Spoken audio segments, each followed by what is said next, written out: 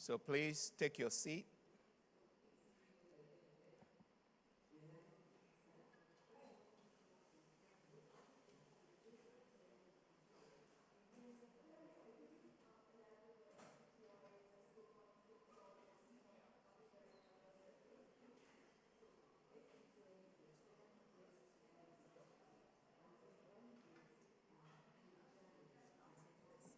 Okay.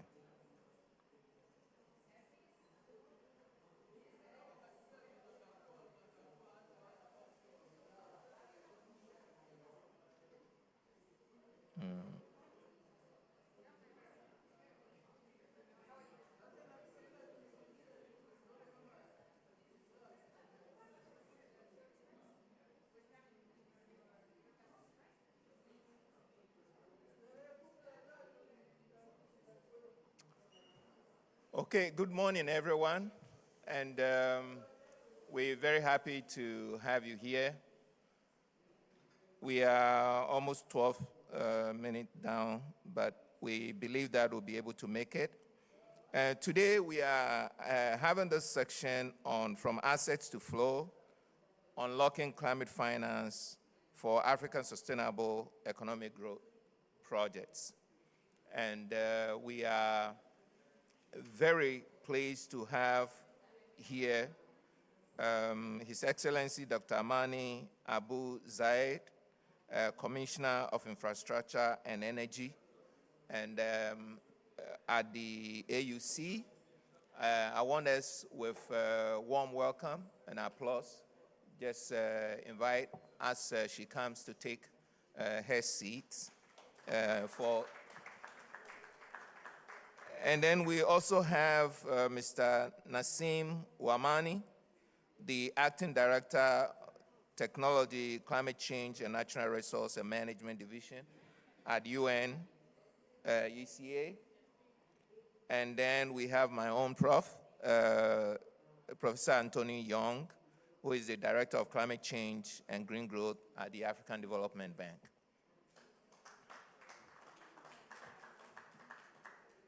So before Dr. Amani comes, we are gathered here because we want to change the narratives. It used to be that we always say there are a lot of developers looking for money, but they could not find investors. And then there are investors also looking for bankable projects, but could not find the developers. And we bring out measures which turns out to be more like a talk shop. But the climate champions with UNECA and BCG took a different approach to change the narrative. And today the narrative is, what are the measures, what are the de-risking solutions, what are the things that we need to do in order to get these pipeline of projects that have been originated. And we are hoping that in 5 years' time, we will elevate it to a higher level from the talk shop to practicality to impact, where we will be saying that we've been able to put developers in touch with investors, and we've been able to raise social amount, millions of investment for these projects with these number of beneficiaries, with this climate impact and this achievement. And when we do that, then we've really put our foot on where our mouth is, walking the talk. And this is the beginning. So we're going to hear from Dr. Amani, who is going to give us the opening keynote remarks. And with pleasure, Dr. Amani, the podium is yours.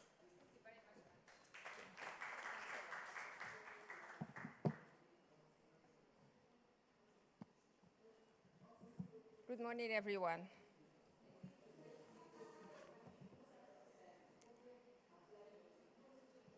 I would like to start by welcoming you all to this important event And as my brother just said, this is the time where we need to talk together and to find a way together on how to make sure that we implement all the fantastic projects that we have also again together that we have developed. And when we talk about climate finance and projects in Africa, you would all recall, because many of you were with us on the journey when we were developing the pipeline of regional projects in our program for infrastructure development, PIDA. You would all recall that one of the main criteria that we have insisted upon in selecting those projects was climate resilience and climate friendliness. So now we are at the time where we need to go further, especially in terms of finance, of investment, of implementation, and not just of project development. And I'm really happy also to see, apart from the African Union Program for Infrastructure Development, that there is a new generation of climate resilient and smart infrastructure projects that are being developed across Africa to adapt and to mitigate to increasing impact of climate change. You are not also without knowing that we in Africa, we need between 7 to 15 billion dollars every year to adapt to the impacts of climate change. This is a fantastic opportunity for investment. And I'm saying this, I mean, there are always two ways of seeing the gap, whether you want to see it as really a deficit and a gap, or also as an opportunity for investment. And I think this is how we should be looking at it. This is a fantastic opportunity for investment. And we also know that our public budgets have been doing a great job over the years, but they're not enough. And when we talk about the private sector or the non-public or non-sovereign funds into the projects, it's not just about the investments itself. We want the know-how, the expertise, the technology transfer, the skilling, upskilling of our people, a different way of thinking, and this dynamism is often brought up by non-public players or other stakeholders, and that's really the way we should be looking at the work and the partnership with the private sector, what they can bring into the infrastructure landscape and into climate resilient infrastructure. For us to be able to attract the private sector, it's not just a matter of finance or investment policies. There is much more to be done, and I'm saying this in all openness as well. Because there are things to be said about governance. There are things to be said also about the different reforms that we are carrying out in our programs or in our countries. There is also issues of cutting the red tapes and transparency. These are things, critical aspects to which the private sector often look, and we need to make sure that when we talk about private sector investment or attracting private sector, that these are elements that we are looking into. And I'm sure those of you, whether from the AU or of representing the funds or commercial banks or others, I mean, I'm sure that you're going to touch upon these elements to let us know also what is it that you are looking for when you identify or when you want to invest in projects, particularly infrastructure projects in Africa. The projects that we at the African Union are championing, you all know that they are regional by nature, meaning there is more than one country involved in these projects. And adding to the technical complexities, it's also the regulation complexities, the policies complexities. And our work at the AU consists also of harmonizing the policies, the regulations, so that to enable or to facilitate the job of finance of these or investment in these projects. We also are developing and have been actually developing several tools in order to prepare the projects, knowing, how technical studies that are needed at the beginning, how costly they are. So in the past and still ongoing, we had together with the AUDA NEPAD and ADB having the infrastructure preparation facility, which is a grant, to start the preparation of these projects. Again, and we have an interesting pipeline in that regard to help investors.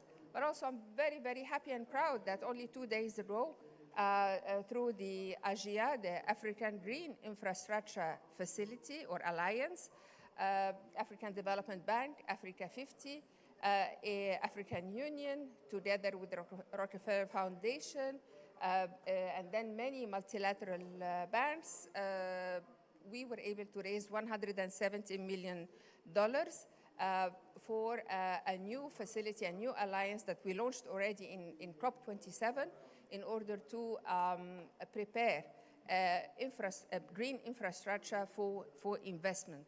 And our aim is to grow to 500 million very soon, and I'm confident that we'll grow into 500 million very soon. And why not, grow beyond? So that's the start. And that happened only two days ago in front of all of you. The pledges happened. So this is really a time of change, which by definition is an exciting time. So I would like us to really grab this opportunity and benefit from the momentum that is being created around the world for climate resilience infrastructure, and especially in Africa, and to find ways together. And I do not wish to continue seeing public and private. We are all in this together, whether Africans or not. Our aim is to really work together to address the climate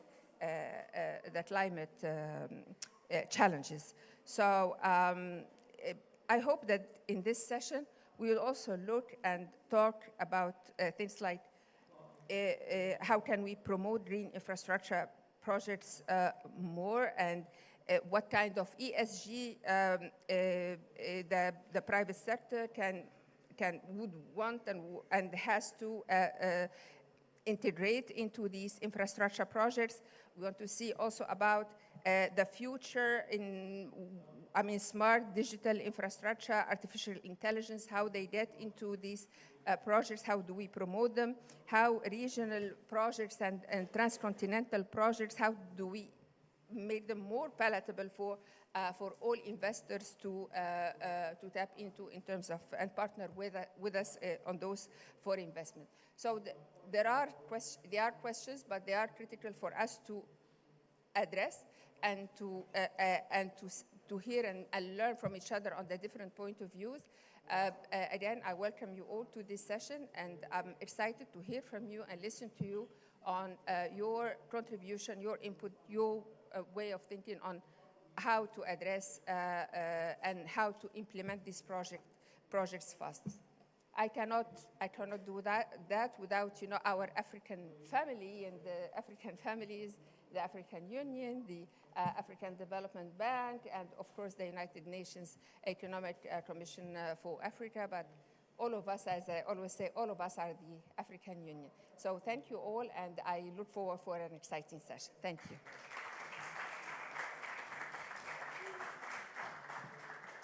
Thank you very much, Her Excellency, Dr. Amani.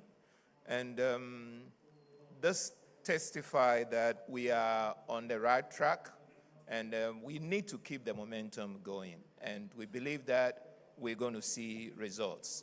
We need also to coordinate with other initiatives that are going on. And I see Anna's here, who may also be talking to us a little bit more about the AGIA and then also the 170 million that Dr. Amani intimated on.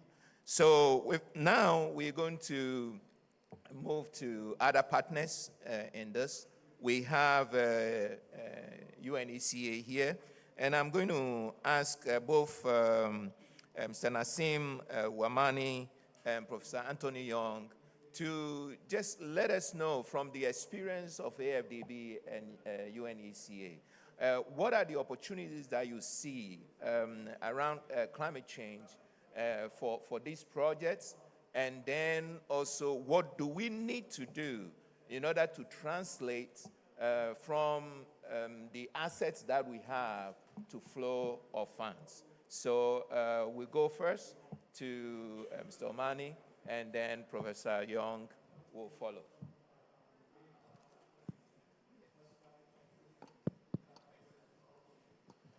Thank you, Chair, Excellency, Madam Commissioner, Professor, honorable delegates, friends, I guess. So indeed, as the Commissioner has highlighted, I mean, the continent is plenty of opportunities, but we have an issue. I mean, we cannot move from these opportunities, or not enough. We cannot move enough from these opportunities to real concrete projects that are really supporting our transformation, the transformation of the continent, and beyond. I mean, beyond beyond the resources, we really at the global level need to. Everybody need to understand that Africa has a double challenge beyond the climate one. I mean, the development one is really also the priority of the continent. So the challenge is how to use the climate challenge to support the development challenge, and how to use the development challenge to respond to this climate challenge. So, and for that, it's really important to explore the different levers, and to use different levers. Of course, it's very important to have this big project the Commissioner was talking about, the PIDA project. These are structuring, these are key for our continent, because without that, we're not able to implement to achieve the transformation that is needed to respond to these challenges. When it comes to climate change in Nairobi during the last Africa climate conference in September, then the African narrative has changed. The African leaders very clearly, they have affirmed their willingness to make Africa as a pillar of the response, of the global response to the climate challenge. And this is not just an affirmation. This is based on our what we have across the continent in terms of resources.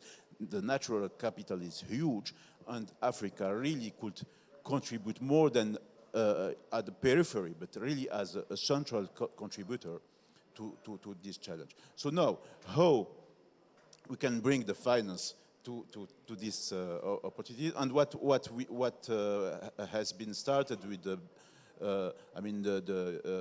last year in Sharm el-Sheikh with this pipeline, with also the support of BCG, thanks to BCG for the tremendous work they are doing in support to all the partners that are involved in this pipeline, is really to demonstrate, to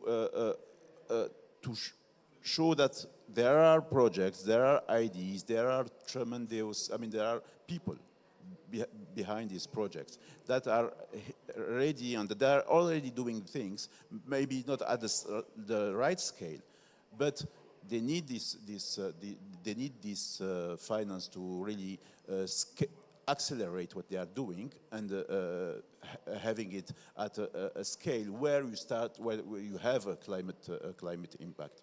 So, but for that you need to, because there is a perception that the projects in Africa are not really bankable. The environment, the ecosystem is not really supportive, etc. But it's only by doing the things that we demonstrate that things could move quickly. And beyond that, innovation, and the commissioner also was speaking about the importance of technology here, bringing all the means, linking the different levers to really accelerate and demonstrate that what is. So there are other levers that we need to mobilize, but this one is very important because this one give the proof of concept, demonstrate that it's working, and beyond that, it gives the hope to all the actors that have ideas, that have a project, the young women that across the continent that have concrete projects, and this will give them the demonstration that we can move very quickly. And thanks again for all the partners that are involved in this projects to help us to move quickly. I will stop here for a moment. Thank you. Honorable Commissioner, nice meeting you again. By the way, she's an FDB ambassador. Thank you very much. And thank you, colleagues, for the opportunity to share from our hearts exactly what I think I've seen in the past 22 years in development. In September, like my brother said, the African leaders met in September in Nairobi and came up with a call to action. And one of those was the reforming of the the multilateral financial institutions. That's very important. So when you think of an institution that is very complex, that does not mobilize resources at scale, what we need and what we have don't match at all. And then thirdly, that institution is so difficult to access and the resources don't go to where they need it most. It goes to those who have the capacity to develop certain projects and so on. When you add that to a terrible narrative we have created for ourselves, when you pick anything on climate change in Africa, the first thing you see is we are the most vulnerable, we are the riskiest, we are the worst impacted. You name all those things. There's absolutely no way the private sector would take, those are not indices the private sector loves. So you do your projects and keep them there. Because all they see is the risk, the vulnerability, the hazard, name them, and so on. And let me give you some numbers. Private sector share of climate finance, Central Asia and Eastern Europe, 39%. South Asia, 36%. Latin America and Caribbean, 49%. Africa, 14%. You will then understand why we need to step up our efforts. The commissioner talked about PIDA. Excellent, wonderful projects. But who is taking these projects up to invest them? You know? So it's not as if there aren't those projects you've talked about, Tim. Those projects are there. But we need first, in my opinion, we need to be able to change that narrative. And we find ourselves, we've tried several things. At the African Development Bank, we hosted the Secretariat of the Sustainable Energy for All, initiative, SE for All. And we produced prospectus of potential projects signed off by the ministers of energy. Every of those prospectus. But when it came to those countries coming to the bank to request funding for projects, not a single project from those prospectuses were submitted. But they signed off on them. They assented to those projects. They said, these are the things we want, just like the PIDAC. But when it comes to a country now coming to the bank to say, we want to do an energy project, none of those energy projects came from the prospectus. So we stopped and said, we need government and African institutions to own the narrative, to own their development. When we divide projects into this is what external funders should do, and this is what we can do. So anything that has resilience, climate, and so on, we think is for others. This is a core part of our development. We cannot afford to leave it in the hands of outsiders of the continent. So it's something we need to deal with ourselves. And what have we done? At the African Development Bank, every of our projects have to indicate how they align with the long-term strategies of countries. Very easy to do that for mitigation because we know what it is, CO2. You can measure it, you can plot a graph. But when it comes to the heart of Africa, which is resilience and adaptation, that becomes a bit tricky. And at COP26, we had partners that said we want to double our adaptation finance pledges by 2025. By last year, COP27, what we're being told is, where are the projects? We can't find the adaptation projects. Mitigation projects are all over. And we said, we've heard this story several times. So we now decided to develop what we call the Country Climate Adaptation Compact. That says it's easy to identify mitigation projects, but adaptation projects are a bit more difficult.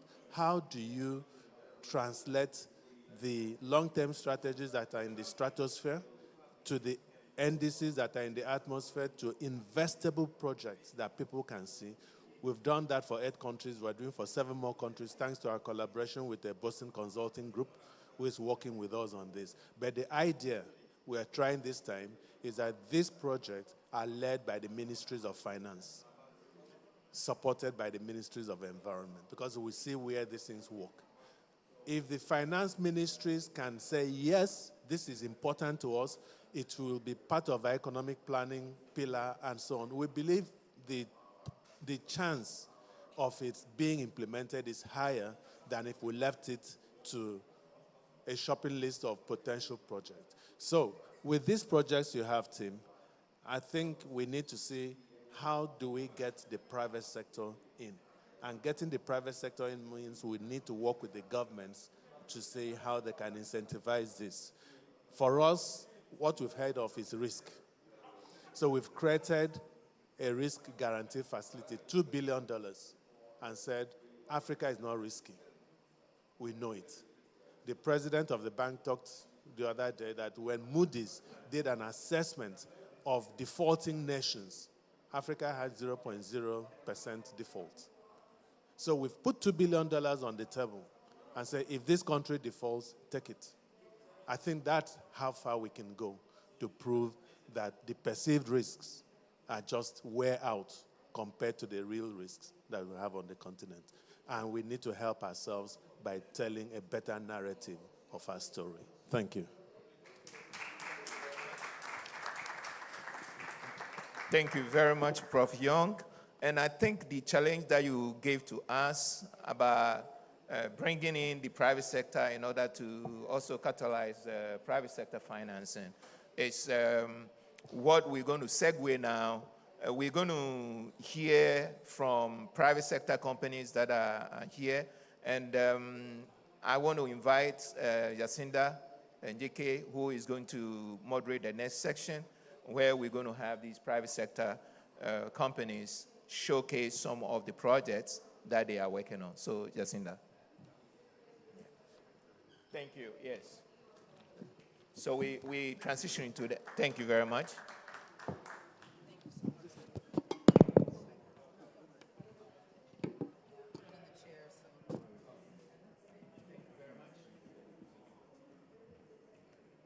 So if I can invite our stellar colleagues, Philippa and Sagarika, to join us on the stage for this part of the session. Apologies for my voice, but we clearly have been having too much fun at COP28. So as we've discussed, this session is focused on unlocking the climate finance and making sure that projects and financiers meet each other where they need to be in order to unlock that finance. We, together, the Climate Champions team with UNECA, AU, and BCG, have really done a lot of work over the past 18 months to identify the main blocking points and to really address those head on. Out of this collaborative work, not only have we come up with this project compendium, but out of this has come the African Carbon Markets Initiative, which looks at specifically how carbon markets can be accessed and grown throughout the African continent. We've also looked at NDSI, which is the Nairobi Declaration for Sustainable Insurance, to understand how we can continue to de-risk the African climate projects. So there's a lot of work that's been going on around this complete ecosystem in order to, because we do understand that it's not one, it's and that's going to allow us to get to where we want to go. And so with that, I just want to introduce Sagarika, who will discuss a little bit more about what we've done together over these last 18 months. Brilliant, great. Is this on? Great, really lovely to be here. For me, being at this pavilion with you is just such a highlight of COP. I know everyone's had a difficult time getting in, but we have made it to our first session. So what I did want to say is that our story with the Africa Climate Projects started in Addis, kindly hosted by UNECA in August 2022, where the Champions Finance team with our Champions Africa team hosted a few sessions. And we use these to start curating a list of projects. And from this, in 2023, we went to Abidjan and to Nairobi. We held more sessions with project owners and with financiers. And what you're going to hear about today is some really high-quality, fantastic projects. So later you'll hear from SolarX in West Africa, Ampersand in East Africa, and Sistema Bio. Now, there are a number of projects that we initially curated in 2022 that it's not that we haven't taken them forward, but we haven't spent as much time matchmaking them with financiers. Now, all of the projects that we identified are all good quality projects, but the fact is today, some of the projects, they need more time, they need more technical assistance, they need more work before they're ready for the financiers. And so that's something that we mustn't lose sight of when we just look at the ones that we're profiling today. Many, many more opportunities. We're very grateful for our collaboration with BCG Africa, their Lagos and their Nairobi teams have been very helpful. We're also grateful actually to HSBC, who don't have a strong presence in Africa, but they seconded one of their top investment bankers, Mazen Swedan, who's here in the audience today. You can spot him a mile off. Look how well dressed this man is. So we were graced with the real expertise of a a guy who's worked in investment banking for 20 years, and his fantastic connections as well. And then obviously also grateful to GFANZ Africa, Tim, and to the Green Climate Fund, who gave us some support in connecting us to their narrative and their work. So I do want to quickly mention that yesterday we launched a report. It's called Regional Platforms for Climate Projects. In this, you'll find a bit about our story, but more importantly, you'll find the shortlists of the projects for 2023. And that includes a number of opportunities. It covers 5 regions, including Africa, and it'll give you a bit of a sense of what we've been trying to do in the opportunity set. I'm going to pass now to Philippa, who's going to take us a little bit more into the approach that was used, and then you are going to hear from our project owners.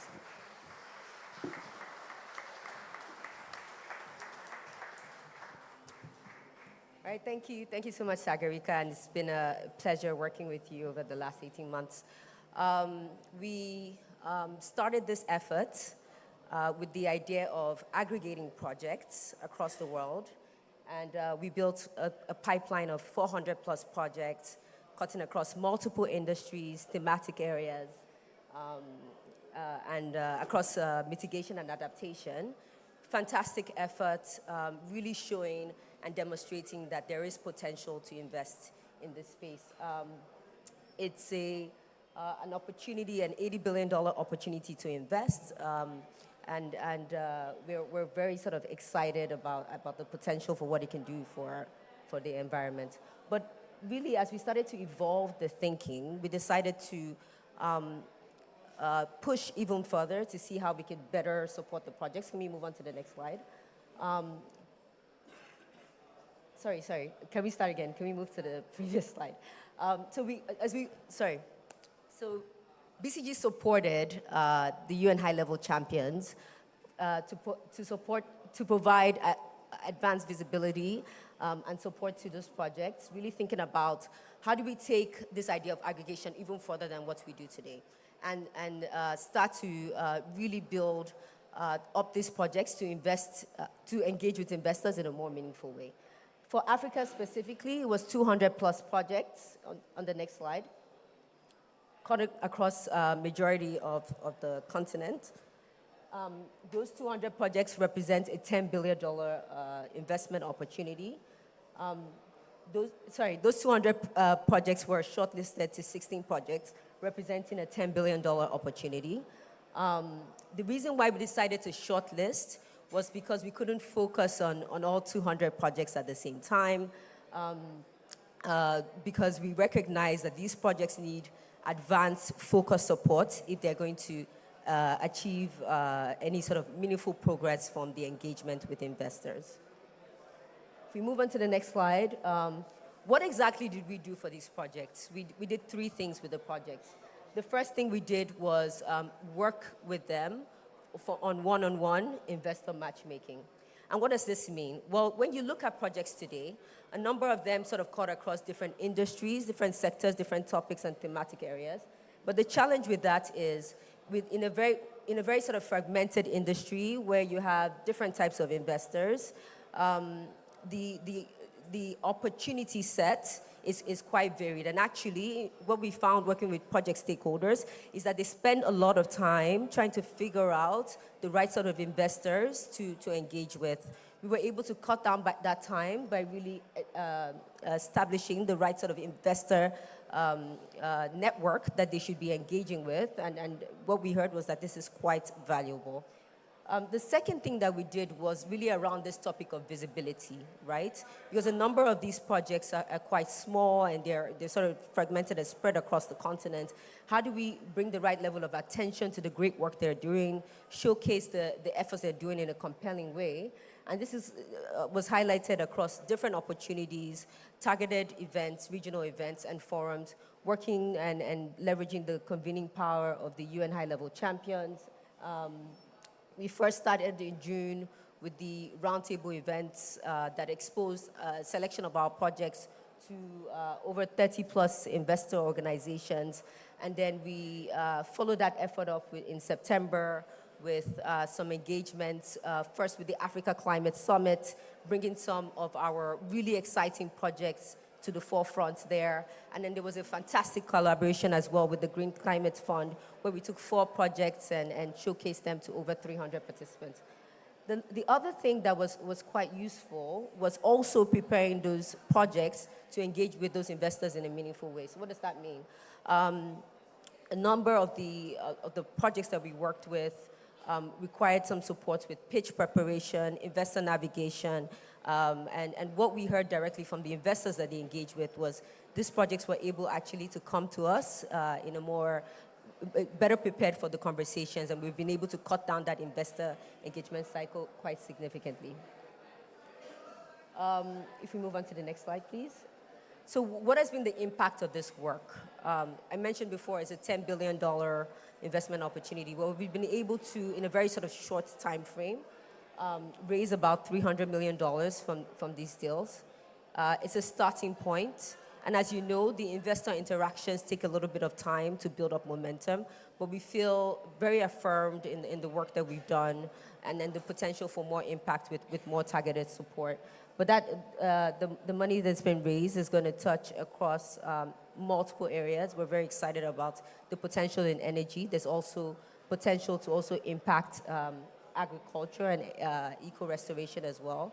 So this is super exciting. But don't just hear from us. We're going to hear directly from some of the projects that we've also been able to support as part of this work. Thank you.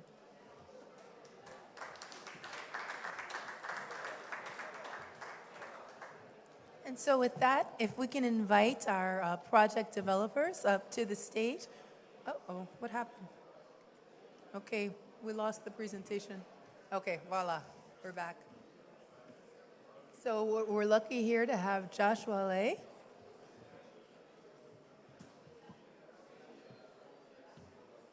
I think we have, okay, perfect.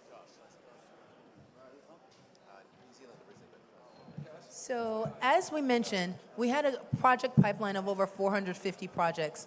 And we have to be honest, part of the issue that we had was providing data and relevant information for the investors. So the projects that were able to progress the fastest were the ones where the project developers were able to work with us to provide the data and to provide the information necessary to engage with the investors. And so these young men are stellar examples of people who were able to work with us and provide the information that the investors needed in order to really achieve our long-term goals. So with that, I will turn it over. I guess we can start with SolarX and our founder and CEO, Karim Gamashi.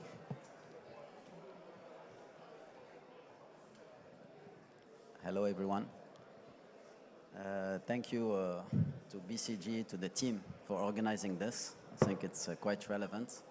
We are a pure example of what was explained earlier, is that we started as a seed commercial and industrial solar energy company based out of Mali. And in the last 2 years, we raised more than $20 million. Can you hear me now? Voila. So with a fund called E3 Capital, and then FMO, and then Proparco. And now we're heading for Series B. So actually what we do is we go to the private sector, manufacturing, banks, data centers, mining, cement plants.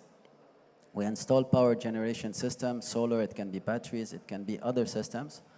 We install also monitoring, digitalization, so they start to understand how they consume energy, so we go for energy savings. And we finance all of that. So we put a CapEx problem into an OpEx one, and then they can afford to go for decarbonization, and sometimes we can reach almost 50% decarbonization on these assets, right? And we give them their long-term contracts, maybe sometimes 10 years, sometimes 15 years. So they are really incentivized, they make savings, and at the same time they capitalize on that. So, voila, it's thanks to this money that was available, we are a pure proof that you can find the funds, that you can actually deploy assets. And today we are looking for a Series B, so we're looking for more partners to continue these ventures. We are based in, today we have an office in Abidjan in Côte d'Ivoire, we are based in Senegal, we're going to Cameroon, we have Burkina Faso also. We work with prime clients, telecommunication companies. We deployed assets for the United Nations, actually. We did some project in Gao. Voila, quite a good experience, and very happy for this. I'm happy to be here.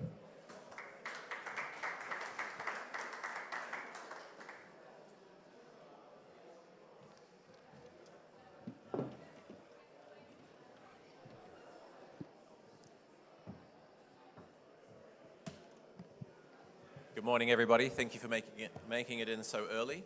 My name's Josh Whale. I'm the CEO at Ampersand. I'm here to tell you, I'll give you another example of why His Excellency COP President Sultan Al Jaber is wrong about the future of oil and gas. We have already designed, built, and deployed fleets of smart batteries for EVs in Africa. We operate in Rwanda and Kenya. We serve electric motorcycles. These motorcycles operate across the continent. The vehicles we replace operate across the continent. Petrol motorcycles make up 20% of fuel consumption across the continent. They make up 50% of road traffic in most of sub-Saharan Africa.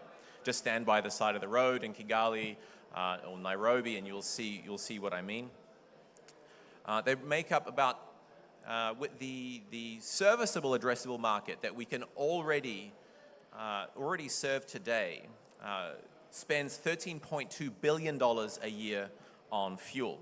The motorcycles that we've deployed cost 9% less to acquire up front and 35% less to power and operate. So we already have a mass market electric vehicle that simply costs less to buy and operate from day one.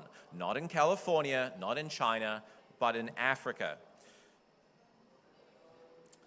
And And at just 1,300 vehicles earlier this year in Kigali, we hit 36% gross margin already. Compare that to gross margins on fuel sales, and you'll see what I mean about Sultan Al Jaber. Currently, this is also a very highly reliable battery, which is key for this commercial market. We serve, the customers we serve are taxi and delivery riders, not private users. Our batteries will run about 25,000 kilometers between roadside assistance. So that's far more reliable than any internal combustion engine and leaves all the competition in the dust. So I think what I also hope to represent today for the wider world is the opportunity that businesses like ours and my colleagues here on the stage represent, and the value for money that we can deliver to the world here at COP. For example, for just 1/4 of 1 year's spend, that $13.2 billion a year total spend, for 1/4 of that, we can electrify every single motorcycle in sub-Saharan Africa. I think it also just illustrates why it's absurd that only 3% of climate capital deployed globally has gone to the continent. That's a figure that Kawisafi Ventures just posted. Just 3%. So please, yeah, thank you very much.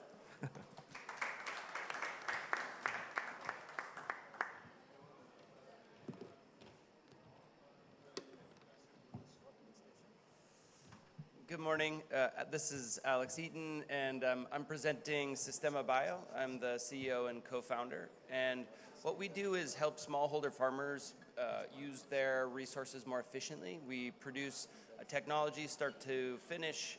We manufacture, sell, deploy, install, and service over the long term piece of infrastructure that allows farmers to turn all of their manure into clean energy. So a cooking gas or a fuel that can be used in energy production like engines or generators. And the byproduct of that is a high quality agricultural input that we use for regenerative agriculture, allows them to displace chemical fertilizers, and allows us to train farmers how to use syntropic and agroforestry practices to increase the soil carbon content on their farms. So the net result here is a really good investment for farmers. The challenge has been that the upfront cost is quite high. So we've solved that over the years by providing farmers with a payment plan, but that still leaves us serving a smaller sliver of the population. We've been doing this for about 15 years, and after 12 years, all of the systems that we installed in 12 years, we repeated that this year with 12 months because we were able to bring in carbon financing. And what that allows us to do is basically give farmers a huge discount on the technology upfront as a loan against using the technology for 10 years. And that represents a forward payment on their carbon outcomes that they're generating with their efforts and their technology. So we figured out a way that we can make sure that the carbon markets are transparent, fund the people that are doing the work.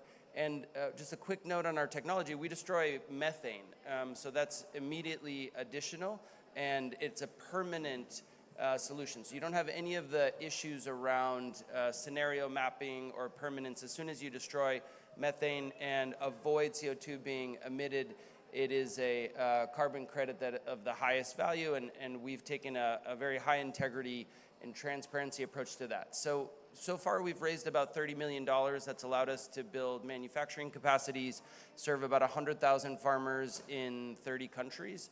Right now, we're raising an additional $50 million that will be a working capital fund that allows us to pre-finance the carbon to farmers and bring that carbon to market. So we're growing extremely fast, and we have a huge impact at the cross-section of ag and energy, and we'd welcome further conversations. Thank you.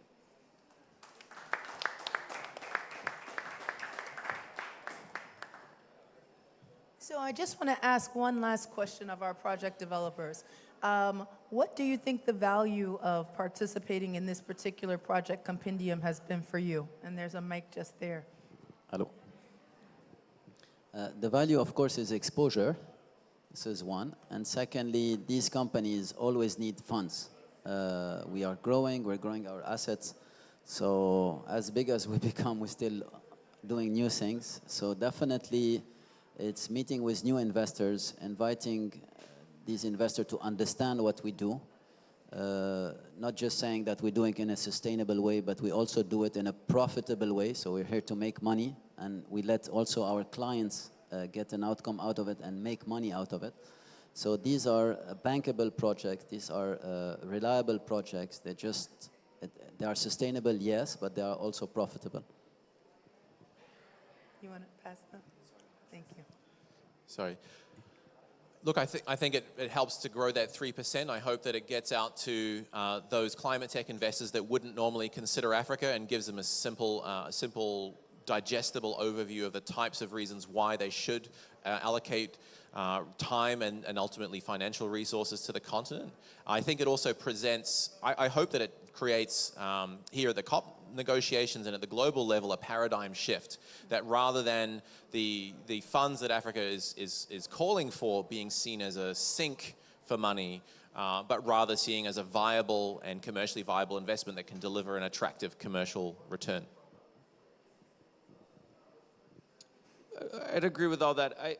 The carbon markets are fundamentally one that are based on trust. It's a political market where we really do need everybody to be all in. We really can't have naysayers, we can't have people sitting on the sidelines, and it requires groups like BCG and others that are coming together and putting hard data around the returns, showing the potential for companies like ours. I think precisely changing the paradigm from donations or aid to viable investments, and I think precisely shifting and positioning the continent as probably one of the best investments when it comes to climate tech, because you fundamentally have the political responsibility the lowest in terms of climate change, but you have the opportunity in terms of land and population growth and changing scenarios, that's the highest. So I think it's a really exciting time to position companies in this geography in this way. One more closing word? No, yeah, we can add to that you know, you come from something that is virgin, so we can create literally a nice carbon segment, right? So it's not like in Europe or in the US or other markets where you have to convert. Here we're going almost from scratch. And that's the difference. This is where we have a real opportunity. The only one that I can relate to is what happened with telecommunication 20 years ago, the GSM, when it arrived in Africa. That's the kind of wave that hit the continent. And today, on the carbon side, on the energy side, that's the same wave that is coming, if not bigger. So it's a real opportunity for investors. Now it's finding the right companies, how to do it in a commercial and viable way to succeed. Thank you so much. Thank you so much for all your hard work and your working with the climate champions and our partners to move these projects forward. We Thank look you. forward to Thank you for continuing having to us. collaborate with you. So next, I would like to call our fireside chat panelists. If Mrs. Elaranti Doherty would join us, please. Ms. Dr. Dalia Abdelkader, Ms. Annika Brouwer, Mr. Aminu Umar Sadiq from the Nigerian Sovereign Investment Authority, and finally, Mr. Anas Sharafi from Africa 50. And I will become a Bokolok in a window for this morning, as she had a conflict and unfortunately won't be able to join us today. So we have just heard from our project developers from their perspective how a compendium and project and alignment and collaboration can help support them and create the initiatives that they are looking forward to. Now we have these experts from the various investment authorities, and we would like to hear from you how this type of compendium is working towards unlocking climate finance. And what are the key initiatives or interventions that you at your organizations are aiming at promoting sustainable climate finance? Maybe I can just start on this side with Mr. Aminu.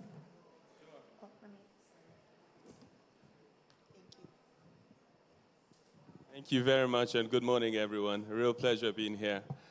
So there are a number of initiatives that the Nigeria Sovereign Investment Authority is currently championing, as it relates to sustainability and climate, and I'll touch upon a couple of them. I think the first is, you may have seen, about 5 years ago in Nigeria, we led an initiative called InfraCredit, which is essentially a guarantor, a financial guarantor that seeks to mobilize domestic local currency financing into domestic infrastructure financing. And what we sought to do over the last year and a half, working with like-minded partners, is to essentially replicate that same model towards green financing globally, called the Green Guarantee Company. So alongside the USAID, GCF, FCDO, we essentially sought to replicate the model around offering a financial guarantee proposition in order to mobilize long-term institutional capital towards green initiatives. So I think that's the first. The second, you may have also seen a company that we launched alongside a strategic partner of ours called Carbon Vista. And it essentially seeks to invest in ESG propositions defined broadly, whether it's in reforestation projects, whether it's in renewable energy projects, whether it's in clean cooking projects, essentially any projects that generate high integrity carbon credits that we can then validate, register, and subsequently monetize. And I think thirdly, we also launched, I think 2 weeks ago, a company called Ripple, that's a renewable energy focused proposition that focuses around three things. The first is diesel displacement, the second is franchising, and then the third is around PV manufacturing, so the backward integration around the actual manufacturing of PVs in Nigeria. So I'll stop there. Thank you. Very, very innovative. I like the idea of franchising as a way to aggregate projects. That's a very interesting. Maybe you can just pass the mic to Mrs. Oloronti, and you can either answer the same question or even describe how, given the limited public resources for finance climate action, how does Africa XM help to mobilize funds that will unlock private capital in support of climate action? Thank you very much. Good morning to everyone, and it's a pleasure to be at this session discussing this very topical issue of financing climate projects. I'm just going to speak a bit to what they have said, but I'll start with your question first. What have we been doing? I think it's clear to all of us that public funding cannot help us sustain us in being able to deliver on climate projects for the continent, both for mitigation or for adaptation. So it's clear that we must find ways to unlock private capital. And private capital funding would constitute more than 80% of the financing that we will need to, see these projects to reality. So for us at Afreximbank, we decided to come up with a suite of interventions and instruments. And one of the key instruments we have used or deployed as an organization is the Afreximbank or guarantees products. With those guarantee products, what we've done is we've been able to attract private sector investment into renewable projects, green projects on the continent. And the suite of guarantee products cover investment guarantees, country risk guarantees, expropriation guarantees, etc. So this has been one of the instruments we have deployed to be able to attract private sector investment into green energy projects. Another thing we've done is that we've come up with a project preparation facility. Because we realize that a lot of these projects do not even see the light of day or bankability because of struggles in terms of preparing the studies, feasibility studies, technical studies, etc. So we came up with the Afreximbank Project Preparation Facility that seeks to support the development of projects that then we can provide debt or equity financing to. And up to date, we've been able to unlock about 2 billion worth of projects in the green and renewable space for the bank and for the continent and our member countries. And so we even went further to see how can we, sort of increase the impact of the project preparation facility, because we know as an institution we cannot work alone. So we identified some partners that we are working with, and we call them local DFIs across our member countries, who we create joint project preparation facilities with. And for every dollar they put, we match it twice. And we create project preparation facilities that support the development of climate-friendly projects across these countries. We believe that with this, we can scale up and have better impact. We even collaborated with one of the AU agencies out there, NEPAD, to create a 15 million project preparation facility, which will go to climate-friendly infrastructure projects. But apart from this, we also realize that there's need for patient capital to match private capital, either commercial or philanthropic private capital. And so we have recently established the Fund for Export Development in Africa, a subsidiary of the bank that deploys both equity and quasi-equity into climate-friendly projects. And with this, we think we would rightly be matching private sector investors with skin in the game and just not providing the plain vanilla debt facilities. Not that they are not needed, but we believe that the preparatory fund, the equity fund, quasi-equity instruments can assist in unlocking private sector investments in the green energy space and green infrastructure space on the continent. Thank you. Wow, that's very, very inspiring, because we do know that it takes and, right? So it's going to take a lot of different investment tools to allow us to unlock the flow. And with that, Dr. Dahlia, you guys have been doing an awful lot at the CIB, so please share with us how you're helping to unlock climate finance for projects. Definitely. Good morning. I'm happy to share the experience of Commercial International Bank, Egypt's largest private sector bank, with you, and to engage with our peers in Africa to see how can we unleash the power of financial institutions to change the African narrative that Tim referred to. And CIB has been genuinely engaged in sustainable finance. We are founding signatories of the Principles for Responsible Banking, the Net Zero Banking Alliance, and we had a very positive experience at the peak of the pandemic with the green bond issuance. This experience, or our experience, demonstrates the business case of sustainable finance for a financial institution. It demonstrates that having a proper, robust environmental and social risk management system, you can monetize the environmental and social gain. It proved that we can monetize adaptation and mitigation finance, so that we shift from blended finance, public funding, to commercial and private investments. So just changing the business models to integrate the environmental and social, we were able to commercialize.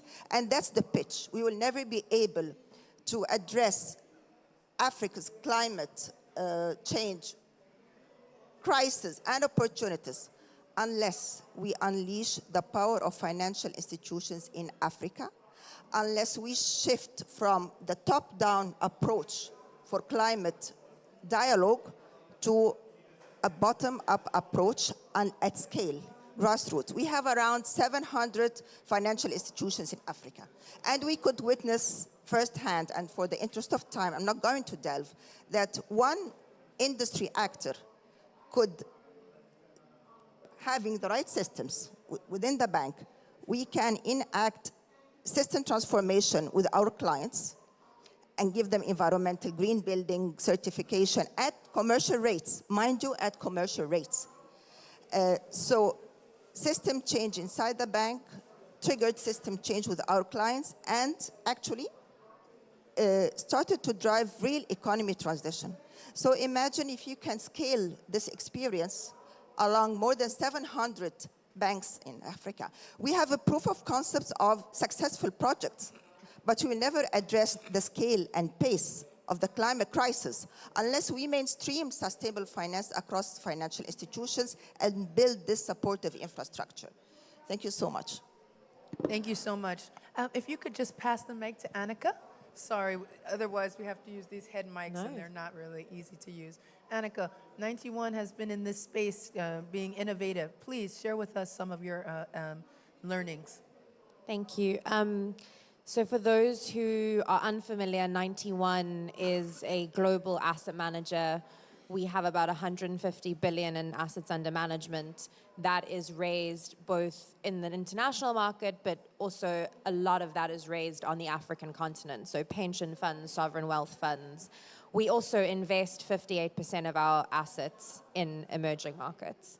And I think that's important because it's quite a rare position to be in when you are a global investor with local roots and you view emerging markets as a growth vector. And, you know, we invest in debt, we invest in equity, we have a very specific infrastructure portfolio called the Emerging Africa Infrastructure Fund. It's about a $1.4 billion fund. It has invested in almost 100 projects in 20 countries. We have a 1.1 gigawatt portfolio of renewable power across the continent. And I think that we have learned some very useful lessons from that strategy specifically. And I want to share some of those to make this quite granular and sort of real. That strategy is a blended finance strategy. It's the oldest and largest blended finance strategy in the world. We started off with 300 million in first loss capital from 4 governments. And we were able to raise 1.1 billion on top of that from institutional, European, insurance providers and institutional investors. Now, we would never be able to be where we are today if we did not have that initial first loss. And it is an important lesson because what it has taught us is, to be honest, we might not even need that first loss because the way that we have deployed the capital, the types of projects, we saw 3 amazing projects earlier, those are the types of projects that we invest in. Projects where they have good governance, where they have great ESG practices, where they have, very solid investment returns profiles. And because we do our due diligence, because we have the right skills, because we have boots on the ground and we do the work, our loss ratio over 20 years has been 0.2%. So you need the first loss capital to attract the European investment, but if you do the work properly, you don't need the first loss capital. So what we have seen specifically with those clients in that fund is that it has being in that fund has changed the way they think about investing in Africa. We heard earlier, we need climate investors to come into these projects. I don't think you need climate investors. I think you need long-term institutional capital. You need pension funds. You need sovereign wealth funds. That's where the money is. And we need that money to flow into these types of projects, into our continent to achieve scale. And so when we think about what are the next steps we need to take, the instruments that we just heard about, project preparation, of course you need government guarantees, you do need some first loss mitigation capital. How do you use those instruments to attract the big pools of capital, international pools of capital and domestic, to flow into these types of projects to achieve the scale our 3 project developers want to achieve? So I'll leave you with that. Thank you. That's very, very insightful. And I think that as we see, it's not, one type of capital that's going to make these projects move forward. And I really appreciate how you're saying it's building on these different elements and then interacting with the different investors in the market. And then with that, Anais, I will pass it on to you. With Africa 50, how are you looking at this problem, and what are some of the solutions that you're finding as beneficial? Thank you. Well, first of all, I'd like to start by commending the work that this platform has done in identifying these projects and organizing this matchmaking with investors. That is extremely important. But I think what this highlights is that many of these projects are looking for risk capital. Capital that has high appetite for risk, that is long-term, patient. And particularly large infrastructure projects do require this sort of capital. These are very risky investments at the very early stage. You need to mobilize millions of dollars, sometimes dozens of millions of dollars, just to get them to the stage where they can be ready for investment by the sorts of investors that we have been mentioning. So, what we always say, and we kind of sound like a broken record perhaps at Africa 50, is that the gap is really there. If we want to have the most impact, that's where we should focus, mobilizing more resources for early stage project developments. So, we do some of that. We have $1 billion in capital at Africa 50 to invest in infrastructure.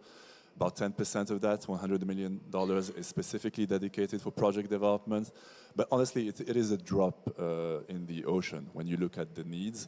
And so, there are other initiatives being led by, other players in this market. We welcome them, but we need to scale it up significantly. And so this is why, as the commissioner earlier mentioned, we've joined forces with the African Development Bank, the African Union, to launch a vehicle that will be dedicated to green investments, dedicated to project development for such investments. So this is a vehicle that will target $400 million.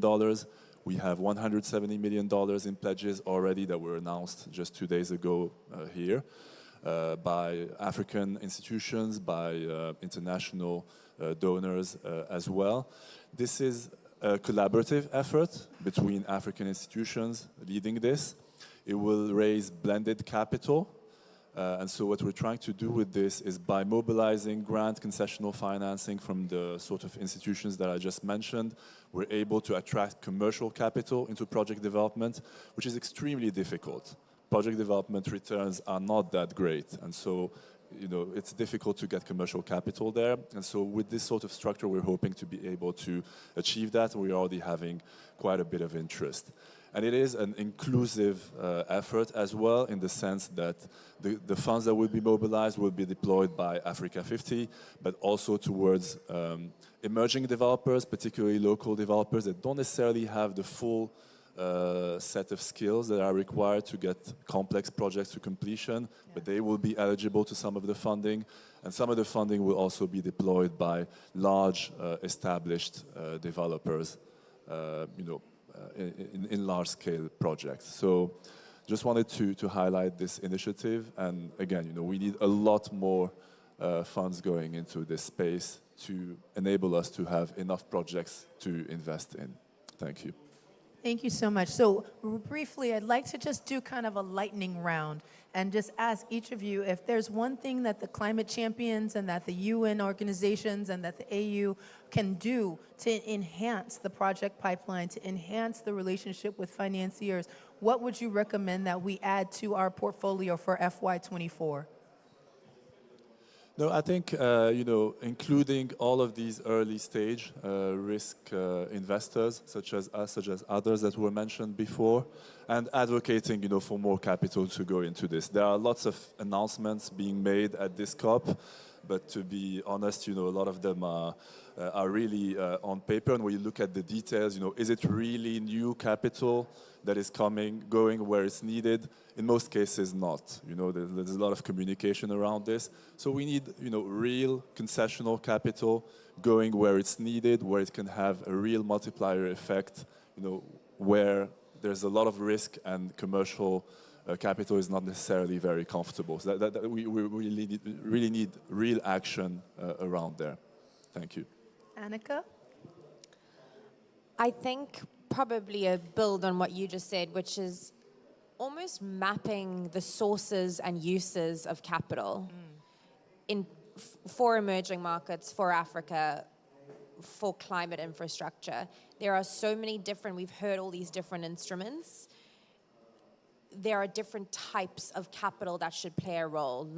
Short-term capital that wants a high return, long-term capital that can take an average return. Understanding where those types of capital come in order to scale is so important. And I think the conversation often misses that.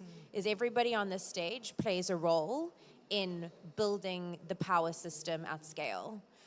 Understanding how we play together and where we play together is so, so important. And it's definitely missing in the market at the moment. I love that. We're taking notes.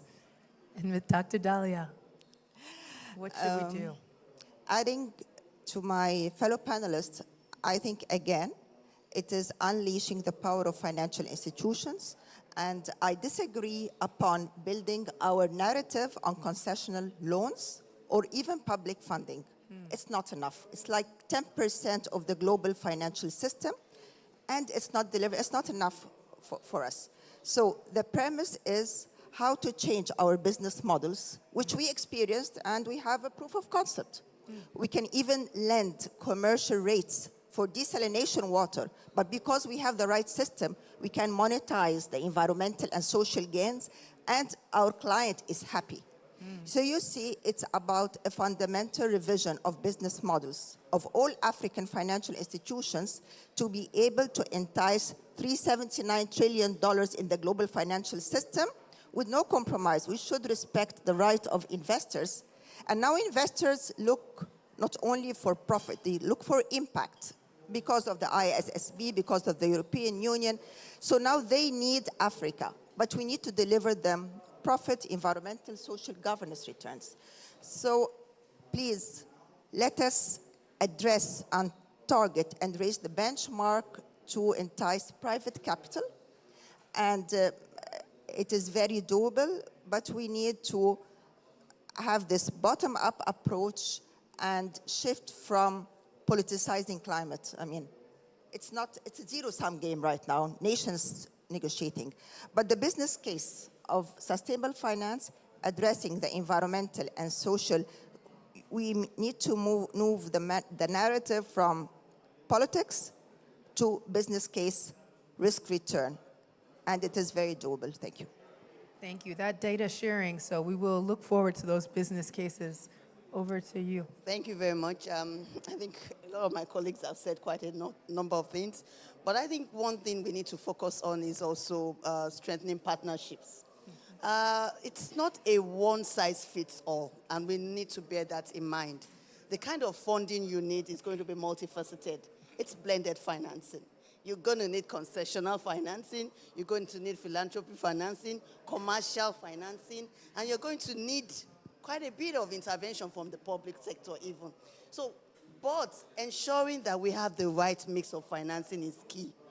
Ensuring that we provide the right sort of financing to de-risk some projects are also key. At the initial conceptualization phase, because my institution has been involved in project preparation, I've seen that not one type of financing is enough. In each project you see, especially for most green, renewable adaptation projects, you need a mix. You need concessional funding, you need philanthropy funding, you need commercial funding. Because in fact, if you don't put commercial funding, then the project is at risk of not even working on a commercial and sustainable basis. Because what you also want is sustainability. So my feedback here and what I want to see more of is collaboration amongst all of us. Those of us that can mobilize concessional funding, those of us that are masters of structuring commercial transactions, and those of us that have the technological know-how and play, all of us coming together and being able to solve this puzzle, and our continent needs it. Thank you. Absolutely wonderful. And Mr. Amani. Thank you. Problem with going last, I think it's all been said, but if there are two additional things I would say. It would be finding a way to mobilize long-term local currency into the green space. I think that is extremely important. And secondly, finding a way to proliferate carbon market frameworks to ensure that there's the added juice around the monetization of carbon credits. Thank you. Awesome. Thank you very much for this panel. Thank you so much. And with that, I would like to introduce His Excellency, Dr. Mahmoud Mohildin, the UN High-Level Climate Champion for COP27. Right. Thank you so much, and I'll be very brief. It's an opportunity to share two things. First, a word of thanks for the partners toward this success in building the pipeline of bankable and investable projects. And that had been a great effort that we started while many people were very much skeptical about the ability to do that.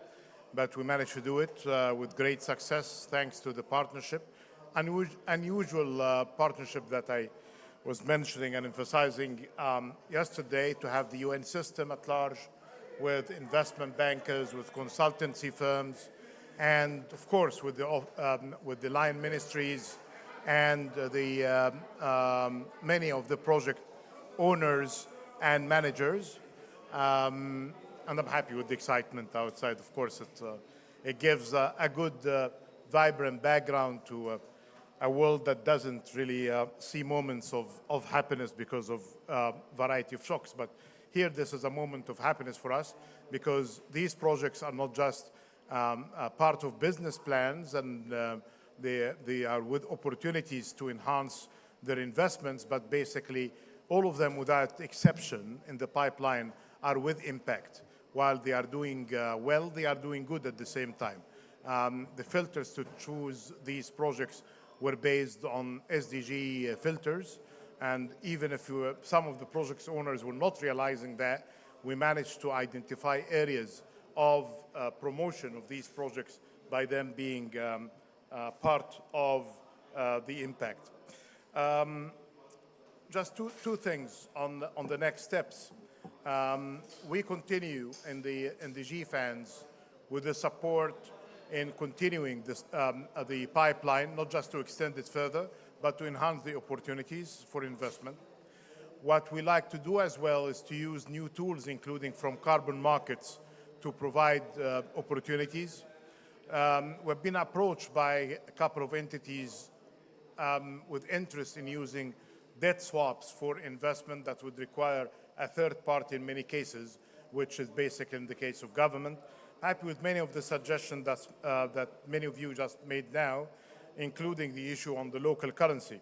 I'd like to alert you, and perhaps we'll share more detailed information on the next steps, in addition to the pipeline of investable opportunities and projects, the carbon market and the debt swaps, but getting that into more on the project finance. We are part, as GFANS Africa, and we are supporting the work at the global level with the Global Capacity Building Coalition, and that can provide lots of technical and assistance, especially in the areas related to the new standards. And this has just been announced a couple of days ago, and it has the who is who in the system, from leading development banks to standard setters to philanthropies, private finance, and the UN system. And you will be finding that there are lots of needs for this capacity development, especially with the new standards when it comes to ESG.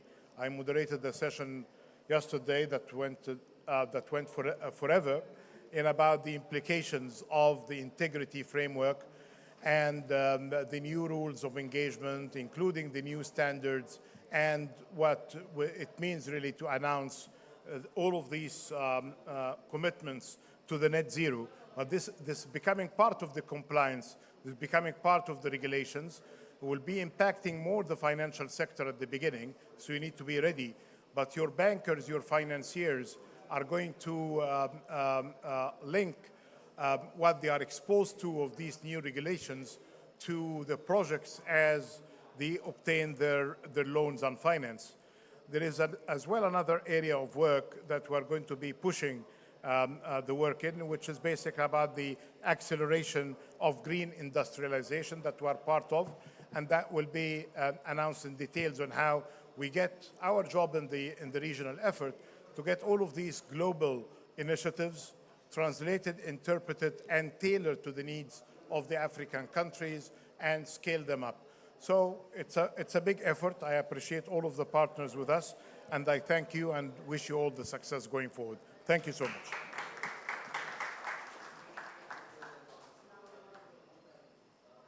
Thank you so much, Dr. MM. He's humble, but you know, all of this has come out of his initiative to set off these regional forums in order to unlock climate finance. And with his initiative, we've been able to not only unlock climate finance of over 300 million in Africa, but globally, almost 1 billion. So his efforts have been really substantial. We're so grateful for his work over these past 2 years. With his leadership of the UN High-Level Climate Champions team, we've achieved things that I know a lot of people didn't think we could. And this is just the start. So thanks again for coming. Have a great day.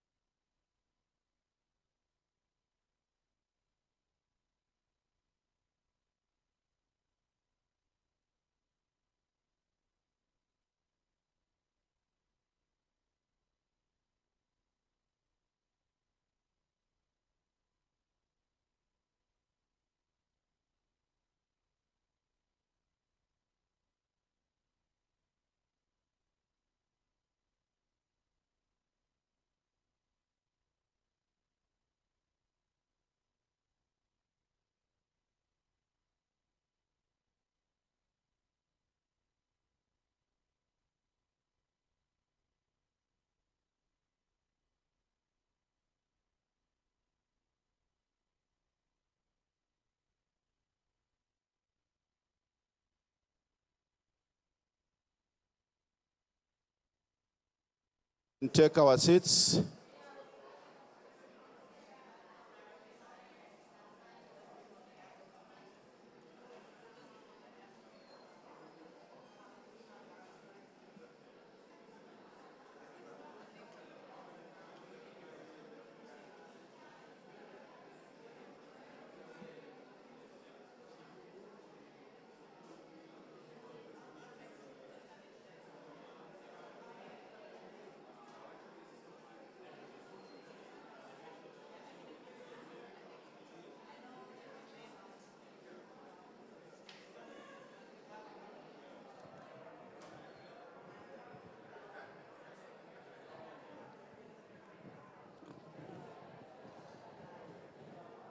Give a 5-minute grace period or huh?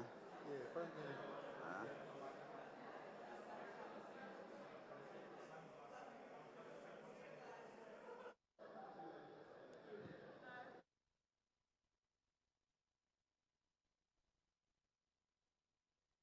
Yeah, question.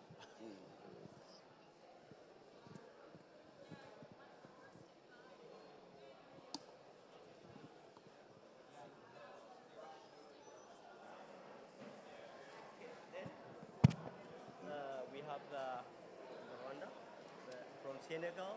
The Director General is coming. Okay. CSE Director Yes, General. I will talk to you after I introduce you, and then I'll get you. Gave me the name. Yeah, I gave you the name in the WhatsApp. So for the Rwanda guy, this is the Rwanda next to the MD. Next to Emily, the lady, okay?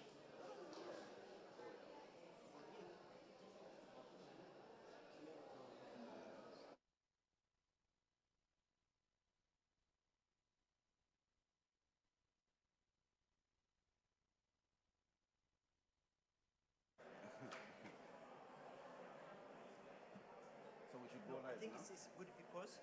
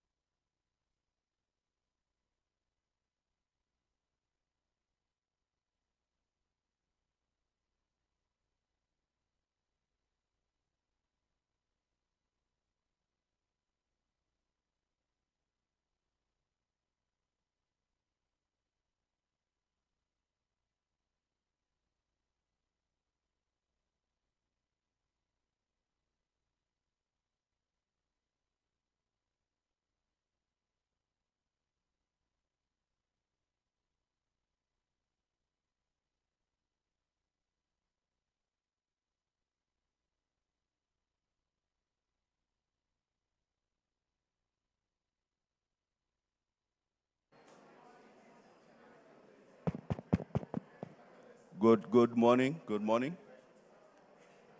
I think we'll just give it just 2 more minutes so that we could start our session.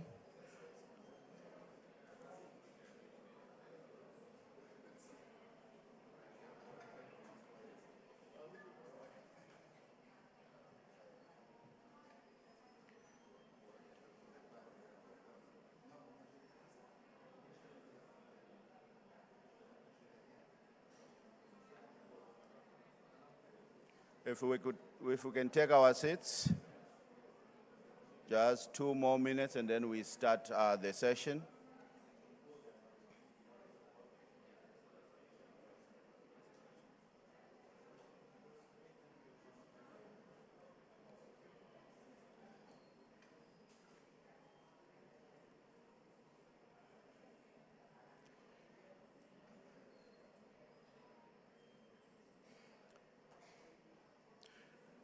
I know that other people are still coming to join in, but I think we would like to start the session because we only have 1.5 hours to go through this exciting session. My names are Anthony Chapoto. I am the technical chair of the Africa Network of Agricultural Policy Research Institutes. And also I serve as the Research and Innovation Director for the Indaba Agricultural Policy Research Institute in Zambia. It is my privilege and honor to introduce to you this session and be the moderator of this session. We are calling it Africa CASI event. It's very exciting, and CASI is the Comprehensive Africa Climate Change Initiative. And the title is Accelerating the Implementation of NDCs and NAPs, particularly for Africa. We are privileged to have two of our leaders who in CASI essentially is an initiative that is led by Africa Union with funding from USAID. However, technical assistance is being provided by two esteemed African institutions, that is ANAPRI, as well as Academia 2063. And I'm privileged to say that in the room we are joined by the ANAPRI Executive Director at the Secretariat, that is Dr. Nalishebo Memelo. She's in the room there. And also we are joined by the Managing Director of Academia 2063, Dr. Mumin Savat Dongo. Academia 2063 is headquartered in Rwanda. Without further ado, let me go into the session. We'll start with some opening remarks from the AUC as well as USAID, after which we will go into a little bit of the session. My colleague Getao will tell you a little bit more about CASI. Then a lively panel will go in session. We'll start from the public sector, and then we go to the private sector. We open the session, and then we end the day. So without further ado, let me invite Sam to come on behalf of the director of SESE at the AUC, Mr. Nyambe. Please come and give us some remarks. Thank you very much.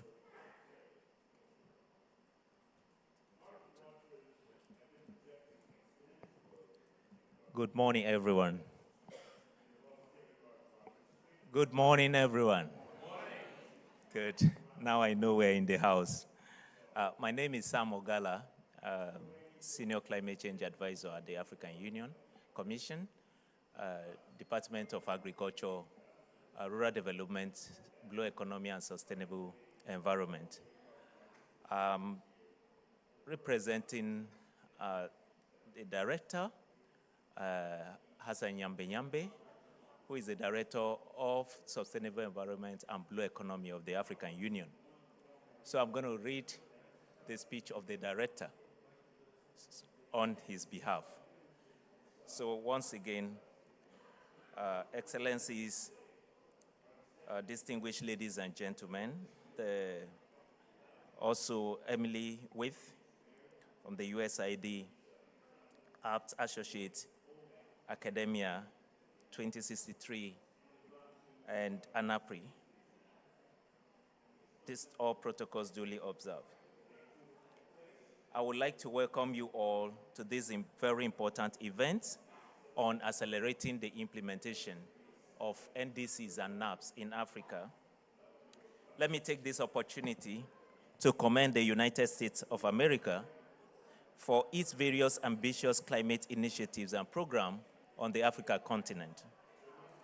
Let me also acknowledge at this point the ongoing collaboration between the United States and the African Union Commission through the United States Agency for International Development, USAID, supported program on the Comprehensive Actions for Climate Change Initiative, CACI. Excellencies, ladies and gentlemen, the latest IPCC report released on March 20th, 2023 by the Intergovernmental Panel on Climate Change has identified Africa as one of the most vulnerable continents to the impacts of climate change.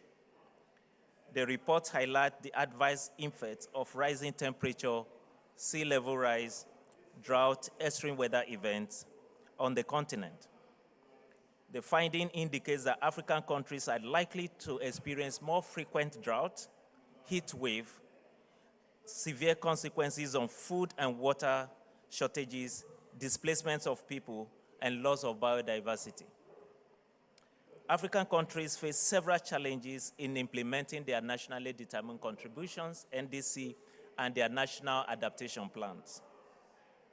Some of the critical constraints include limited data, technology, infrastructure, and financial gaps. The current financial tools available to finance the national adaptation plans and the NDCs of our member states in Africa does not match the scale of the need that the African Union member states have to implement their NDCs, their NAPs, and other climate frameworks. Africa needs to invest between 7 to 15 billion USD annually by 2030 to enhance its ability to adapt to the impacts of climate change.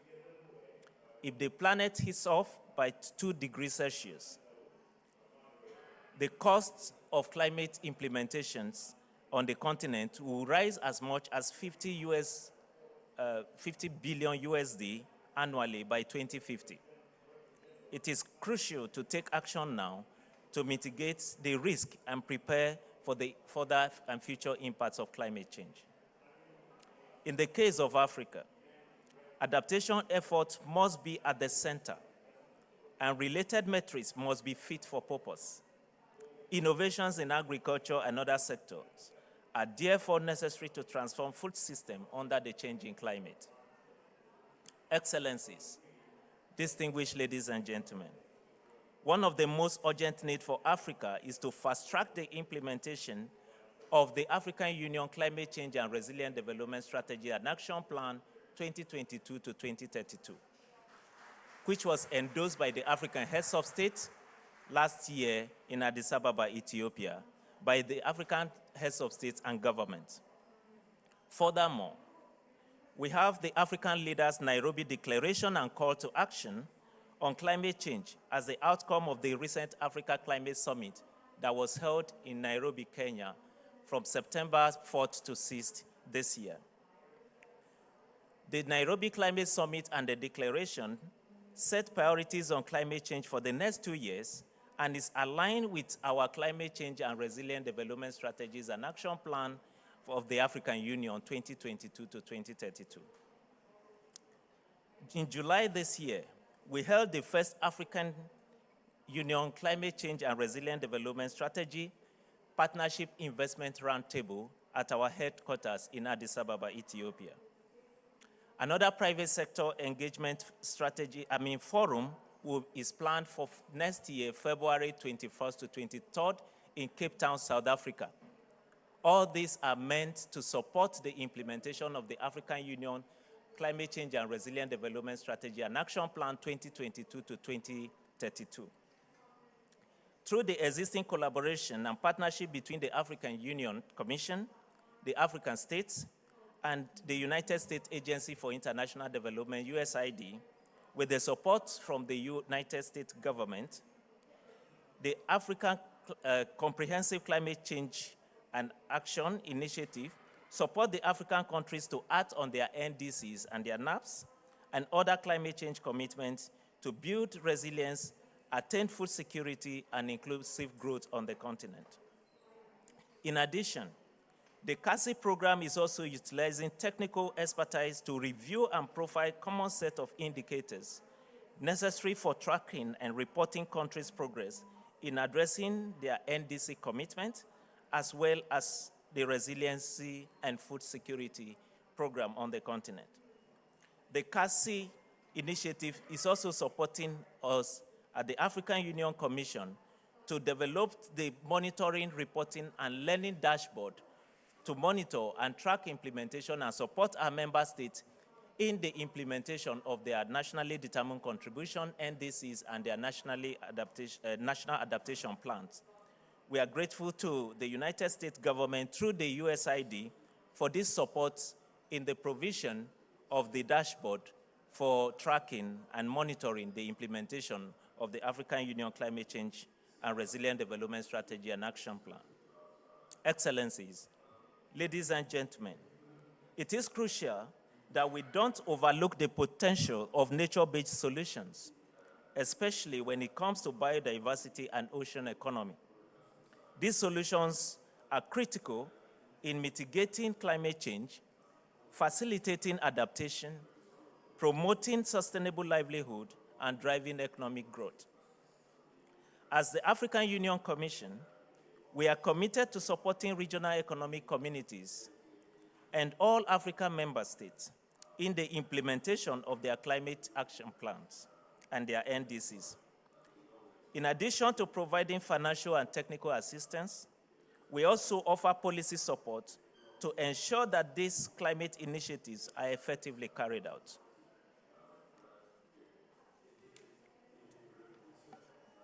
Ladies and gentlemen, our goal at the African Union Commission is to ensure a sustainable future for Africa and collaborative effort and support.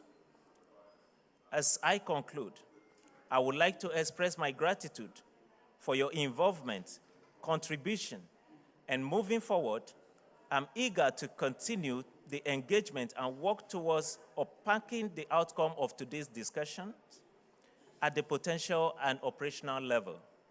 I believe establishing a detailed roadmap will enable us to achieve the desired climate goal and achieve more for the African continent.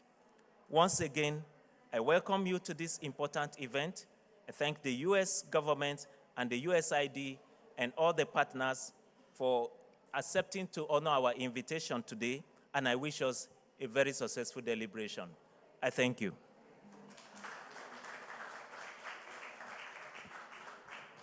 Thank you very much, Sam, for delivering those remarks from our director. Let me take this opportunity to invite Dr. Emily Weeks, Senior Policy Advisor at the Bureau for Resilience, Environment, and Food Security at the USAID. Please, can we get your remarks? Thank you.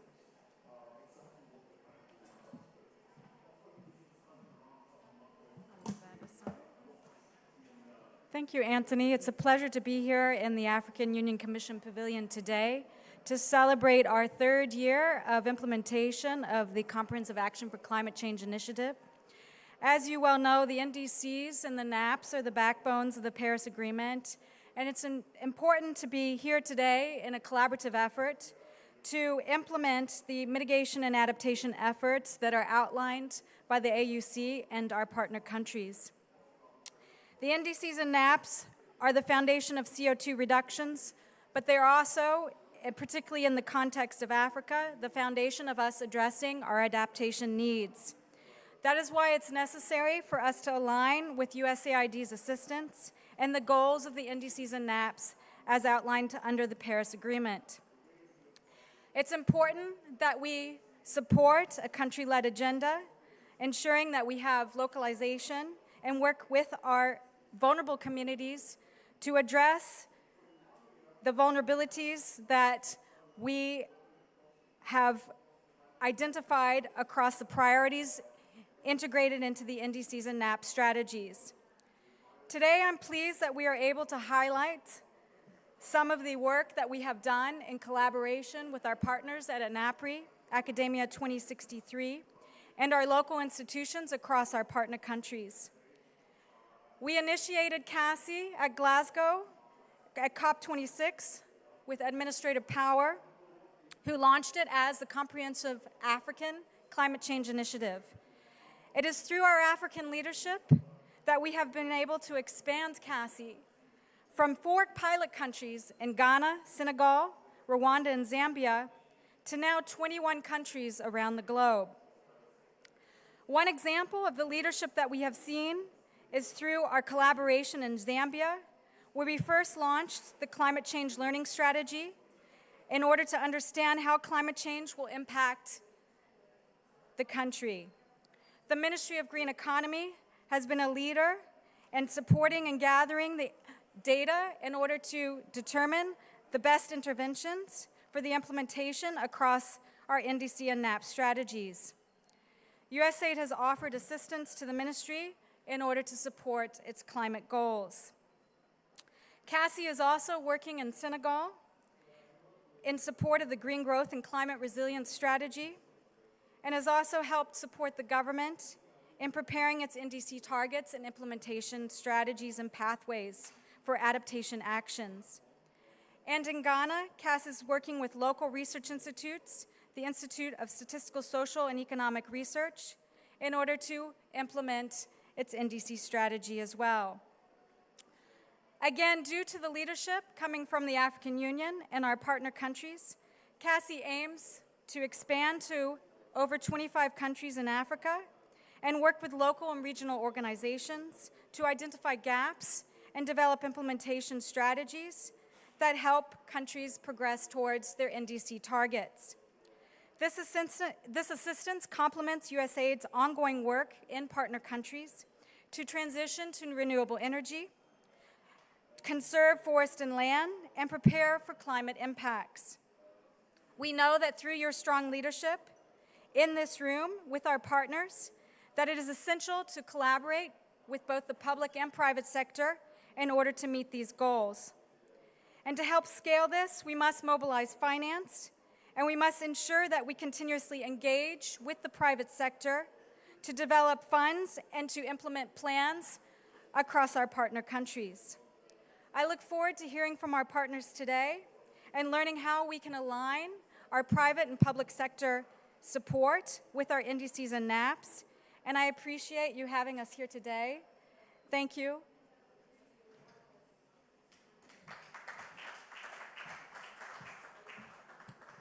Thank you very much, Emily, for those warm remarks.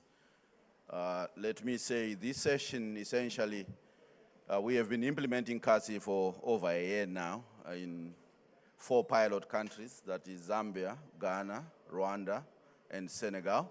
So you will hear a little bit more. People from the government who come and share their experiences in interacting with CASI. But without further ado, let me invite my colleague, Getao Tadese, from Academia 2063, to give you a little bit about the overview of what we have been doing over the past year or so. Thank you. Getao.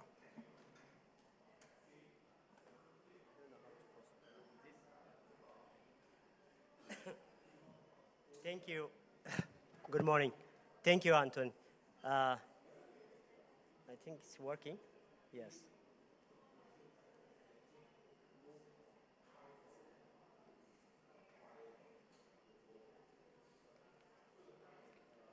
Yes. I will be brief on some of the highlights on our activities and also the different climate change initiatives in Africa. So I use some examples from the pilot countries. So I just want to talk about the importance of integrating and programming climate change initiatives. So in this presentation, I'll be highlighting on the different climate change initiatives in Africa. We have a lot of initiatives at continental level, global level, and also at country levels, and also the challenges of implementation of those initiatives, and the contribution of CASI in Africa with some examples. I might be a little bit biased on Senegal and Rwanda, but we have also the same in Zambia and Ghana. And I will conclude with these things. Generally, these are the initiatives. I mean, the African-wide initiatives is mainly, in Africa, climate change is not only about climate, it's a development issue. So that's why the bigger circle, if you look at, this is all about, I mean, it's guided by the African climate change initiatives in Africa, is guided by the bigger development programs like the SDG and Agenda 2063. This is the bigger, and this is at continental and global level, but also in some country level. For example, if you take the case of Rwanda, Vision 2050 is the one that guides every development activities in Rwanda. The same is true for Ethiopia. If you go to Ethiopia, it's a growth and transformation plan. So this is the same for most African countries. So all the climate change initiatives are guided by the bigger pictures of economic development and growth. And then when we just become smaller and then we focus on climate change initiatives, we have the Continental Climate Change Initiative, which we call it African Union Climate Change Resilience Development Strategy that Sam was talking about, and which has been approved by the head of states in 2022. And then we have the Paris Agreement on Climate Change at global levels. But if you go to the country levels, I also give the case of Rwanda again. They have the Green Growth Climate Resilience Strategy. So these are focused on climate change. And then, I mean, when it comes to the action plans, we have the NDCs and APs.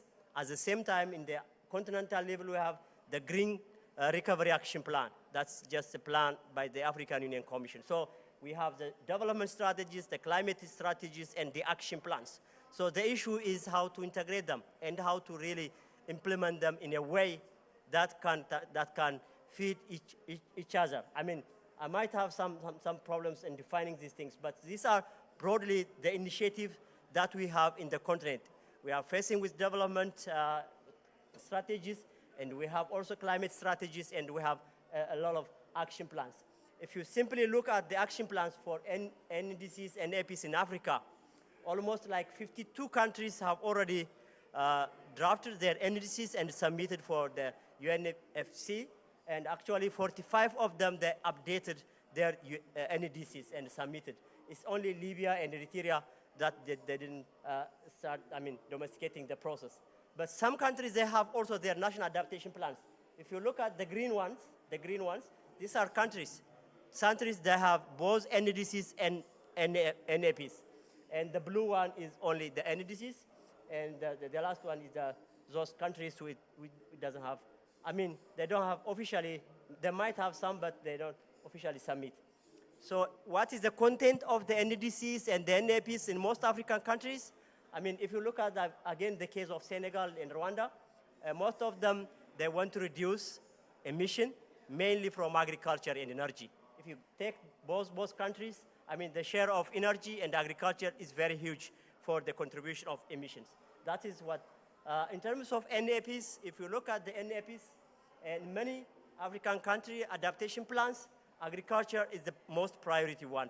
The number of countries who include agriculture as a priority is more higher than the others. So there are also other sectors that are being considered as priority, but agriculture first, followed by water. This is just an overview. What are the challenges? I mean, everybody knows in this room that we have a lot of good policies, good strategies, but we are struggling to implement them at the country levels, and because of so many problems. Few of them, like the climate governance issue, because as we know, climate change is a multi-sector involvement. Then, engaging them, coordinating them is becoming a big challenge. The mutual accountability and the issue of capacity in terms of finance and all these things. More important, the integration and coordination of the different ambitions and initiatives at local and global levels, and local and continental, and also mitigation and adaptation. These are some of the issues. Investment programming is very, very critical. I think translating the to ambition to action is a challenge, but we see some good practices in some countries, and transiting from project to program approach, and targeting and actions and all these things. So what CASI is doing for the last 1+ years is we basically do on 3 areas. Supporting investments, and supporting learning, and also measuring performance. These are the three things. And probably the investment might be squared compared to the others, but it's about like facilitating the implementation of NDCs and NAPs through mutual learning and targeting investments and measuring performance. So these were some of the activities that we have been doing in 4 of the pilot countries. So then I think some of the contribution, for example, this is just like in terms of stakeholders engagement, we closely linked with the African Union climate agenda. That's where we started, and now that's how CASI has been started. And then we also did some stakeholder mapping in both 4 pilot countries, both in Zambia, Ghana, Senegal, Rwanda. We did some stakeholder mapping, who is really involving on those activities, who has the capacities. And also we established a strong local partnership. I mean, in most cases, we closely work with the Ministry of Environment in both 4 countries, but also we closely work with the operational agencies like CSE in Senegal, which is, Climate or Environmental Monitoring Center. Yeah, CSE is in French, yeah. Yeah, and in Rwanda, we work with REMA and Rwanda Green Fund. And in Zambia with Indaba Agricultural Policy Research Institute, and in Ghana we work with the Economics and Social Statistics Agency. And then I think we also involved in many multi-sector climate change multi-sector working groups. We have different climate change multi-sectoral working groups in 4 pilot countries, so we work closely with them. So these are some of the things. And also the other contribution is we try to develop an integrated result frameworks that can bring all the initiatives together.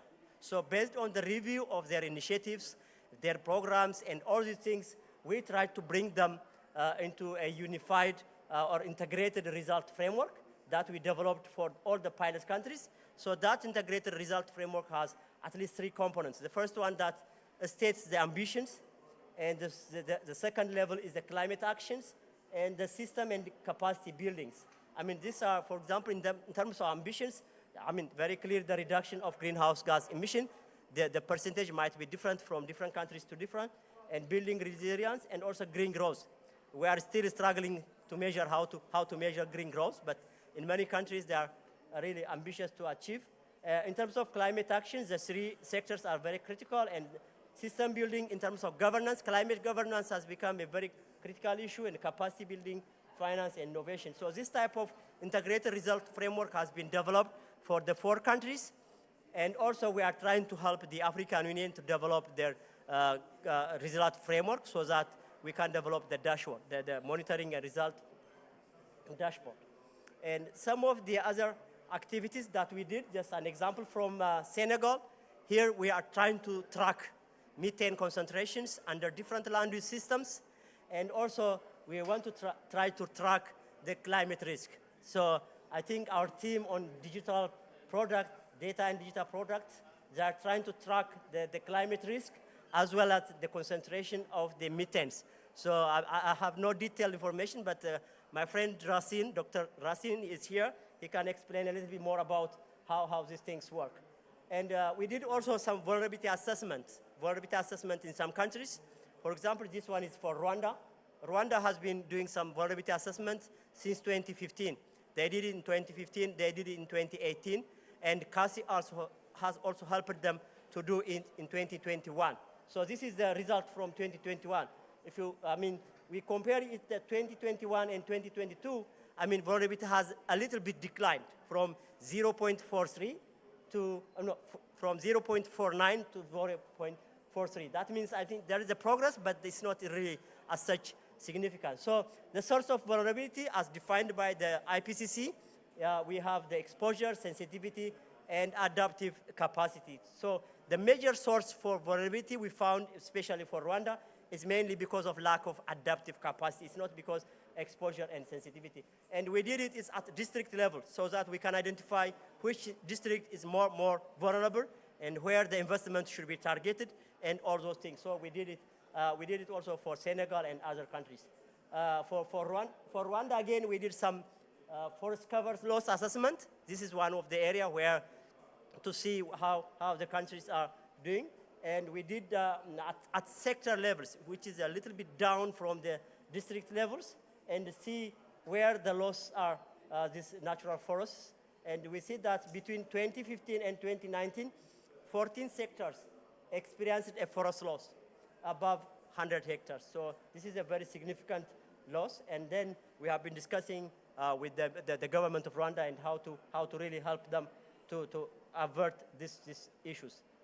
And also we try to do some, predictions on how much investment is required to make agriculture more resilient.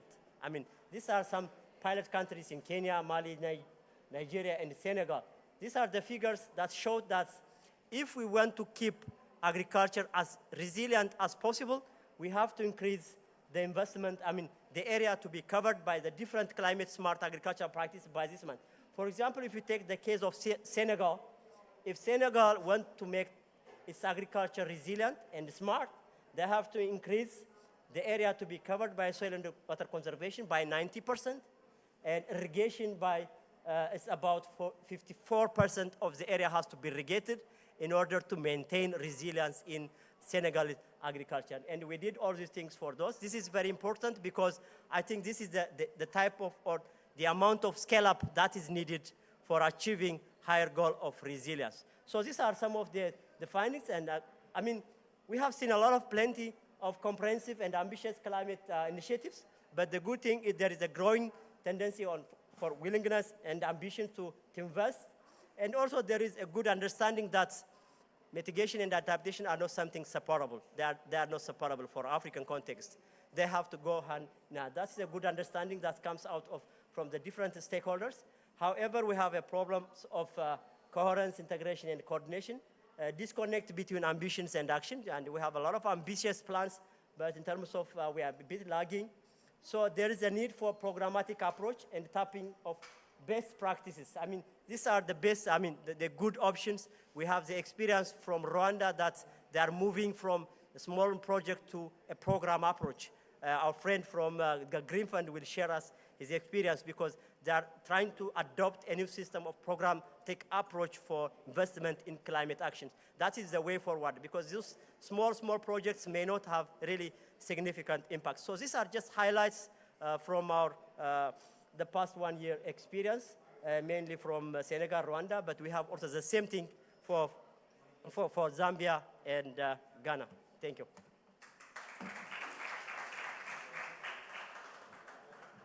Thank you very much, Getao. I think from his presentation, you can see that issues to do with data and the data analytics to support the NDCs and NAP is very critical.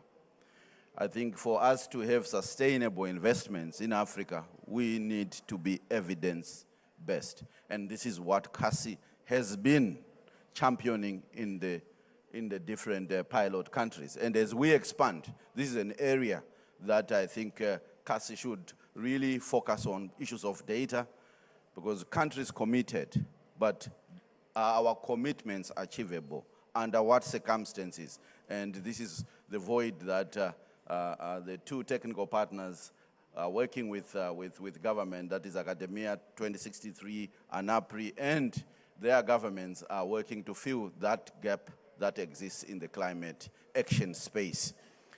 So I think we are now moving to the next session. I'm going to invite 4 esteemed colleagues from the pilot countries. If I could have on the stage, please, Dr. Entwi Amoha from Ghana. Dr. Entwi is a director in charge of climate vulnerability and adaptation at the Climate Change Department of the Environmental Protection Agency in Ghana. Also, if I can be joined on the stage by Professor Sheikh Mbow, the Director General of the Center for the Suite Ecologique, that is CSE.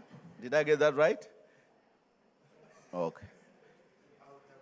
Thank you very much. And then if I could have Felicien, the Chief Financial Officer at the Rwanda Green Fund. Thank you. And And then if I can have Mr. Hedges Tembo, the Chief Green Economy Officer, Ministry of Green Economy and Environment, Zambia.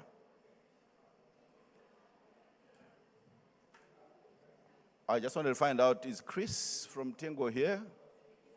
He's coming, okay. Then because I will need 2 spots for private sector, so I will not invite my friend Akin.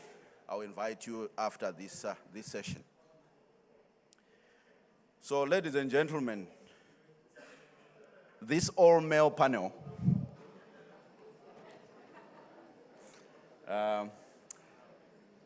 will try to shed some insights of what we have been doing with them in the countries. We have Zambia, we have Rwanda, we have Senegal, and we have Ghana. And to guide them, I would like to ask them a very loaded question. And each one of you has about 5 minutes to tell us some of those things that have been happening in your countries. I think I'll start with Dr. Entry. What excites you about implementing CASI in your country? And are there any success stories you would like to share at this point? Having done that, I would like then you to move to the following question. What are some of your aspirations in terms of capacity building that you would like CASI to address?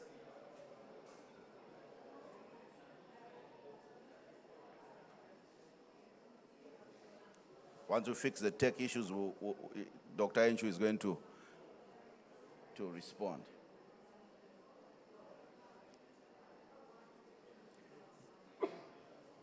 You got my question? I think so. Okay. All right. So please, your chance. Okay. So thank you so much. Can I be here? Yeah. So Dr. Anthony, I'm grateful for this invitation, and also to be also grateful to the USAID for supporting this very important initiative. So I come from government. My unit actually is in charge of the coordination of the implementation of the NDCs and then also the development of the National Adaptation Plan. So I think I'm the right person to respond to this particular question. What is happening in Ghana as far as CASI is concerned? CASI is being implemented in Ghana through a research institution within the University of Ghana. And the mandate is very simple. How can they actually support in understanding the gaps? What are the gaps in terms of maybe data, in terms of capacity, in terms of institutional coordination, and then also issues that border on readiness to be able to implement successfully the NDCs. And so quite a number of work has been done by ISE in the name of CASI, trying to understand our frameworks and how we can actually take off. So for me, I think it's a very good initiative. Why is it important? It's important because it is actually using existing structures. We live in countries where you'll be waking up in the morning and then you have somebody in your office. We are doing this and that. Can you help us do this and that? So collecting information that doesn't actually feed into existing structures. And then that doesn't also promote sustainability. And so for the fact that CASI is actually using existing structures means that whatever outcomes that comes out from this process will feed into government processes. Along that line, you can also see that it is talking about sustainability, because once you know what is existing and then you know where you are going, you develop a pathway to be able to get to that point. For our NDCs, I think one of the few countries that used national capacity. What I mean is that we use the existing sectors for the various sector work. And so we are just, it's a work in progress, so we build on. And so having this program gives us the indication where the gaps are and where we can actually improve as a country. So that is very important. Secondly, on the NAPS, it is also a program that we don't just want to develop NAP as it has been happening and then just get stuck in the middle of the road. But we want to have a NAP that is very comprehensive with investment and action plans. And so the analysis that had been done by CASI gives us some indications of some pointers of where we can actually go right. And so I think for me, it's one of the good things that we can talk of. And thirdly, about how ready are we, so institutional readiness. And when it comes to institutional coordinations, what kind of institutions will be needed? Most of the time, because we come from government, we only, we are fixated on government-led institutions, forgetting about the role of the private sector and then also the civil society organization. And even in Ghana, two structures that don't actually come into this discussion carefully is the traditional authorities, because NDCs are implemented in space, and the owners of this land are the chiefs and the leaders of these communities. And so how do they actually come in? The institutional governance structure actually gave us some indication of some of the pointers that we have to look at. And so for the readiness, this is what I can say. Now, what excites me? I'm very glad because we have seen consistently that USAID, apart from the CATSI, we are also working with another USAID-led process, Policy Link, that actually connects the two works that you are doing, and it gives us some kind of continuous capacity. Very recently, they supported the Ministry of Sanitation and Water, because if you look at the presentation, water is one of the key things that African countries look at in the NDCs, to also see how best some of these things can work out. And so there are a lot of things that we can talk of. We're talking of data gaps, we're talking of capacity gaps. Now, how do I want to see the future? For me, and I said this in Kenya, and I'll say it again here, I think we are seeing something happening in small corners that are sometimes not talking to each other. I don't like pilots. Not because pilots are no good, but pilots that we have seen in Africa in most of the time hardly see replication or upscaling.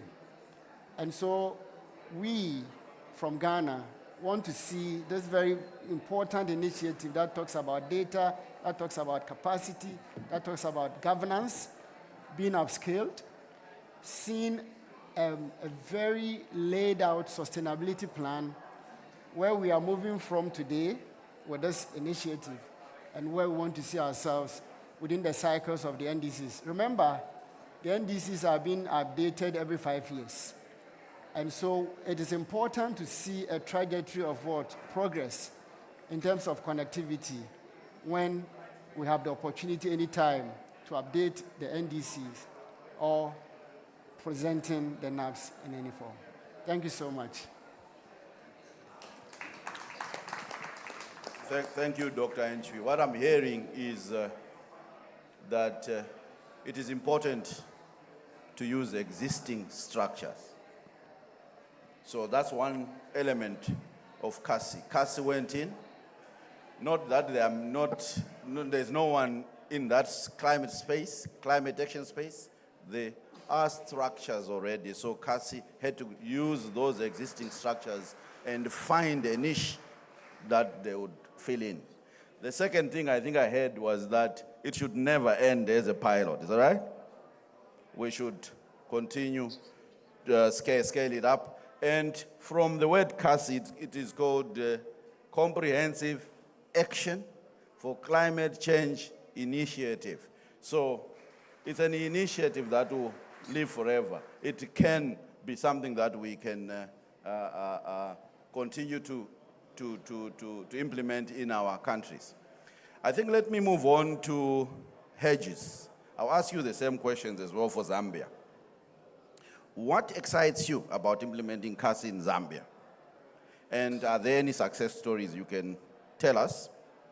And what are some of your aspirations for CASI going forward? Thank you so much, Dr. Chapoto, for that question. And let me actually begin with thanking the USAID for selecting Zambia as one of the pilots to undertake the implementation of the CASI. So in terms of successes that we've scored so far in the implementation of the CASI, one of the things that we did was to undertake the stock taking of the country's activities, policies that aid the implementation of our nationally determined contribution as well as our national adaptation plan. So we combed through the policy scope and extracted all the policies that we are implementing in aid of our NDCs, and we assessed the gaps within those policies. And then we also looked at the different interventions that we are implementing in aid of our NDC as well as our national adaptation plan. The other thing that we did was the preparation of the country NDC and the NAP profile arising from that country stock-taking exercise. The next item that we have undertaken is the NAP NDC, the NDC and NAP gap or capacity needs assessment. And then we also undertook an integrated results framework, a framework which incorporates both our indicators for the NAP and our indicators for the NDC, so that we are able to jointly track the progress in the implementation of both the NAP and our NDC. So what excites me about the implementation of the NAP is, the implementation of the CASI is the fact that through the CASI we are able to clarify some of the gray areas in the implementation of our NDC and our NAP. We are able to generate evidence, which evidence we are able to use to augment our stories on the implementation of climate change action in the country. For example, some of the evidence that is coming out of the CASI is feeding into our private sector engagement, helping the private sector, for example, to build business cases that they would use in order to engage in climate action. And then the other thing that we have undertaken to do through the CASI is I have said we are tracking progress through the CASI. We are also benchmarking ourselves in terms of performance against other countries. How do we benchmark ourselves if we do not have the evidence on how we are performing? So the CASI is helping us to generate that evidence so that we are able to see against the other countries, the peer countries in Africa, how are we performing? And then in terms of going forward, I think it would be important that we continue to enhance our capacity. Capacity is a continuous process. It's not something that you say, now we are okay, we have the sufficient capacity to implement the CASI or to implement our NDC and our NAP, and therefore let's stop here. It is a continuous process. We need to continue building this capacity, particularly for the generation of bankable projects that would help us to attain our commitments in terms of the NAP and our NDC to the Paris Agreement. And then the other thing is as government, going forward, I think we would need support in terms of enhancing our facilitatory role in engaging different stakeholders, particularly the private sector. I think we have noticed a gap where, as government, we are not able to bring the different stakeholders together. The private sector, for example, the financial institutions, would need to meet with investors in the climate space. So we need to enhance that facilitatory role where we bring the private sector, we also bring the financial institutions, and then we show them the opportunities that exist in this space, so then they begin to speak to each other. Then the other thing that we also need to do is, I think we need to enhance South-to-South cooperation. Among ourselves, we need to look at what is it that Ghana is doing. How can we enhance the lessons that are arising from the implementation of CASI in Ghana into the implementation of the CASI in Zambia? So we need to enhance that. Those are my submissions. I submit. Thank you very much, Hedges. CASI catalyzing implementation of NDCs and NAPs in Zambia. South-to-South learning and cooperation. Thank you very much. I think let me move on to Professor Sheikh. Same questions as well. In terms of CASI implementation in Rwanda, and also what you expect from CASI no, let me take that back. I want from Senegal first, right? Senegal. Rwanda, I have a very special question for you because you are the only one from climate finance space. So I will reserve that one for you. So from Senegal first. Once I get from Senegal, the same question, and then I'll come to you last. Please, over to you. Thank you. Thank you, Mr. Chair.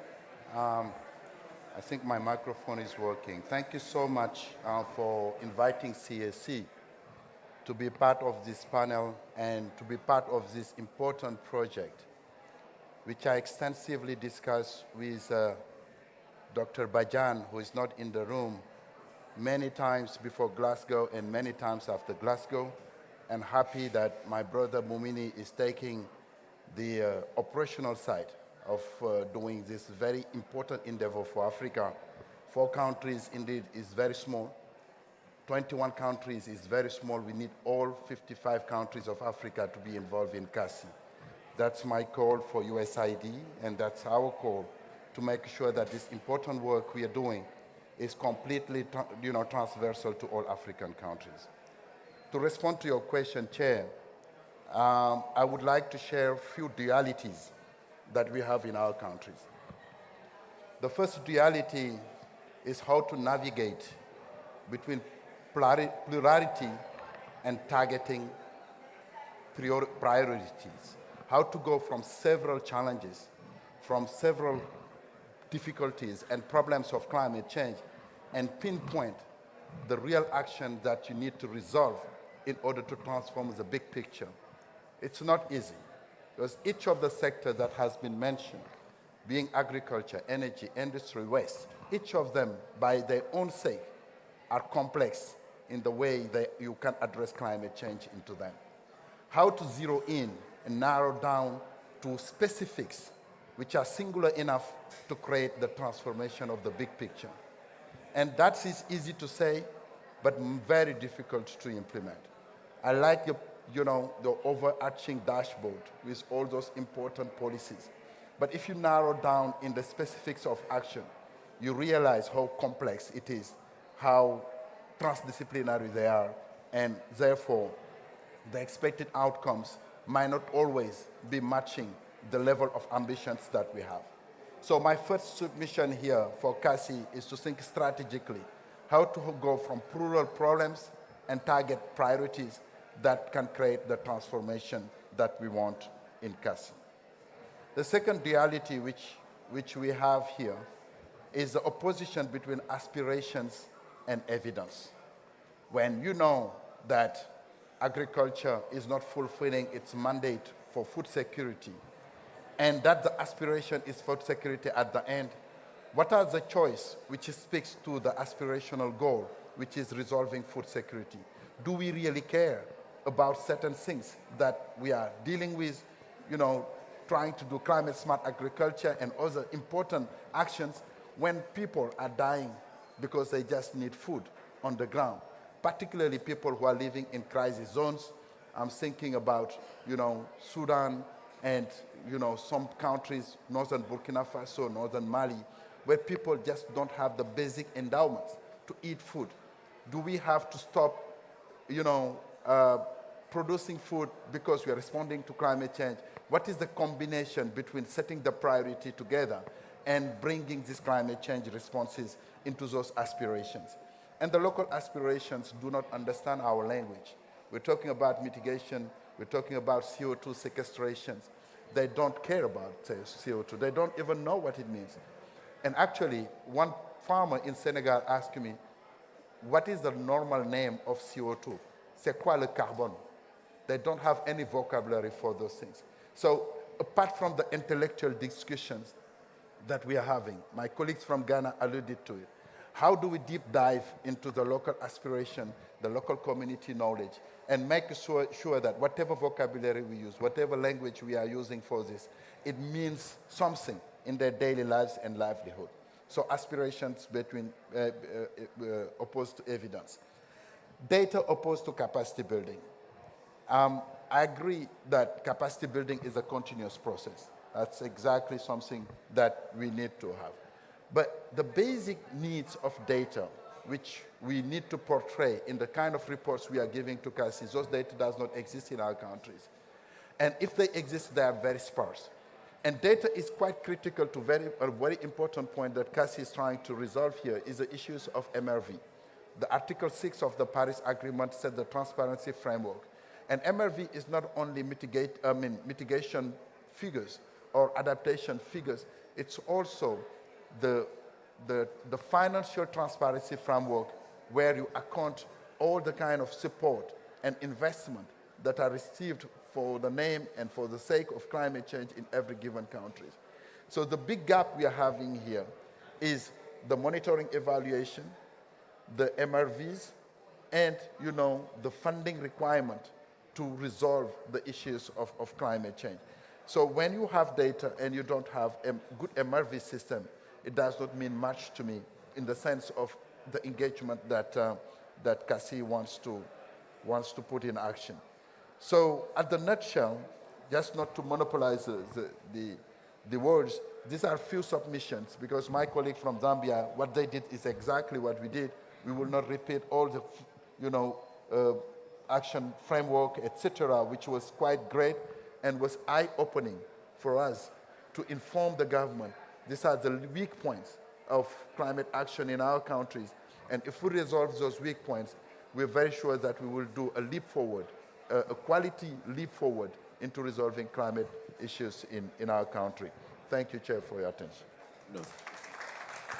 Thank you very, very much, Prof.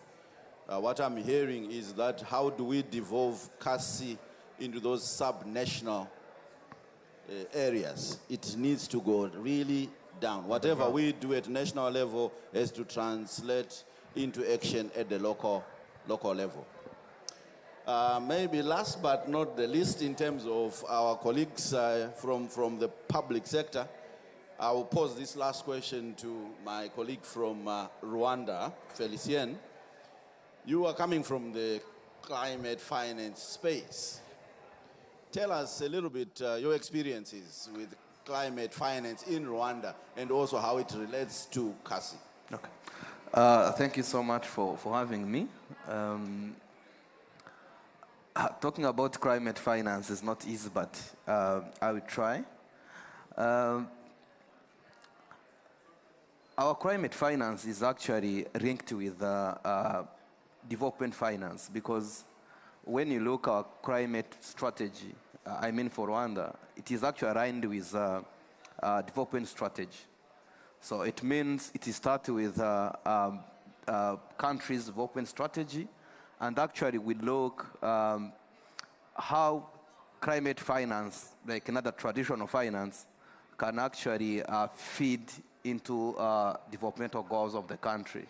So as other countries, we submitted NDCs, just quantifying our NDCs, at least to reduce 38 emission, we need at least like 11 billion USD. So it's a huge money. And looking now where we are, we have mobilized 5.5 billion, and then you have a gap of 6.5 billion in less than 7 years to go. So it's a huge work. But looking how the country is trying to position to achieve those very ambitious and bold initiative, we are doing like 3 things. First, there is what you call policy alignment. Looking from Ministry of Finance, Rwanda has been first country to assess RST, which is Resilience Trust Fund from IMF, which is actually one of the funds that's going to green the budget. So, I mean, from the government perspective, they are doing policy reform so that actually we try to mainstream climate into usual government process. That is first. The second is collaboration.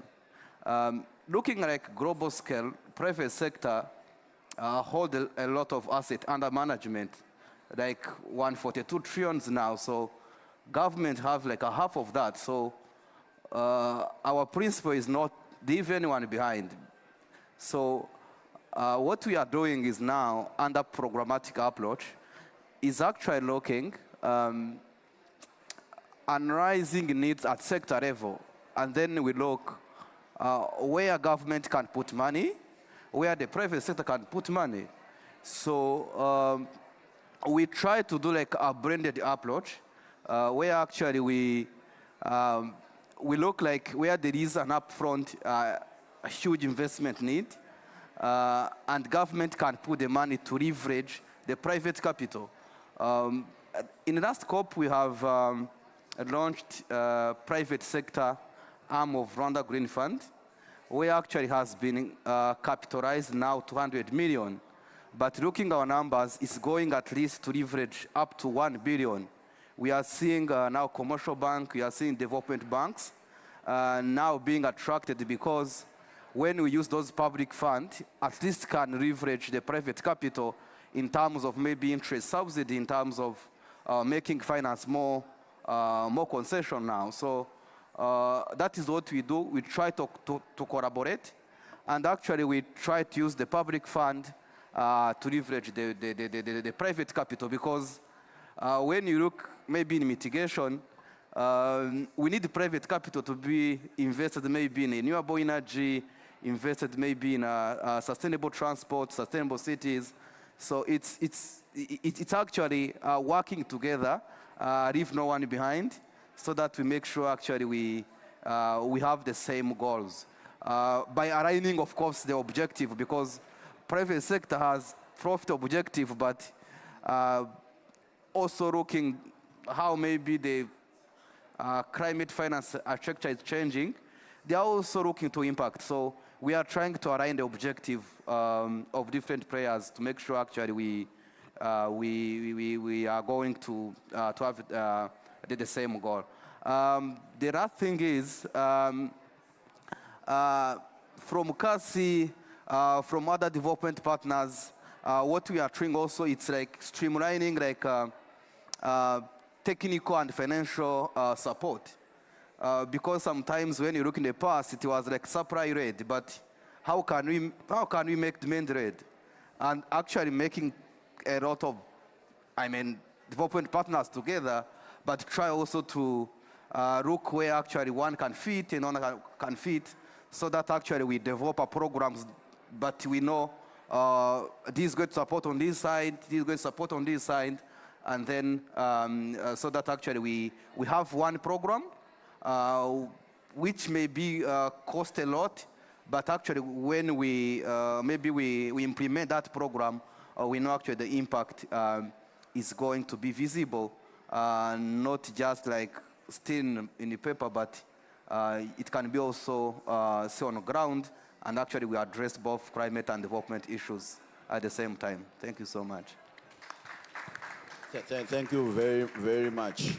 So you can see issues of climate finance are very important. I think in Zambia, I think what the team found was that there is a capacity gap in terms of generating bankable projects.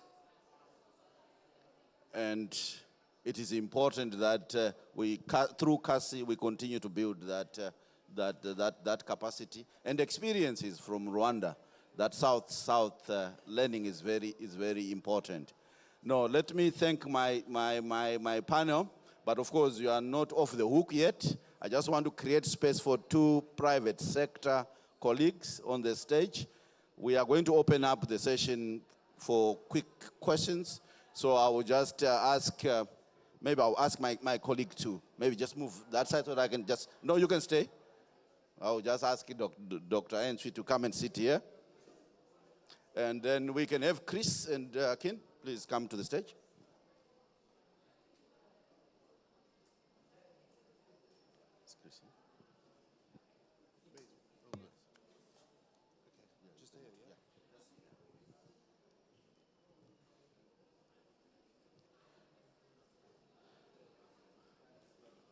Yeah, please. I'll stand. So we are fast tracking our discussion. I would like to turn it over now to the private sector. I think we've heard from the public sector, people who are helping us coordinate CASI in the different countries. But it's not all. We have heard that private sector capital, private sector investments are very key to drive climate action in Africa. So my one question to you, the private sector. First, you introduce yourself, what you are doing in the climate space, and what is it that you expect the public sector to do for you to be able to inject those billions into climate action. So I'll start with you, Akin. Thank you very much, Anthony, and thanks so much to CASI, USAID, and the organizers of COP for having me here. My name is Akin Wale. I'm the chairman of Genesis Energy Group. We're a climate impact infrastructure development company based in London. We operate in about 9 countries. We're very excited to do what we do. We invest in infrastructure that promotes socioeconomic advancement, creates an enabling environment for industries, communities, and countries to thrive. And for that, we get rewarded just a little bit. It's been a great journey so far working with CASI, the USAID. Actually, we have a legacy history working with the USAID. I think as an enterprise that is investing in climate impact projects in Africa, we've been able to leverage over $180 million working with USAID. Over the past 3 months, working with CASI specifically, Dr. Emily Week's team, we've been able to make commitment into Zambia. So I was very excited listening to the gentleman from Zambia speaking about what they're doing out there. I think for us, for CASI to be able to create the enabling environment, as a private sector, I would like to say we are the tip of the spear. Government agencies to create the policies, get rid of the red tapes. As they say, it should be handshakes, not shakedowns. And CASI is doing just that for us. Today, we're making commitment to be able to deploy in 5 years about $10 billion. And somebody would say that sounds kind of crazy, and it is, if you don't know exactly how to do that.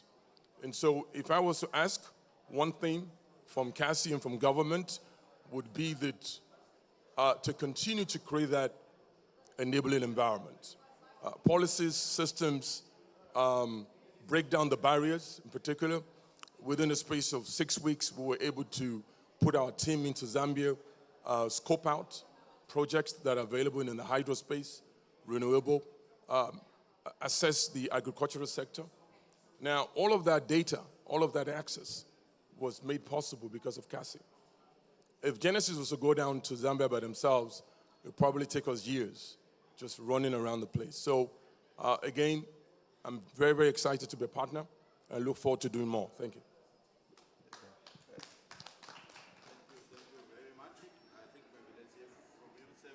Thank you very much. We've spoken a couple of times, actually, and a lot of the subject matter that you've just spoken about and the initiatives and the strength that CASI gives and USAID gives, we're also experiencing. We're very new on the USAID journey, and we're looking at new ways in which we can make it work for us as well. Particularly our business, which is Tingo, is a business which looks after farmers. Essentially, we make the farmers the hero of our story. They're the center of everything that we do. So we're already bottom up. And so it's very interesting to hear how the structures that you have here, the NDCs and the NAPs, are trying to work out how to get to ground level. So as a business, we provide financial inclusion, food security programs for over 12 million farmers. And those farmers are spread across Nigeria. Now we're looking at new ways of getting into places like Zambia. We'd love to get to Rwanda and Senegal, etc. But to do that, you need to have clear routes to do that. You have to have clear roads. You have to have clarity. And out of that clarity, we can find our solutions and also propagate our solutions. So for us, I think that, you know, in terms of the interface, it's nice to get into the larger infrastructure projects, but it's also about people changing the things that they do. So if you want to see big climate change, it actually starts with people and their individual behavior. And I think you were talking about it particularly, and I totally agree with it, which is how do you incentivize people to change, not just systems and national organizations to change. And it's this incentivization, how it can get down to the mobile wallet level, can get down to things that inputs that farmers buy, outputs that they sell, waste that gets collected, fruit that doesn't go to waste, etc. And I think when you start to work with policy groups, it's the way in which they can bring all of us together in a fair discussion to work out solutions. We know why we're there. We're there for a profit motive. We particularly believe that profit comes by helping the most amount of people. But we are there for the profit motive. And it's important for us to engage with people who are there for other motives as well, such as social motives, community motives. And that's what things like CASI can do.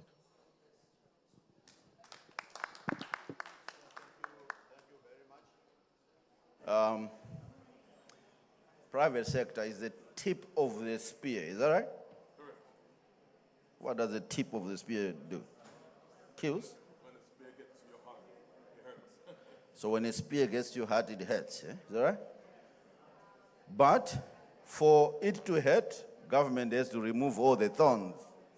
You have to make sure that policies are correct, that there is an enabling environment for it to hurt. We need the cash in the climate change space. So thank you very much, private sector. So we have about 12 minutes, I think, to end this session. So what I want to do is to open up the session for anybody with a question. I see a hand there, I think let me start with the gentleman, and then I'll come to my ED, and then I'll come to you. Please, let's make it short. One question.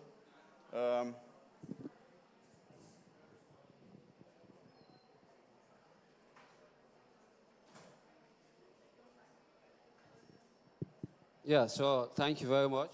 I am Tamba Emmanuel Nyaka from Environment Protection Agency, Sierra Leone.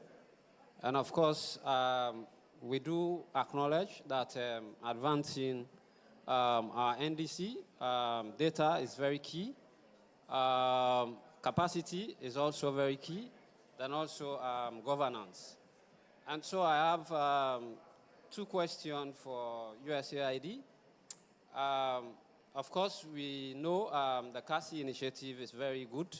So I want to know if they have intention of advancing from the pilot scale and open up the space for other players to come in.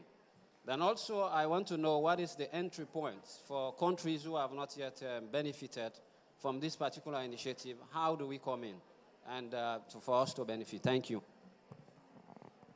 Thank you very much. I think, Emily, that's for you. I think let me get another question from Dr. Shebo first. We'll take a few questions and then some responses. Okay. Thank you, Anthony, and thank you to our wonderful panelists. So mine is a comment, and then a quick question to those who are in government.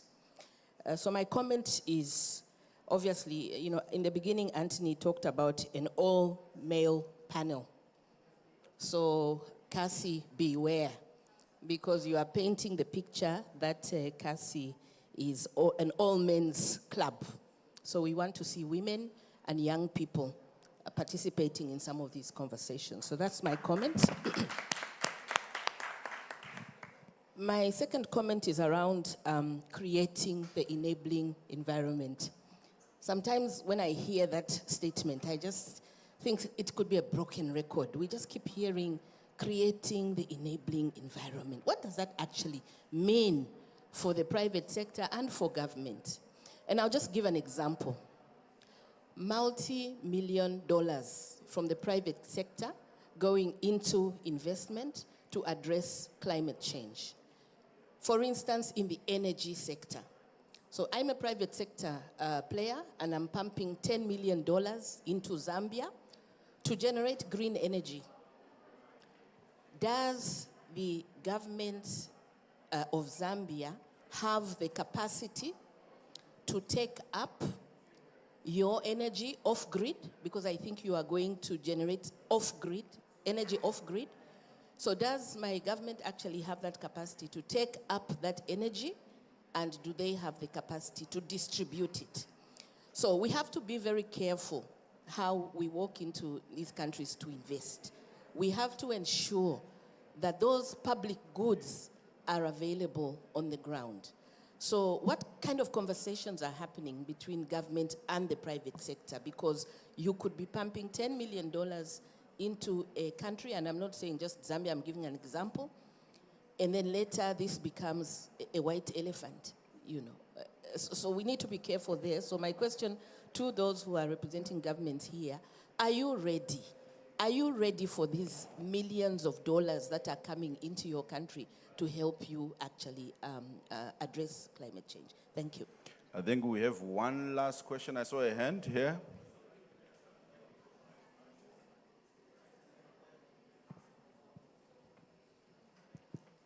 Thank you. Thank you very much. Kirani from African Union Commission.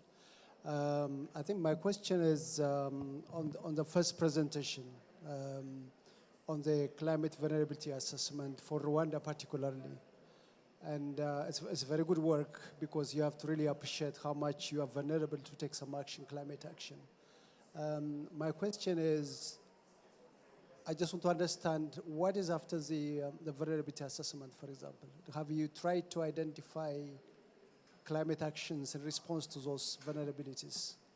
And if that's the case, probably if you can, have you identified some actions like climate action for either it can be adaptation or mitigation that can actually enhance implementation of either NDC or NAPS? Because my impression is it's more of studies and analysis, and you stop there. Or maybe I didn't get it right, probably. If there is any extension in terms of actual support for taking climate action. Thank you. I have 9 minutes, and I've been put on a leash. So maybe let me invite some answers from the panelists. I think I think let's have. Maybe let's start with Emily about what are the countries, then we come to Dr. Entry. Thank you, Anthony. My answer is very quick. Yes. So under the climate strategy that USAID has produced, we aim to support 80 countries around the globe in their NDCs and NAP implementation. And in particular, with the support of CASI, our target is to support 25 countries in Africa. We look to the leadership of the African Union to work with our member states to identify opportunities in countries, and we welcome partnerships.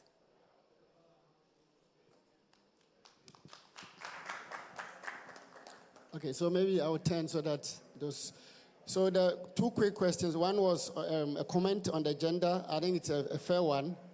And I would say my team in Ghana actually is gender balanced. And he will attest, the last session they had a wonderful lady who did a very fantastic job on the panel. And so I think that is something that is good noting. For the readiness, our government ready. I think I can speak for my country. So we have to put things in context. This is climate action. There are other private sector investments that probably go into countries that don't come under climate lens. So for climate change, what we are doing is to start from the basis. First of all, we need to have private sector engagement strategy in place, which we have developed. So the next step is to actually showcase the strategy. Because in the strategy, there are a number of things that come into this menu. For instance, private sector, I mentioned in another section that they are in for business case. And so what will attract private sector to invest in climate action? I think that is the critical question that we ask. Some are in for incentives, some are in for collaboration. There are a lot of things. And so the strategy will guide you as to what to do. And it's a journey. So we are ready. We have the strategy in place. And then we're looking forward for both mitigation and adaptation investment in climate action. Thank you. I think I will have Hedges and then Felicien. And then I will have a response from the private sector so that we can close it. Thank you so much for those very important questions. So, of course, the question on gender is well noted. I think we need to do much more to involve our women, our girls in these activities on climate. We need to ensure that we engage them much more effectively. Then coming to the issue of the enabling environment, I think the enabling environment is very important. It is very important, and it's through conversations like this one that we begin to appreciate exactly what needs to be done. I think we need to be having candid conversations between the government and the private sector, financial institutions, on what are the bottlenecks, what are the challenges that need to be dealt with in order for the flow of financing to commence from the private sector. So we need to do that. Are we ready as government to receive this financing, to receive these investments? I think from our Zambian perspective, we are not just looking at attracting investments.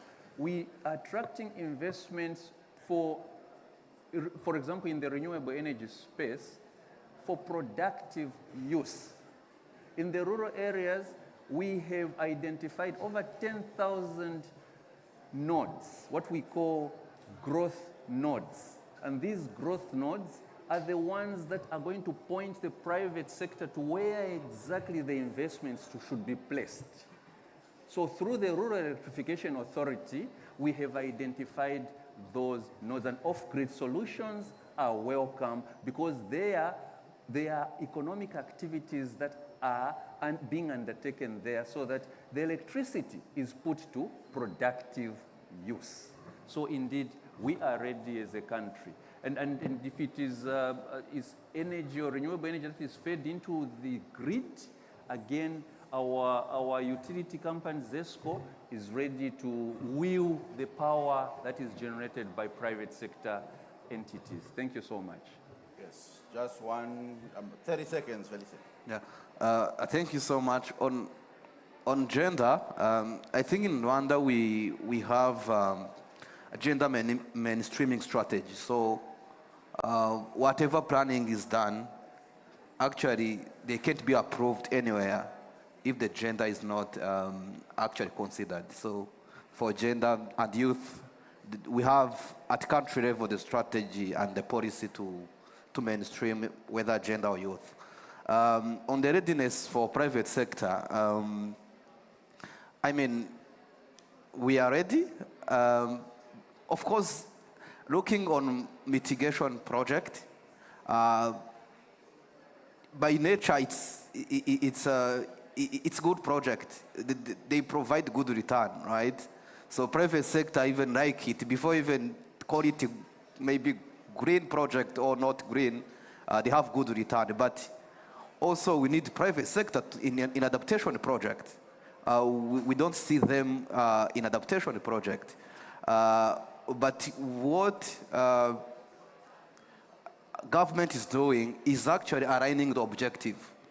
What are the objectives of the private sector? What are the objectives of the public? And then we try to bring the two objectives together.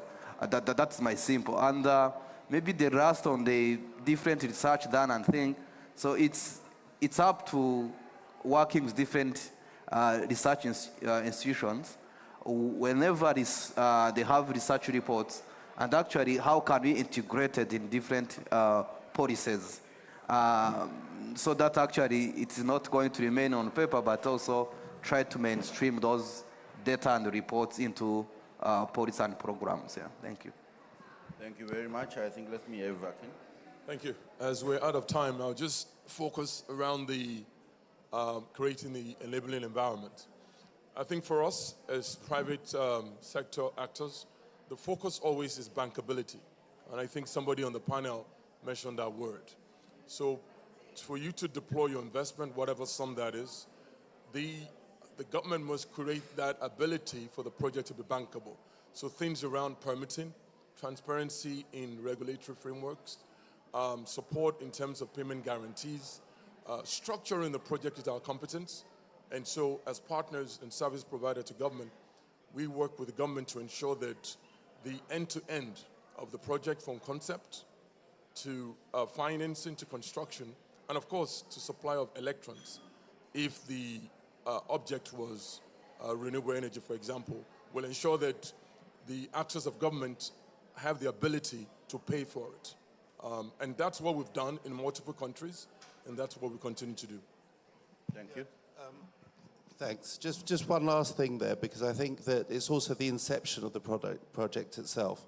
So if the imposition of the project is from government, then it's not necessarily commercial. And so I think at the very beginning of the plans that are set out, I think it's also possible that and probable that for successful policy to work, it should be in tandem with private sector immediately.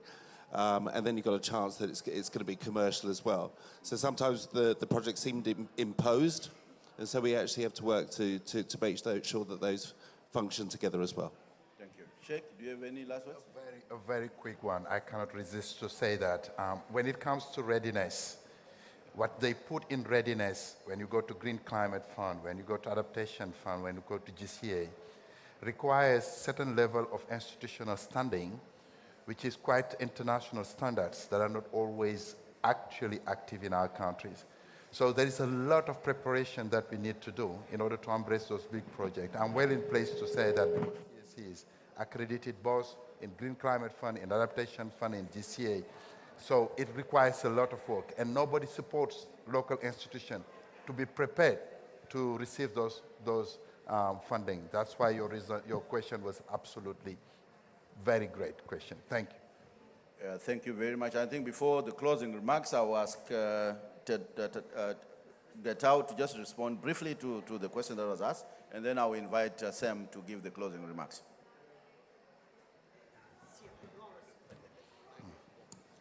Yeah, thank you.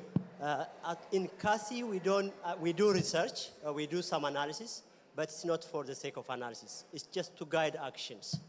For example, the one we did on vulnerability assessment, we identified the areas where investment has to be prioritized, and also what type of activities has to be done in different. Right now, Rwanda is developing the agricultural investment plan. They call it PISTA 5. PISTA 4 has been finished, and then we are starting PISTA 5. So all the analysis that we do will be an input for them to guide what type of activities to do, build the adaptive capacity of smallholder farmers. Two of them we identified: irrigation, expanding irrigation, and the other one is land consolidations and social protection. Specifically, they have a social protection programs, which is, they call it Vision or Morangi or Vision something, then how to expand those one and who should be targeted and all those things. All these assessments are just to guide their planning process and to guide some policy actions. That's how we do in CASI. Thank you. Thank you very much, Getao. I think let me invite Sam before I'm kicked out. Sam, please come and give us closing remarks. Thank you. Thank you so much, Anthony. I think Anthony and distinguished panelists deserve a very round of applause. Thank you so much. Thank you so much. Just a kind reminder that on the banner there, we have the barcode. If you want to know more about CASI, and you just scan the barcode, you get the information and all the events related to CASI at this COP. There are about 19 events that CASI is staging the 2 periods of the COP. So please do scan the code on the banner. On behalf of the Director, Sustainable Environment and Blue Economy of the African Union Commission, Director Hassan Nyambe, I want to thank you all, especially the United States Agency for International Development, USAID, APT Associate, who is now, because CASI is also transitioning, we have CASI 101. You heard the presenter says for the last 1 year plus, we've been implementing CASI. Now we have moved to CASI 2.0, CASI 2.0. And that phase will be led by APT Associate. Eric is the Chief Climate Director. Please, Eric, just rise and let them see you. So for those who are asking how is CASI going to expand into other countries in Africa, APT Associate is going to lead us in that process going forward in the expansion of CASI.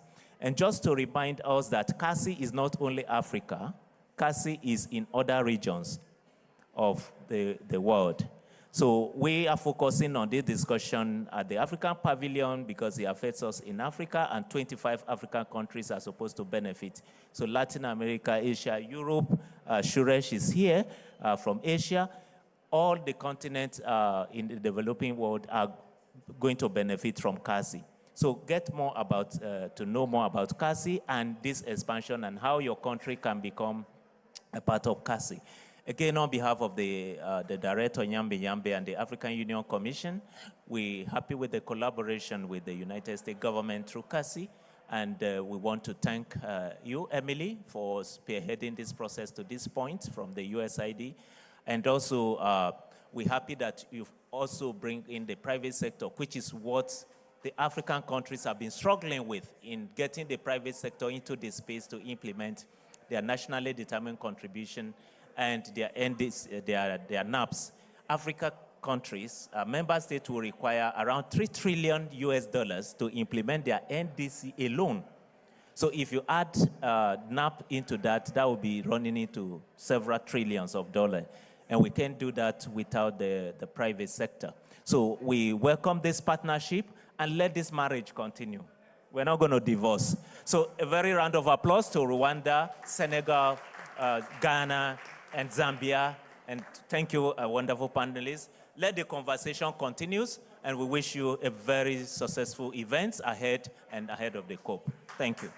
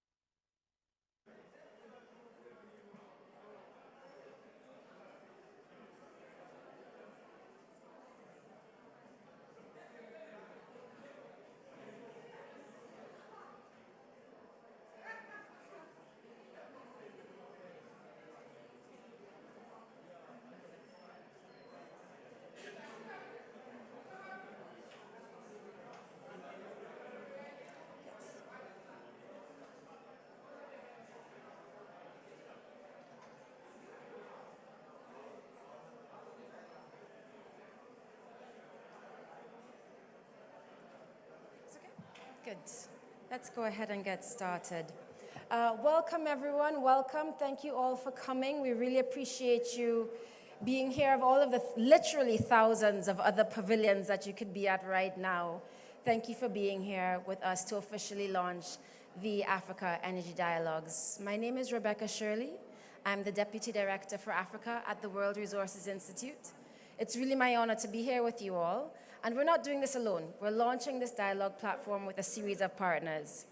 The Africa Union Energy Commission, the Sustainable Energy for All, the United Nations Economic Commission for Africa, and together we are launching this platform. It's actually been quite a journey. It's actually started, the genesis of this platform is over 3 years ago. When we as WRI, we got a tiny little bit of seed funding to do what we like to call a stealth mode exercise. So we weren't publicizing it, but we were quietly going around to stakeholders across the continent, governments, Pan-African institutions, consortiums, commissions, civil society representatives, renewable energy associations, oil and gas associations, private developers, doing interviews. We did dozens and dozens and dozens of interviews, just trying to understand where our perspectives lie on the issues of energy transitions across the continent. We found three big things.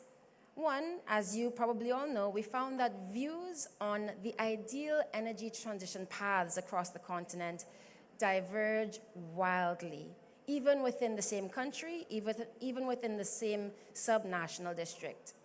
We found that these perspectives vary very, very widely from one opposite end of the spectrum to the other. The other thing that we found is that a lot of the models, the data that underpins our varying perspectives on ideal energy futures are based on a lot of assumptions that, depending on your assumption in your model, can lead you to these very different opinions. So assumptions around your time horizon, assumptions around your costs of capital, assumptions around your objective function. And last year, many of you know at COP, we produced a piece called Path Across the Rift that helped to surface some of these sticking points and identify why they are part of the polarization in this conversation. And third, we found that while we have a number of networks and consortiums and initiatives and platforms, there still yet isn't a space for us to dialogue and debate and truly help each other inform our own opinions on what the ideal futures for African energy transitions look like. So armed with that insight from doing that exercise, we decided to reach out openly to all of our partners, the ones that I mentioned earlier, and say, hey, what can we be doing together? What can we be doing to fill that gap and create that space where we can actually pool together the best available data, interrogate the data, debate the data and the assumptions, do some myth busting, and actually help to inform evidence-based and objective African perspectives on the transition pathways for the future that work for each and every one of us.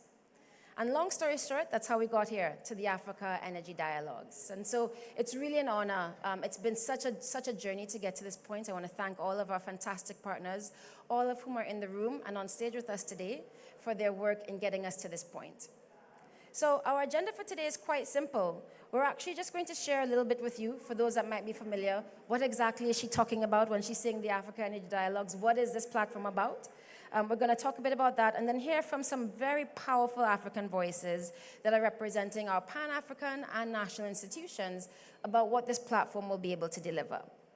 So since we're all short on time and we have other places to get to, let's go ahead and get started. First, I want to welcome my colleague, Mary Githinji, to share with us what exactly the Africa Energy Dialogues is all about.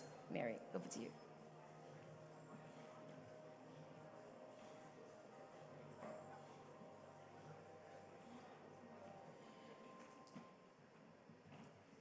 Great. Thank you all so much for joining us today. It's an honor for me to be here and to have this conversation with all of you. So I would like to begin with saying how humbled I am that we're here. So we are here to talk about what our energy future looks like as Africans. So we've been having conversations with one another. We've been exchanging ideas, but how do we reshape it? So African Energy Dialogues, as Rebecca mentioned, started out of this discussion we've been having, and we want to build a platform for what our future can look like. We need for this platform to be inclusive. We need for this platform to converge our different ideas, to bring our various institutions into this space. So research institutions, think tanks, civil society organizations, and have the discussion. How do we look at our energy future? What does it mean to you? And where do we connect on this platform? Yeah?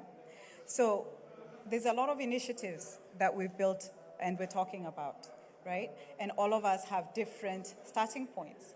But then the key message I want to just share is that this dialogue platform is a place for us to come and openly check each other's positions on what our energy future looks like.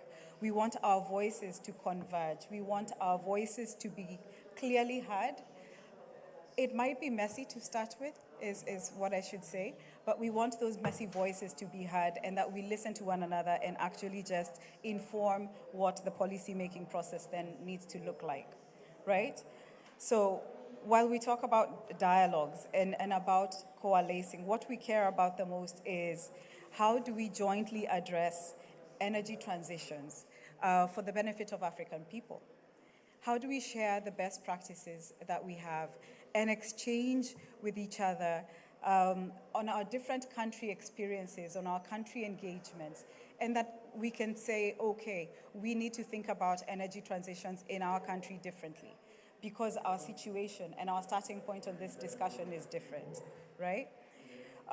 So there's a way, the structure to engage is that we have the main African energy dialogues, and at the end of this conversation, you'll be free to go onto our website and actually just tune in and connect with us. And from there, we've got these working groups that we set up, and there's a host of different ways and mechanisms for us to engage in this platform. So we've spoken through different issues, right? But how do we bring those issues into this space? How do we get the conversation to happen with our different voices and our institutions in a way that we can hear one another, right? So I'm going to just hand it back to Rebecca, and yeah. Wonderful. Thank you for that, Mary.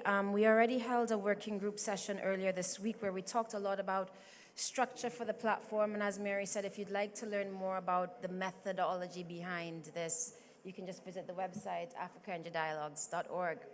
So to center us, before we talk a little bit about what we can all expect from this platform, I need to invite up a very special guest to the stage to give us a keynote. And I'm going to invite to the stage Dr. Carlos Lopez. Dr. Lopez is an honorary professor at the Nelson Mandela School of Public Governance and Faculty of Commerce at the University of Cape Town.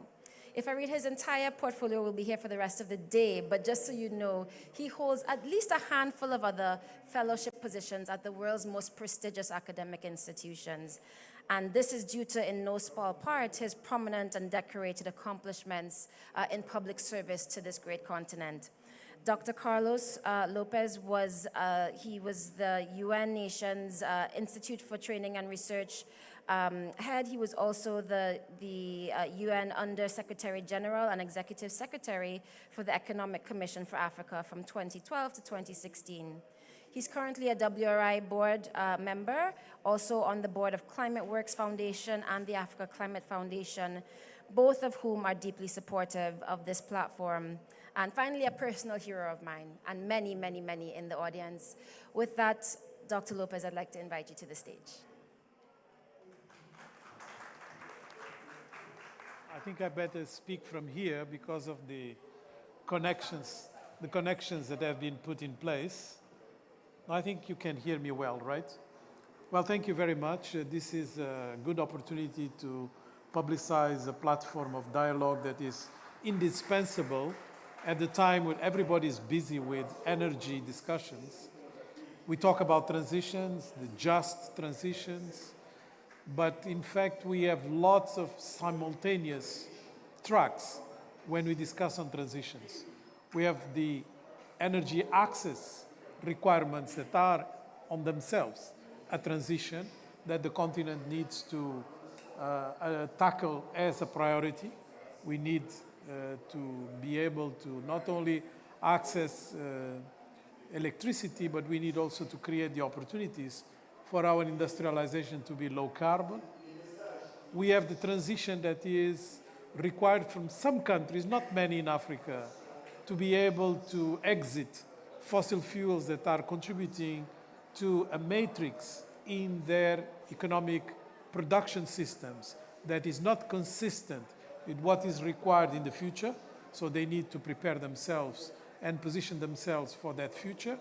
And we need also to make sure that is done with the just element in it that is always very complex, that we need to define in detail. That's why these dialogues are extremely important. And finally, we have also the transition for us to take advantage of opportunities of the new economy where Africa can play a critical role because of our renewable energy potential, not only in terms of the traditional renewables like hydro, like solar, wind, but also geothermal more and more importantly, the opportunity that is coming with green hydrogen. So all of these transitions are part of our dialogue and our discussion. I like to say that if we take into account the emissions of the continent and what we are capable of sequestrating and absorbing, we are the only continent that is net zero already. So we have the moral high ground to discuss about transitions, knowing that we are already net zero. We are net zero because of default reasons, not because of choice. And these default reasons are also responsible for degrees of inequality that are quite familiar to you. So how do we combine the two? I think the most important message is for us to be clear that we can no longer discuss development without climate, and we cannot discuss climate without development. They have become one and only opportunity for us to do the right things. So we have to mix the two and stop seeing these two tracks as competing with one another. But in fact, the reason why we have such an impression is because we have such a lack of climate finance. And each time that numbers are thrown at us, pledges are thrown at us, we go into the statistics about ODA, because there is no climate finance that is coming to Africa that is not ODA labeled. Then we discover that ODA, instead of increasing, is actually decreasing, which means that we have been in the business of relabeling rather than making additional money available in concessional terms. So Africans have to wake up and say, first, if that is the reality, it determines to a large extent what should be the negotiating tactics of the Africans in fora like this one, like COPs. But this is not going to change our fortunes. What is going to change our fortunes is the capacity for us to mobilize domestic resources for our own transformation. And let's make no mistake of putting the priorities in the wrong place. If we are going to mobilize our domestic resources, we cannot do it with the current regulatory system that is disincentivizing some of the tax opportunities that the Africans have. So I like to call that agenda as the tax sovereignty agenda. We need much more incentives in the current regulatory system internationally, and that's a secondary battle that we have to gauge that is extremely important. So these dialogues are an opportunity for us to identify entry points at that level, international, but more importantly at the national level, because it is at the national level that we can do the part that is within our reach and that we control. And there is plenty we control. For instance, sometimes we are told in African countries that, you know, if you go and invest on gas as a transitional energy, this is going to be a stranded asset. Of course, the problem is that sometimes we think stranded asset is just physical. I'm more concerned with the stranded asset from a financial point of view, because we are getting into financial engineering that is locking us way beyond what we can take as advantage of investing in such opportunities. So the question is, how don't we immediately move into renewables? And here is the problem of financing. How do we get more opportunities for raising capital? Raising capital not because we need ODA, that's different, but raising capital because there is a very good return on investment. And that good return on investment is because Africa is the only continent that has the best conditions for the return on investment on renewables. All the others can do it, it will be more costly and less efficient. So we have to make that case. And making that case is a political negotiation, but it's also part of us educating everybody that is in this space and those who have to take the decisions to make the right decisions, because that's the only way we are going to be able to put our fingers into these opportunities that are economic. We have to make an economic case.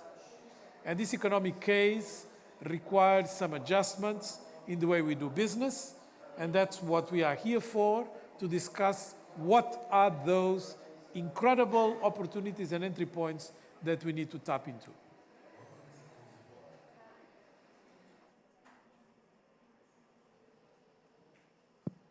Thank you. Thank you for that, Dr. Lopez.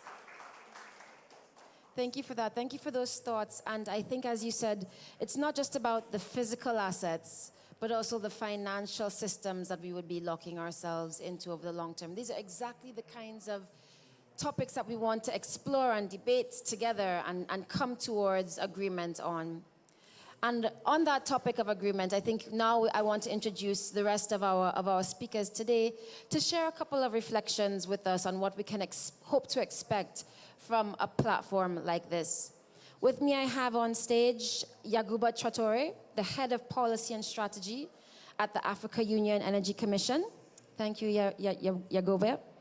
And we also have Lanre Shashor, the Senior Special Advisor at Sustainable Energy for All, who's been instrumental in supporting the governments of Nigeria, Kenya, and Ghana in designing their own transition plans. So I want to ask you both a question. I know we're short on time, Mary, so I'll keep it brief, but I want to ask all three of you a quick question. And perhaps, Yaguba, I will start with you, because you represent one of our leading Pan-African institutions. And although the exercise of developing energy transitions plans is deeply contextual and therefore deeply country-specific, some would say even more than just country-specific, there is still a lot of work that has to be done at the continental level, right? To lay the plumbing, so to speak, to allow us to leverage opportunities. So we're talking about regional grids, continental grids, an electricity market for the continent, the ability to do trading, so on and so forth.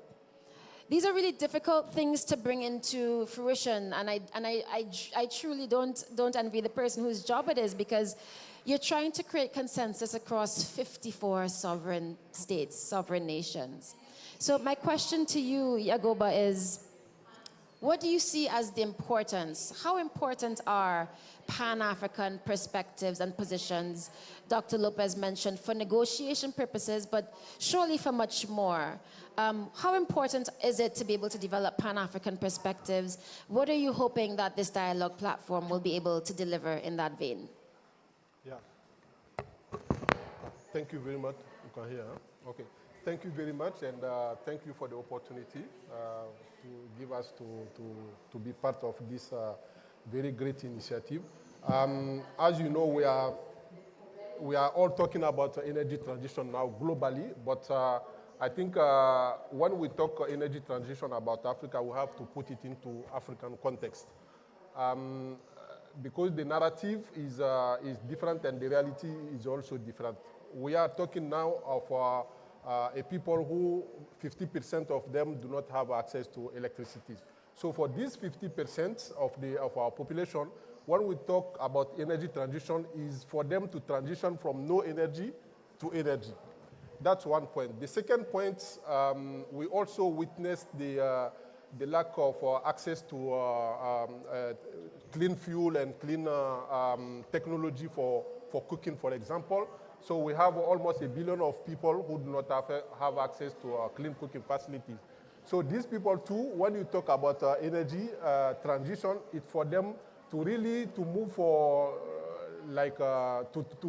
to be able to move to clean cooking technologies and fuel.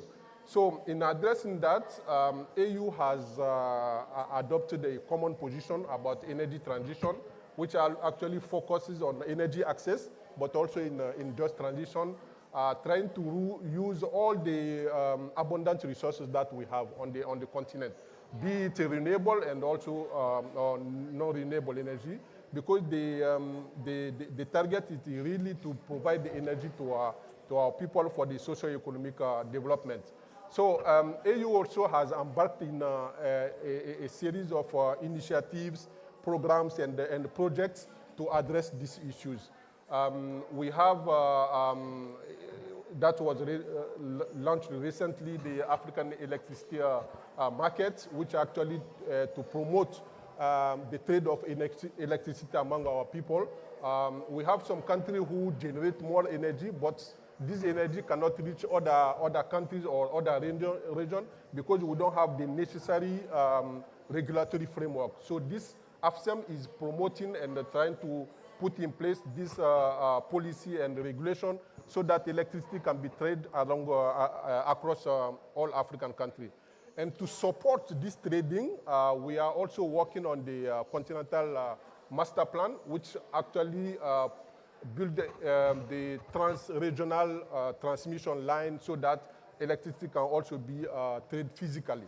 So in terms of generation, we have the Program for Infrastructure Development in Africa, which really focus on developing generation capacity of African countries so that we can address this, to increase the access to energy. So all this put together and considering the African common position, we are working on developing a very comprehensive strategic framework for African energy transition, which fits really African context.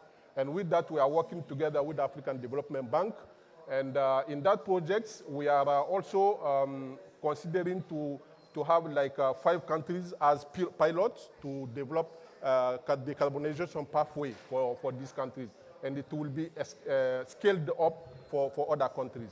So looking at all this initiative and the work that African Union is doing, we feel that dialogue, the dialogue that we are launching today will provide us a very good platform so that, first of all, we air the African narrative of energy transition. We also air the African position and African agenda in these areas. It also provides an opportunity for change of experience and also capacity enhancement. Because all this work that we are doing, the capacity building is very, very key, and we think that the platform provides also a very good opportunity for experience sharing and also for capacity enhancement so that we can develop our energy resources on the continent.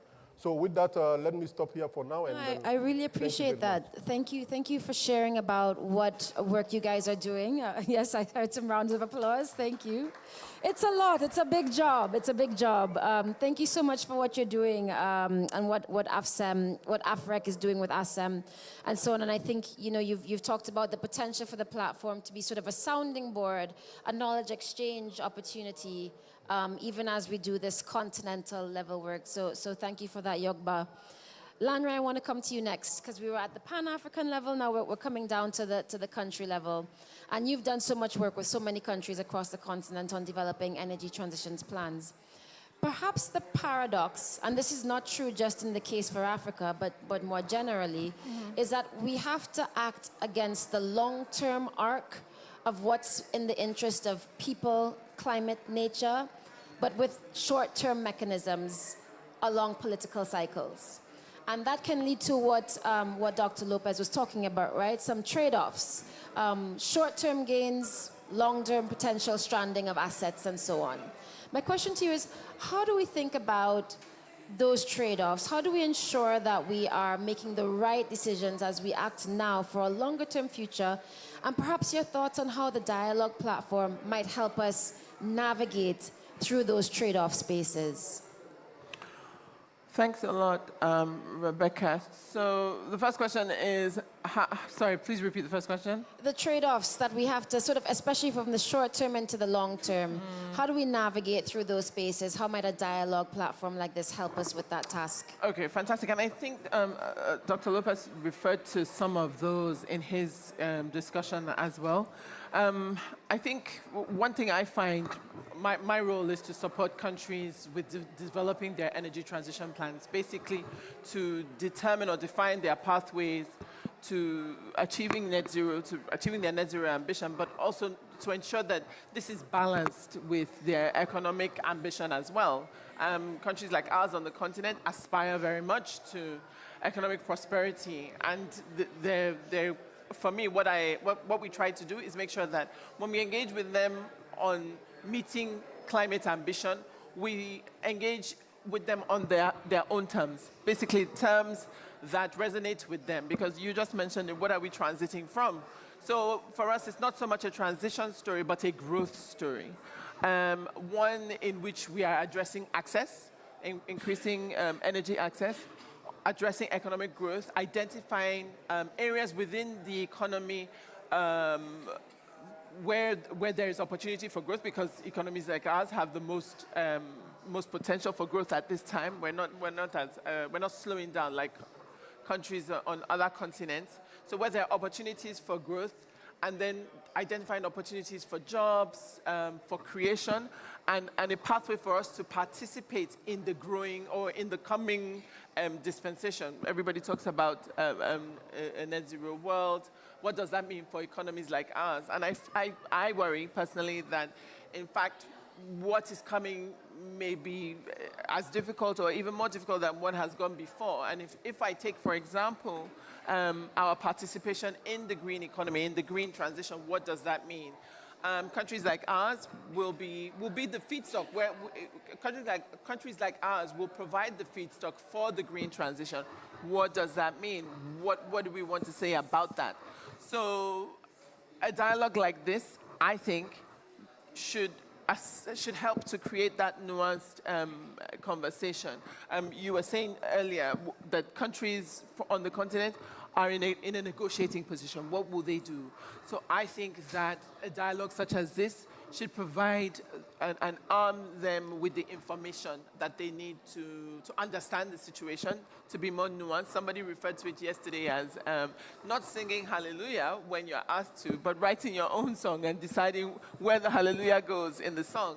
So I think that's really what we've got to do. I think a dialogue such as this provides the opportunity for us to do the research, provide the information, do the engagement at the continental level. We've already got the work that's already been done on the common position. I think that was done 2 years ago. That's very useful, but what does that mean? I fear at the moment that countries on the continent are too busy surviving, and I appreciate that. We've got to survive, but I think we have such a tremendous opportunity. If we're able to mobilize, especially with the partners of the pavilion, if we're able to mobilize and gather and arm them with the information, and so that we can prepare for what is coming. So I think that's something that the dialogue can do. I love that, Lanre. Thank you for that. A round of applause for Lanre. Thank you. Because as you said, we've got the common position. When we distill that down practically to the local level, what will it actually mean on the ground? I love the analogy of we not only have to sing from the same hymn book, we need to compose the hymn first. So this is a way to help us do that. Thank you for that. So we've gone Pan-African, we've gone continent, we've gone country. Why dialoguing about transitions issues is important. Dr. Lopez, I want you to take us back into the stratosphere of the global. We were chatting this weekend, and you said something that has stuck with me the entire COP so far. You said, we're having a conversation about international finance reform that centers development debt and therefore financial debt. And you said if we were having a conversation about climate debt, the tables would perhaps be turned and we'd be having a very different conversation, and maybe different people would be in the hot seat. And I've been thinking about that a lot this week. My question to you is that moral rhetoric, or is there genuinely a way to transform the conversation that we're having in this global space? How can the dialogue platform that we're talking about position Africa as thought leaders, as the gold standard for genuinely changing the global narrative on energy finance? Well, we are here in the Africa Pavilion, and you know, Linus that used to be at the ECA when I was in charge would remember that there was a time we had even to fight to have an Africa Pavilion. It was not even an Africa Pavilion in the COPs. So it's a very long battle. There was a time where the champions of the cause of loss and damage were the Africans. Now, you see, we have just adopted it. So the Africans have been increasing their agency in this space slowly but steadily. And I think the Africa Climate Summit this year is a very good demonstration of that agency becoming a bit more structured.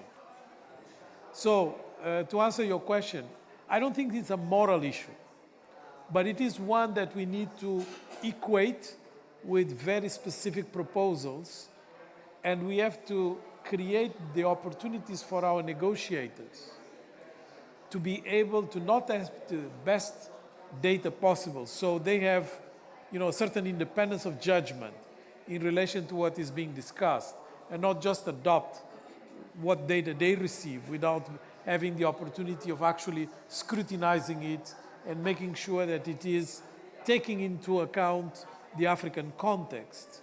But also for us to be able to articulate what we want specifically to change in the ecosystem internationally that is going to favor, not, as I said, Africa decarbonization, but rather Africa being part of what you term the growth story that is associated with green opportunities. Because that's really the way we can, instead of being moral, put it in the right context. We are net zero. The others are not. If they are not, and they have polluted, other regions have contributed to the mess that we are in, they have a climate debt. They have a carbon debt. We have a financial debt. And that financial debt is because of reasons I don't want to elaborate here, you are very familiar with. But if we just turn the tables, it's going to be a moral discussion. Instead, what we need to say is that that climate record and performance of Africa should be turned into great opportunities for investment.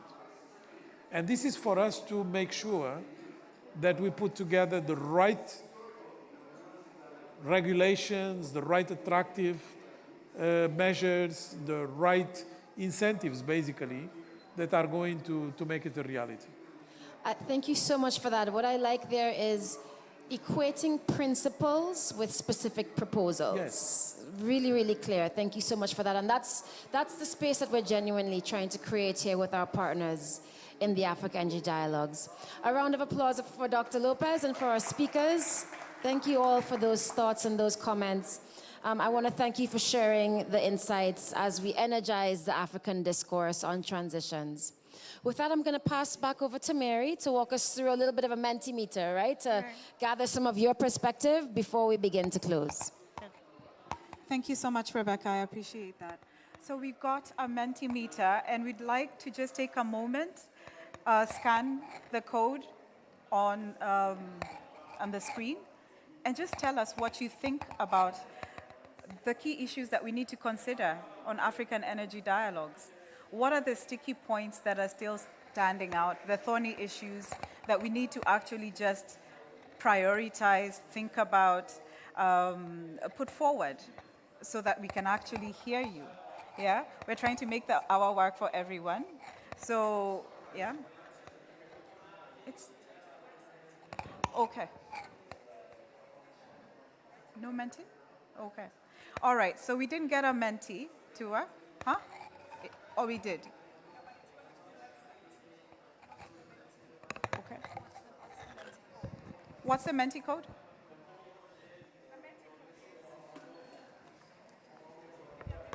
Okay. Sorry for the interlude.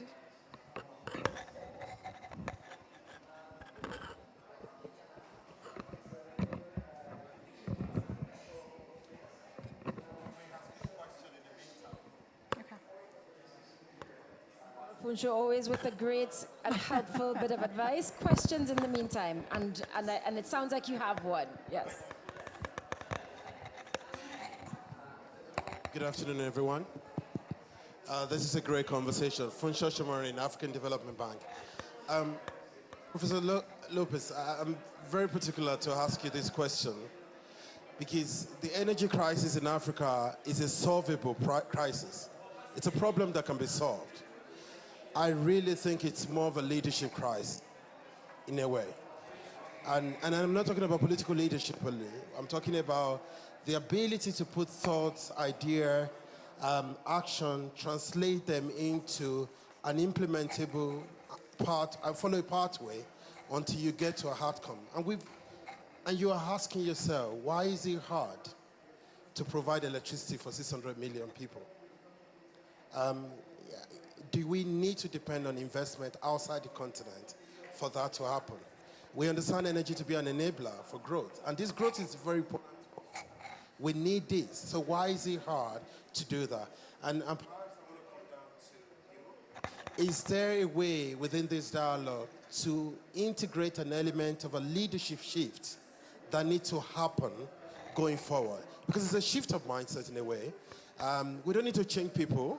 We just need to find a way to speak leadership to them, and perhaps that may help the conversation differently. So I really want you to bring that question of energy and leadership together, and perhaps for us the shift that is needed for the dialogue going forward. Thank you. All right. Really beautiful question. Thank you so much for that, Funsho.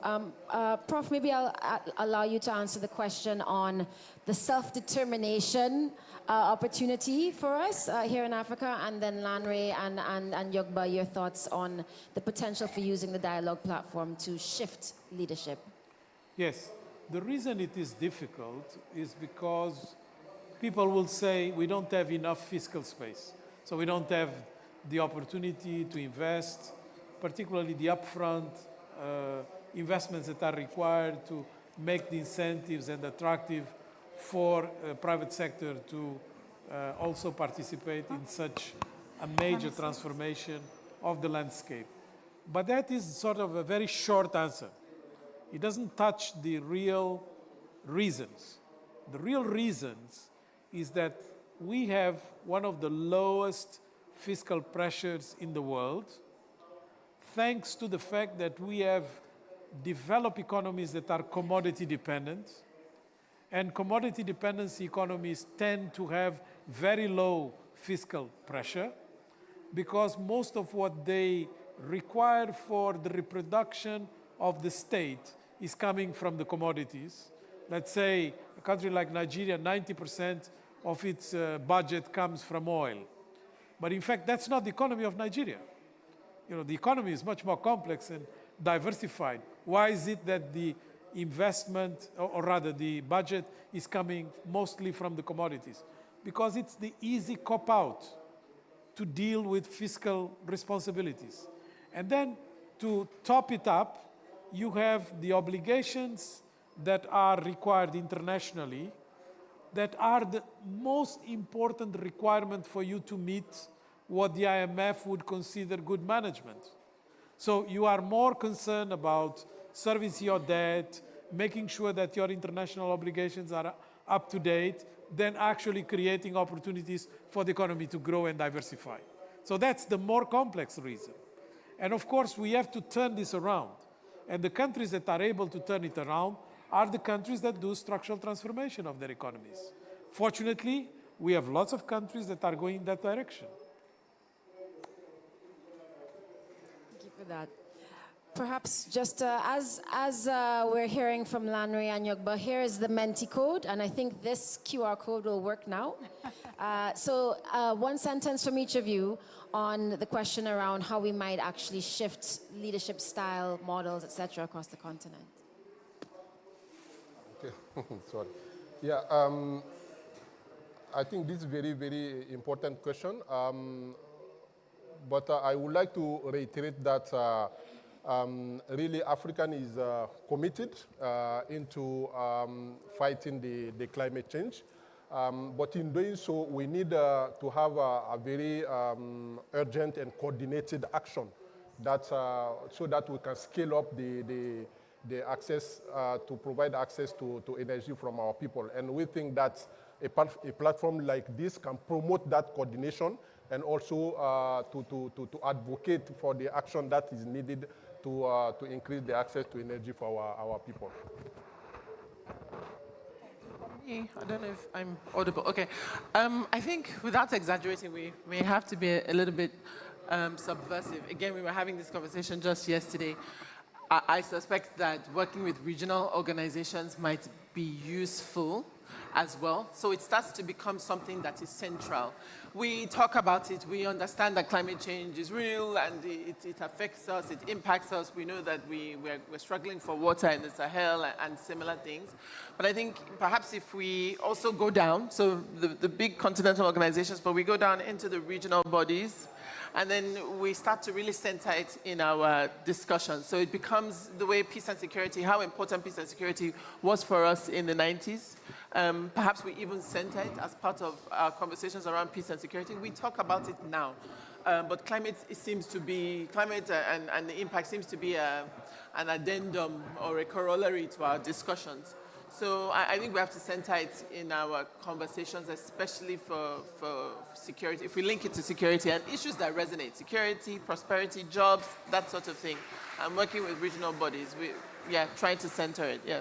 I like that, and it comes back to Yogba's original point about the potential for the platform to leverage other platforms and initiatives that are going on, be a sounding board, a way to get information in and out to our various initiatives, platforms, networks, etc., etc.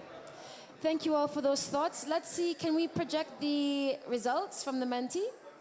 Will that come up? No, it won't. So, okay, all right.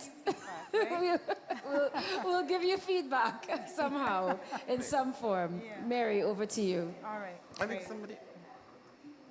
Okay, thank you so much.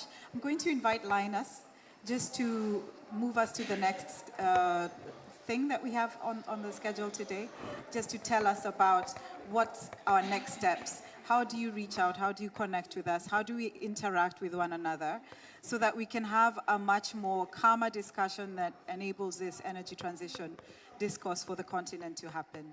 Yeah. Linus, please come up.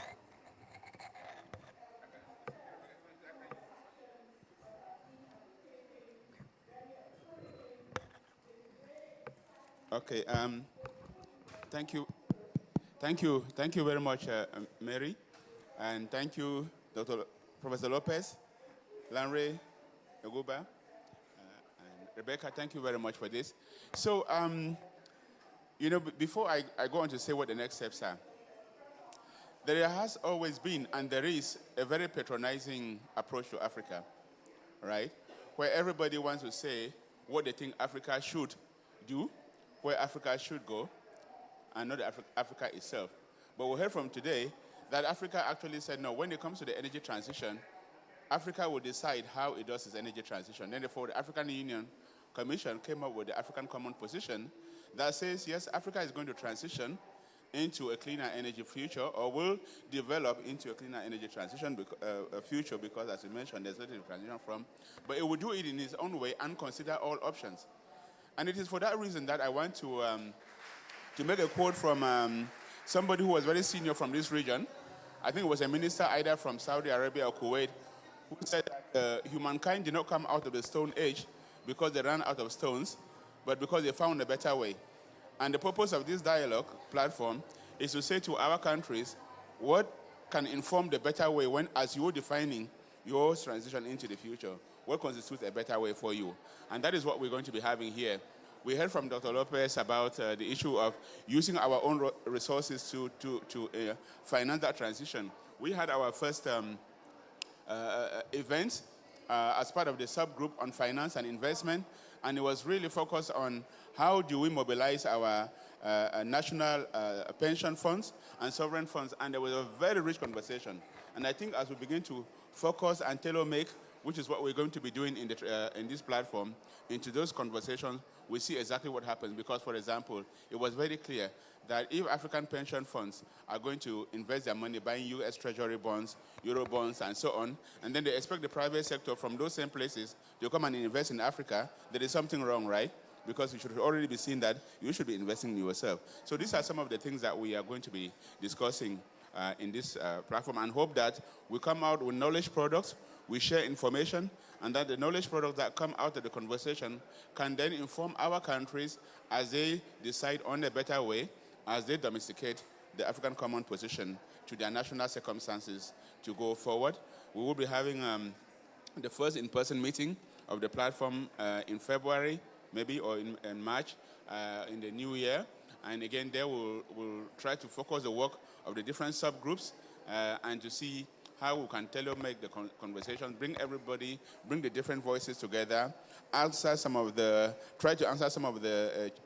challenges that Dr. Lopez highlighted in the opening address, and then see how our countries can really benefit. But we invite everyone to join us in this process, be part of that conversation, be part of the playing the devil's advocate, for example, right? Because I always say, people say, oh yeah, Africa can leapfrog. But I have a concern with leapfrogging.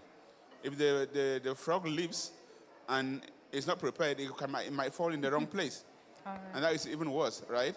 So what does it take to leapfrog and frog to land in the right place? We need this type of conversations to go forward. We're talking about opportunities for green hydrogen and so on. But do we have what it takes to do green hydrogen? I was part of a meeting with the Konrad Adenauer Stiftung. We went to Germany. We went to Jülich, one research institute. Its research budget is $1 billion a year. Do we have a single research institute in Africa on energy? Do we have a single research institute in Africa on hydrogen? Before we start talking about all of these things. So we need to bring all of these conversations so that our policymakers are really fed the right type of information to go forward. And we invite all of you to be part of that process so that we all do this together.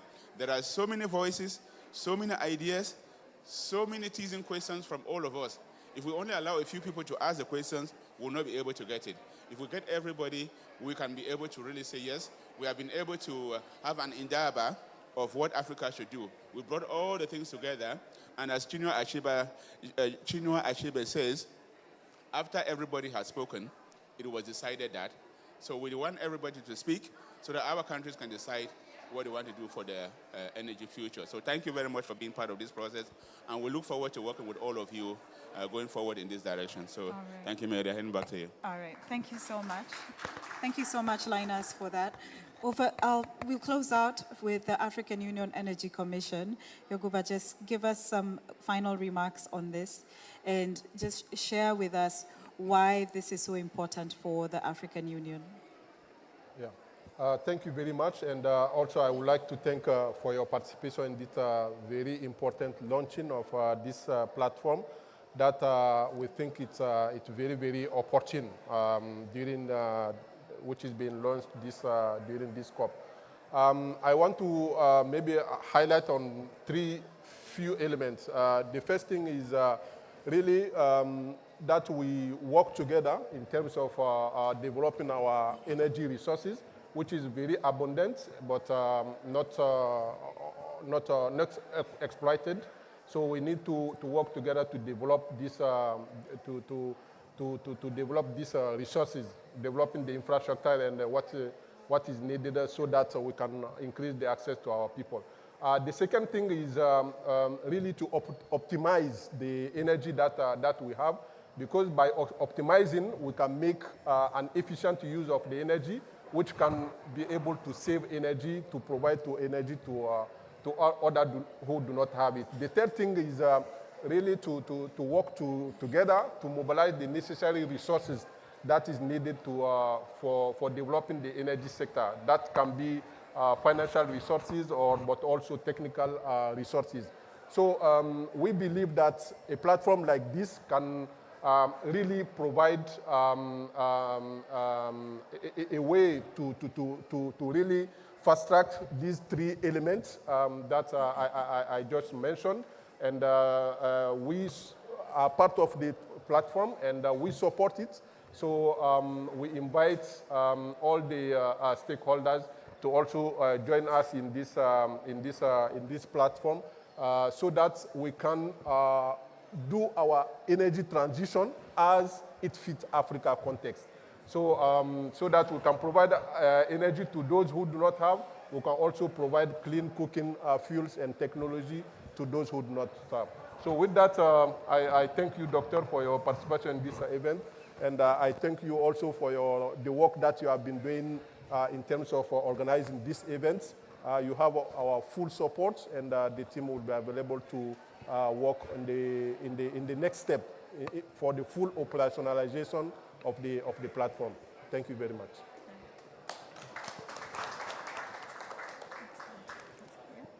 Thank you all so much for coming. We appreciate you. Reach out to me or our team at WRI, as well as any of the other teams on here about African energy transitions. And let's keep talking. Let's keep this exchange alive. Let's figure out how to make it work for our energy future. Thank you so much. Bye.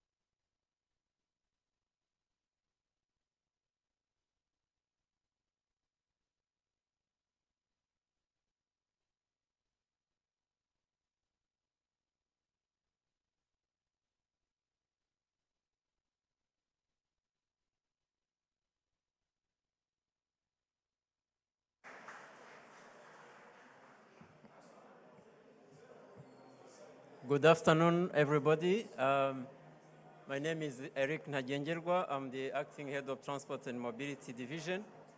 I'll be addressing you on behalf of the Dr. Amani Abu Zaid, Commissioner for Infrastructure and Energy. First of all, thank you, Lucy, for accepting to moderate this important session. I also recognize our director, he's here, of Infrastructure and Energy. I want to also recognize ITDP and our partners, Senegal. We have also the International Union of Railways, which are our key partners. So straight to the opening remarks.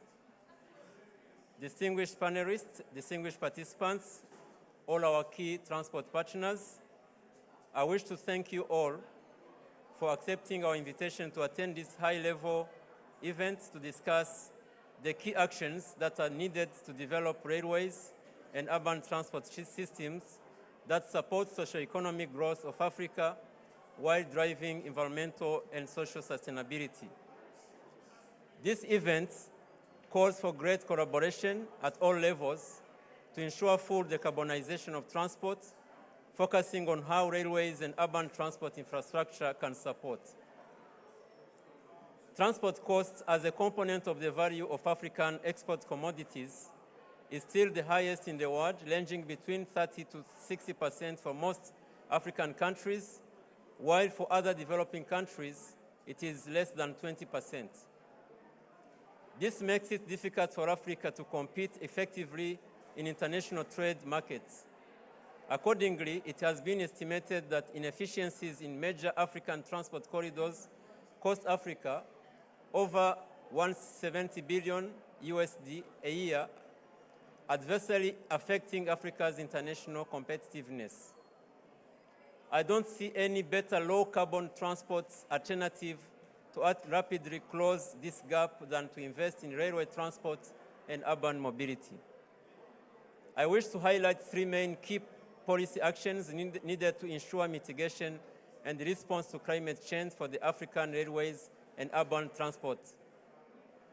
First, from the resolution of the COP27 in Sharm el-Sheikh in Egypt, it was clear that efforts to develop transport sector and to reduce its carbon footprint should be to shift to less polluting transport systems in our path to zero emissions by 2050. Innovation in railways and electrical vehicles, together with the development of greener and smarter African cities, as well as the management of motorization on African road network, is among the African Union key priorities. A fair question is to ask ourselves whether women are being equipped and empowered to be part of these actions. This event provides an opportunity to reflect on this frame and interdependence of gender equity, climate change, and transport.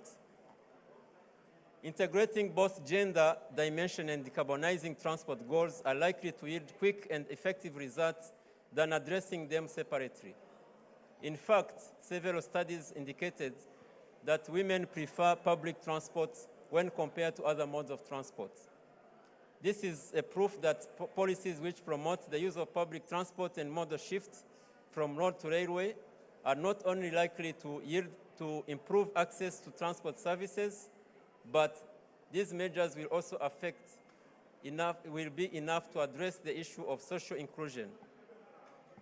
The second element I want to highlight is that with the perspective that transport sector accounts for almost 1/3 of the global energy consumption, road transport accounts to about 25% of the global greenhouse gas emissions.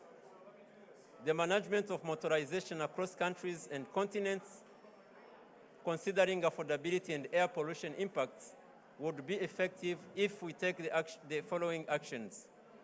Adopting policy options aiming at quick wins, like setting national standards on vehicle age restrictions and emissions to limit and ultimately eliminate vehicles that do not meet quality standards on our road network. Number two, reduce the dependence to private motorization and explore transit-oriented development approach in urban land use planning. Provide deliberate incentives for electric vehicles in our road network, but more importantly, plan to ensure effective share of our travel demands are met either by public transport or by rails. I believe we all agree that railway transport is a catalyst in reducing transport-based emissions, but this belief needs to be embraced at all stages of rail development and operations to maximize the benefits.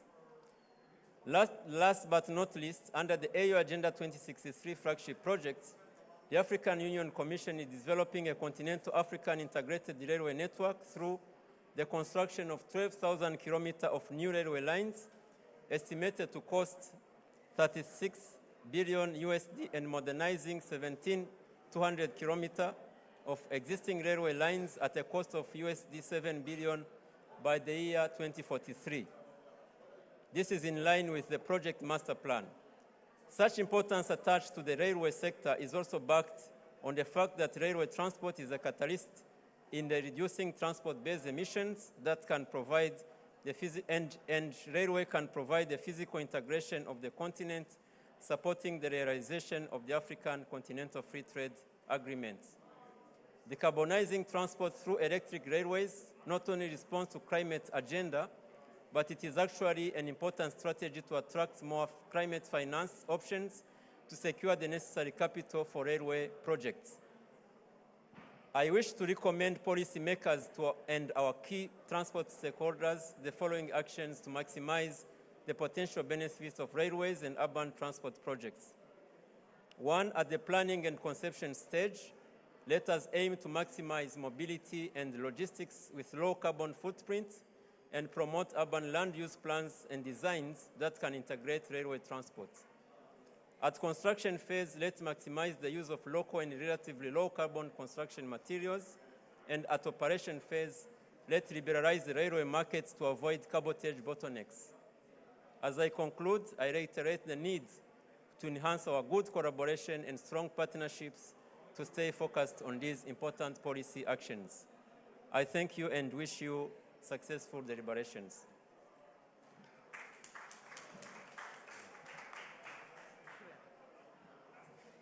Thank you so much. It's really great to open up with the Commissioner and her wise words. And I think while she couldn't be here, making sure that she's bringing up the gender agenda and really passionately being behind rail and the transformation in urban transport is really, really exciting to hear.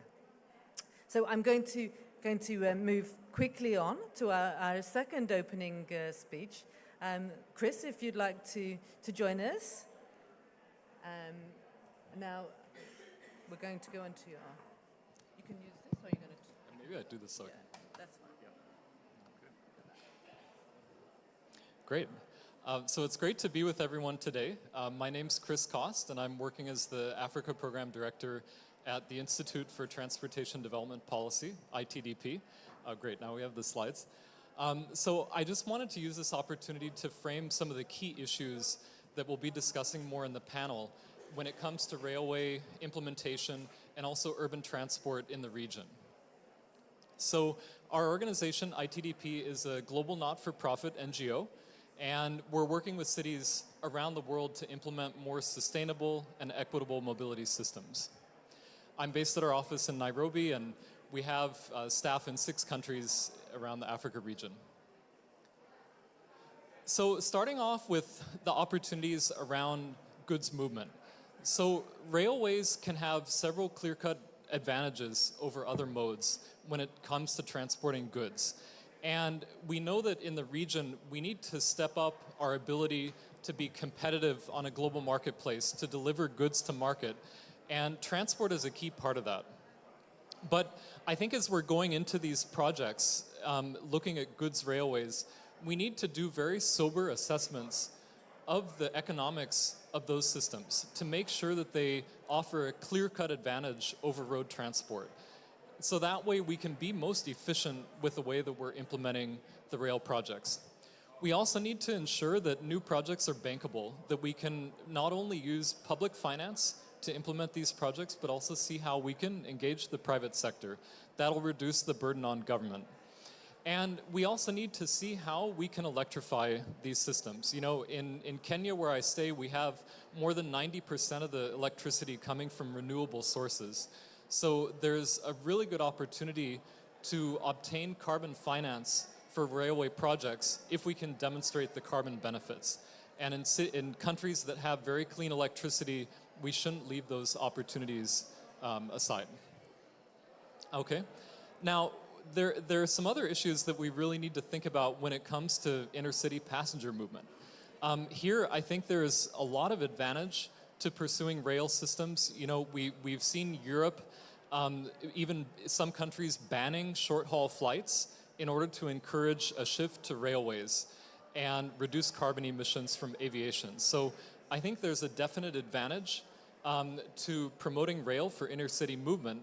But we need to think about how we're designing these passenger trains in order to actually serve people well.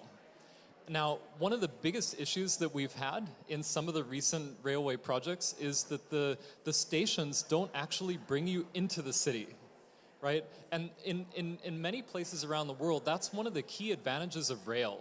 You know, you don't have to spend an hour or two, you know, getting out of the city to a far-flung airport, you know, spending time going through security. You just go straight to a station that's conveniently located downtown, and you're able to get on your way. So we need to make sure that the terminals are well located. You know, this station in Morocco is right in the downtown, and it gives people good access in Tangier. So we also need to think about the intermodal connections. You know, what happens after you get off of the intercity train? Do you have easy access to a BRT, to a tramway, to local bus service in the city? Or are you left somewhere in the lurch where you don't have good last mile access? So thinking about all those dimensions when we're implementing passenger trains will make these systems a lot more successful, and they'll mean that there'll be systems that don't only serve people with low incomes, but they can really serve everyone, okay? Then we come to urban mobility. And here we've had a lot of challenges in African cities. You know, too many of our cities are still investing in roads for cars. You know, that's seen as the solution. We're building elevated highways, we're doing road widenings, thinking that that's going to be the solution. But this only brings a very short-term benefit, you know, because those roads quickly fill up with more cars, and we're right back to the same level of congestion, but with more vehicles stuck in traffic. So if we want to start that journey toward low-carbon mobility in our cities, we need to really curtail those investments in car-centric infrastructure. And we need to look at these alternatives instead. So working with the public transport industry, in many cities, it's the informal sector that's operating on the target system, so we don't have proper labor standards, and we're not able to provide good service to passengers. So we need to transform the business model in public transport and start to formalize the systems. And on main corridors, we need to implement high-quality BRT or other rail-based systems. We need to have good last-mile access through walking and cycling facilities. We need to work on managing travel demand through parking. We need to integrate land use and transport better. And we need to think about how we can electrify urban transport, especially the public fleets, taxi fleets, motorcycles, and buses, these modes that are used the most in African cities. And we need to have good planning so that cities have roadmaps for how to invest in these modes. Now, at ITDP, we've done some modeling together with University of California, Davis, to look at the impacts of different choices in urban mobility over the coming decades. And what we found is that if we just focus on electrification, that will bring some benefits, but it won't get emissions down to the level we need to achieve to meet the goals of the Paris Agreement, to stay under 1.5 degrees Celsius. So we need to work both on electrification and on mode shift. And if we do those two things together, then we can get emissions down quite substantially and actually achieve the climate goals for the region. Okay, yeah. By 2050, it could be a 420 million ton reduction in annual greenhouse gas emissions. This is what it looks like on the ground. This is one of the complete streets in Dar es Salaam where ITDP helped to implement this system. It has wide walkways, it has continuous cycle tracks, and it has the dedicated space for mass rapid transit so that you get public transport out of traffic congestion. And it still has room for mixed traffic, but that's not the dominant mode on the street. Yeah, and as we're thinking about the implementation of public transport in cities, whether it's a bus system or a rail system, we need to make sure it's designed well. And the starting point is being really deliberate about our decisions about what mode to implement where. On high demand corridors, cities like Cairo really require metro systems to carry the number of passengers who need to move. There are other corridors where a BRT can be adequate to carry the volumes, and you can do it at a lower cost. And whatever mode it is, we need to make sure that we hit these key criteria for design. So we need to have dedicated space in the roadway, so vehicles shouldn't be operating in mixed traffic. We need to have those dedicated lanes in the median. I think if some of you saw the tramway in Dubai, it's operating way on the side of the road. Has anyone ridden on it yet? Yeah, so you may have noticed that it has all these right turns, like cars are always crossing the tramway tracks, and that slows down the service, right? So we need to get those lanes into the median of the corridor so that the service can run well. Also having platform level boarding so that I see even some metro systems in different cities are built with the train at a different level from the platform. So we need to stop doing that. Let's have level boarding in our systems. Having off-board fare collection so that you have transparency in revenue collection, and then making sure that the intersections are designed well so that you don't have all those delays like what we've been seeing on the street here. So let's see that transformation. Let's move from building cities for cars to building sustainable cities where we invest in mass rapid transit, we think about land use transport integration, and that way we can meet the climate goals that we have and also have better quality of life for everyone. Thanks.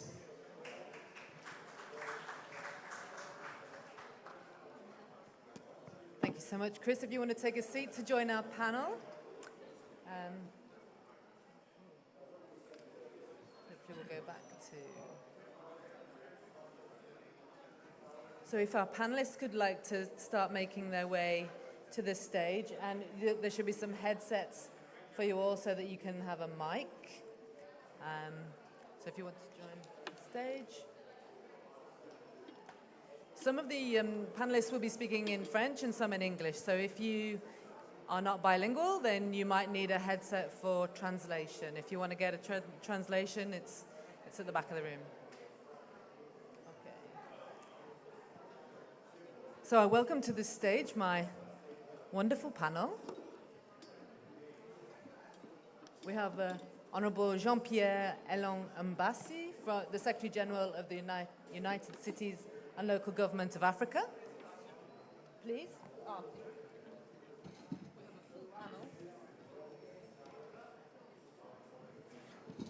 Christopher Koss, who we've already met, from our Africa Program Director from ITDP. We have Harold Reutjes from DG Move, Acting Deputy Director General and Director for Investment, Innovation and Sustainable Transport. And Mr. Ndaye, Director General of the RAN Transport of Senegal. And Mr. Abu Ndene Sall, Director General of the National Railway Agency of Senegal. So that's Centaur. So welcome, panelists. We'll give them a moment to get mic'd up and comfortable. So I'm going to talk to the panel with a few questions, but we'll also have opportunity for you to ask questions from the floor. So start to think about what questions you might want to ask this fabulous panel. Okay, we're all comfortable. I'm going to start at this end, if that's okay, and we'll work along. Would that be okay? I'll start with you, if that's okay. Yeah, well, I will ask a question. So we've been talking, we've had a little introduction now, haven't we, about the context and some of the real opportunities in transformation for rail and for urban transport more broadly. So I want to just, start positively about these opportunities and really explore those. So I want to hear from you all. What do you think from an energy demand and an emissions avoidance point of view, what are the opportunities really in Africa? Particularly when we're talking about a shift to rail and a shift to more active travel. Well, shift to rail. For me, it's a matter of capacity. But we know that any city that has more than 2 to 3 million people, the more efficient way to move the people is through rail. But rail is very expensive. So for us, we think we should be avoiding long distance between the place people live in, the place they trade, the place they work, the place they go to school, the place they go to health services and other amenities. So planning for us is key. But our city's growth is around, still now, around 5% per year. 5% per year means doubling of the population of the cities every 15 years. If you take a megacity like Lagos, 20 million people, 5% growth means year in, year out, 500,000 people additional each year. I don't know of a system that can manage to organize commuting people in this speed. That's why I really appreciated, we were in a different session previously on the same matter.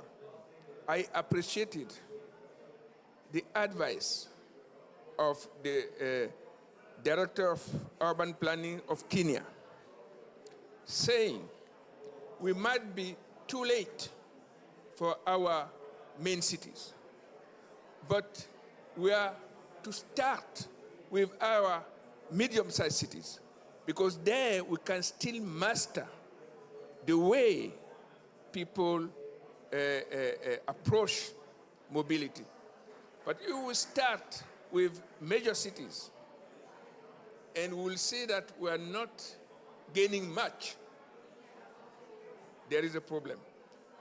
What also I picked from a colleague from CETUD in Dakar is that only 5% of Africans move with individual cars, meaning we have a space to try to get the public transportation something that is accepted, including by the wealthiest, provided it is organized with a comfortable means of transport, and BRT seems to be one of the solutions to embark into that.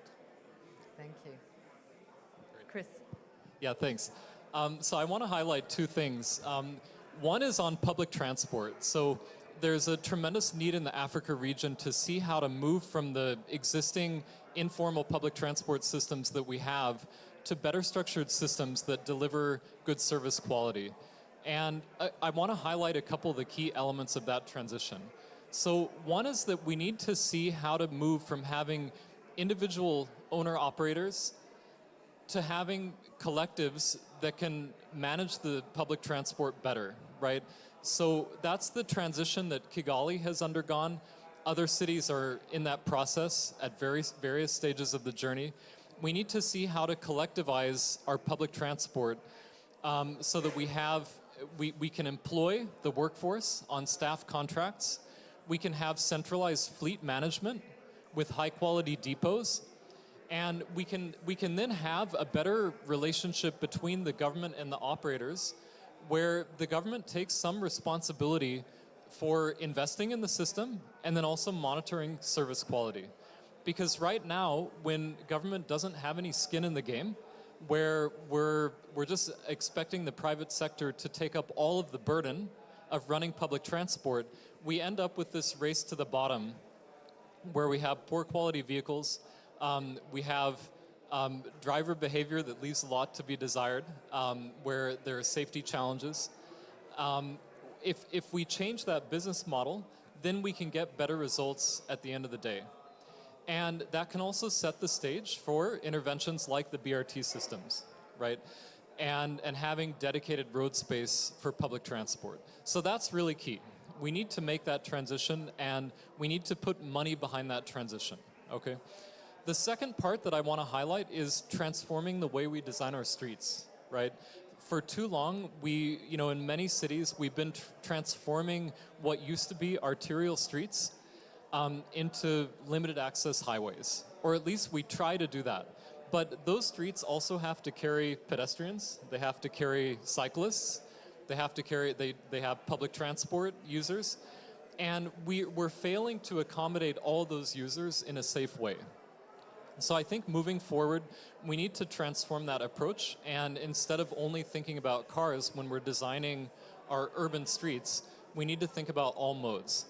And part of getting there is having good design standards. So we've been working in Ethiopia, Kenya, Rwanda, several countries around the region, and what we found is they're all using really outdated American-style highway design standards.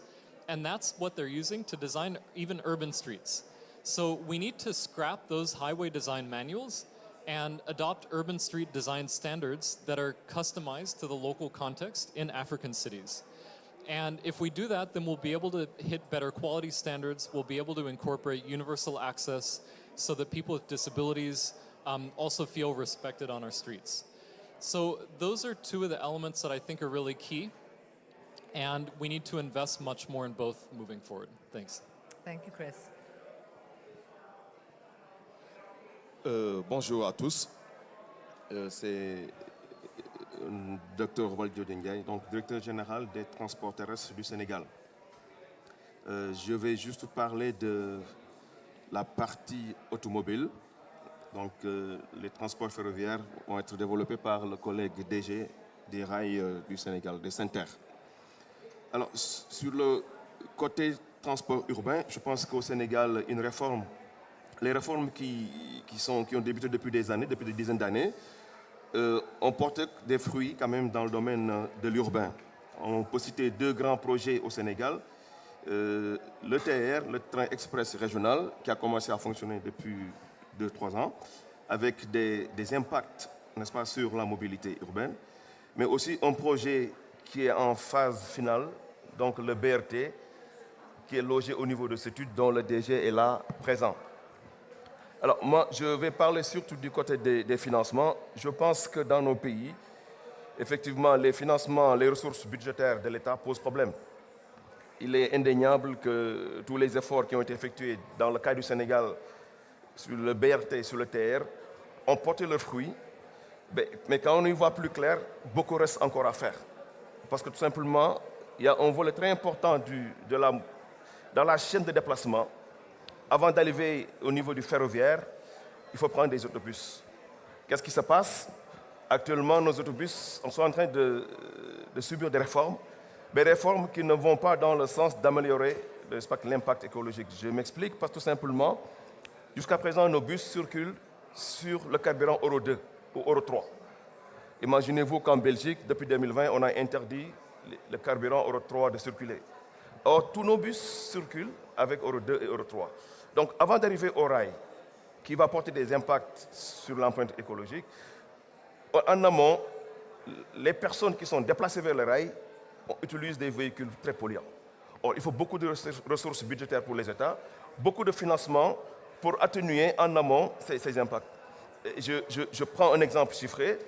Au Sénégal, à part bien sûr les 100 bus électriques qui vont circuler avec le BRT, il n'y a aucun bus, minibus ou bus urbain électrique.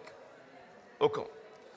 Le seul modèle qu'on a en hybride, ce sont les taxis urbains qui desservent l'aéroport.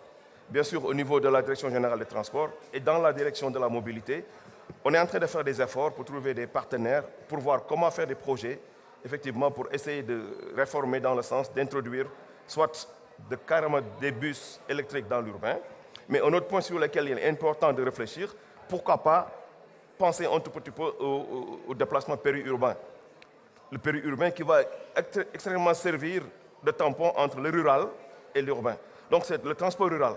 Le transport rural est négligé, on parle d'urbain, mais le transport rural périurbain contribue un tout petit peu à cette destination.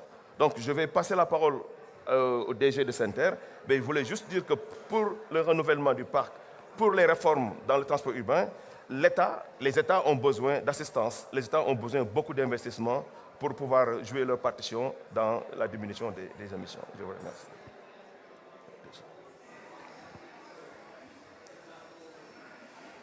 Merci. Je suis Abdoulaye Sall, directeur général de Center, Société nationale de gestion du patrimoine du TER. C'est une nouvelle création au Sénégal. Comme vous le savez, nous avons un TER, vraiment un train qui fait quand même la fierté du Sénégal. Il faut souligner que c'est sous le magistère du président Macky Sall que la problématique du transport de masse a été replacée au cœur des politiques publiques avec un diagnostic en amont dans le cadre de notre PSE. C'est à sa vision que nous avons le TER et le BRT, des infrastructures de transport de masse qui sont rapides, qui sont capacitaires, qui sont structurantes et qui vont révolutionner la mobilité urbaine au niveau de Dakar. Si vous connaissez Dakar, Dakar est une ville, c'est presque une presque ville. Dakar, c'est 0,3% de la superficie du Sénégal. Et Dakar abrite au moins 25% de la population. C'est 25% de la population qui sont concentrés sur une superficie de 0,3% du Sénégal. Ce qui fait qu'il y a vraiment un dysfonctionnement grave. Il faudrait créer des moyens de déplacement de masse. Créer des moyens de déplacement de masse. C'est pourquoi nous avons quand même imaginé ce TR-là, ce TR et le BRT. C'est une dorsale quand même qui permet de transporter 85 000 personnes par jour. Donc depuis l'ouverture du TR, nous avons transporté 38 millions de personnes. Nous avons transporté 38 millions de personnes. Nous faisons des recettes importantes, près de 65 millions de francs CFA de recettes par jour, qui à peu près quand même nous fait un retour sur investissement. Au moins, on a un équilibre financier sur le transport. Pour la première fois, la compensation tarifaire est à l'ordre de 50%. Vraiment, c'est un grand projet qui a été conçu pour faire le maillage. Par exemple, pour faire le maillage, il faut sortir de Dakar, aller à Diamniadio. De Diamniadio, on va aller à Mbour. De Mbour, on va aller à Thiès. Nous aurons le triangle de la prospérité de Dakar. Dakar, Diamniadio, Mbour. Parce que Mbour, c'est là où est concentré le parc touristique. Et il y a Thiès qui va devenir un parc industriel. Et il y a Dakar qui était la grande ville du Sénégal. Mais sinon, c'est la vision du président, c'est un maillage ferroviaire pour abandonner quand même le transport de véhicules, pour permettre à l'ensemble de la population de se faire transporter en chemin de fer qui est beaucoup plus sécuritaire, qui est beaucoup plus démocratique. Donc nous avons un programme important de relance du chemin de fer, surtout du chemin de fer qui va circuler avec de l'énergie électrique. Au niveau du chemin de fer qu'on a commencé, nous avons acheté du matériel bimode qui marche avec l'électricité et qui marche avec le diesel. avec les diesels. On avait anticipé, parce qu'on ne savait pas que le président Macky Sall allait quand même résoudre le problème énergétique au Sénégal. Parce que le problème de la production d'énergie a été résolu au Sénégal. Actuellement, nous sommes à 35% d'énergie propre. 35% d'énergie éolienne et solaire, d'énergie propre sur la masse. Deuxièmement, nous sommes en surproduction. Parce que avec le président Macky Sall, nous avons quitté à peu près 500 mégas. Nous sommes actuellement à 1600 mégas. Alors que la demande maximale, la pointe, c'est 900 mégas. Donc nous avons une production supérieure à la demande maximale, avec un mix énergique extrêmement important, avec 35% d'énergie propre, à des coûts très compétitifs, parce que nous arrivons à produire à peu près à 60 francs le kilowatt. 60 francs le kilowatt. Donc c'est l'autre production, les 65% de la production qui sont avec les énergies fossiles. Mais sinon, on est en train de travailler pour faire une transition énergétique, pour vraiment renforcer le parc de production pour l'énergie durable. Donc vraiment, actuellement, nous sommes même sur le grand ferroviaire, nous sommes en train de changer pour transformer. Pour transformer, acheter, parce que le rail est là, il faut simplement transformer le matériel pour pouvoir le changer en matériel électrique. En matériel électrique, et nous avons vu que quand même, il y a des gains extrêmement importants en termes d'économie de CO2. Par exemple, si vous prenez le terre, le terre seulement, nous transportons 80 000 voyageurs par jour et déjà 38 millions de voyageurs, ce qui représente une économie CO2 estimée à 225 tonnes de CO2 par jour, soit un total de 1000 tonnes CO2 d'équivalent CO2 depuis l'ouverture du terre en janvier 2022. Et ces résultats sont communiqués en direct à la gare de Dakar auprès du grand public via un panneau numérique intégrant un compteur en temps réel et des économies d'émissions de CO2. Vraiment, les gens sont là, ils constatent que s'ils prennent le terre, ils contribuent aussi à lutter contre les impacts environnementaux. Vraiment, le terre a été une prouesse et nous sommes en train de développer, d'intégrer les derniers standards environnementaux dans la concentration, dans la construction de la société de transport. Par ailleurs, nous ciblons une certification ISO 14000 dès 2024, constituée notamment des démarches écologiques suivantes. Donc, il y a des démarches écologiques que nous sommes en train de faire. Et il y a aussi un projet de plantation important le long du corridor, parce que nous avons un corridor déjà de 36 km avec une emprise de 50 mètres. Et tout le long, nous avons quand même mis des murs tout le long pour vraiment sécuriser l'espace.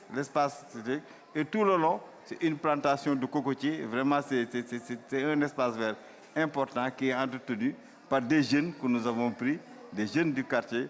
Vraiment, c'est une contribution extrêmement importante sur le volet environnemental. Merci.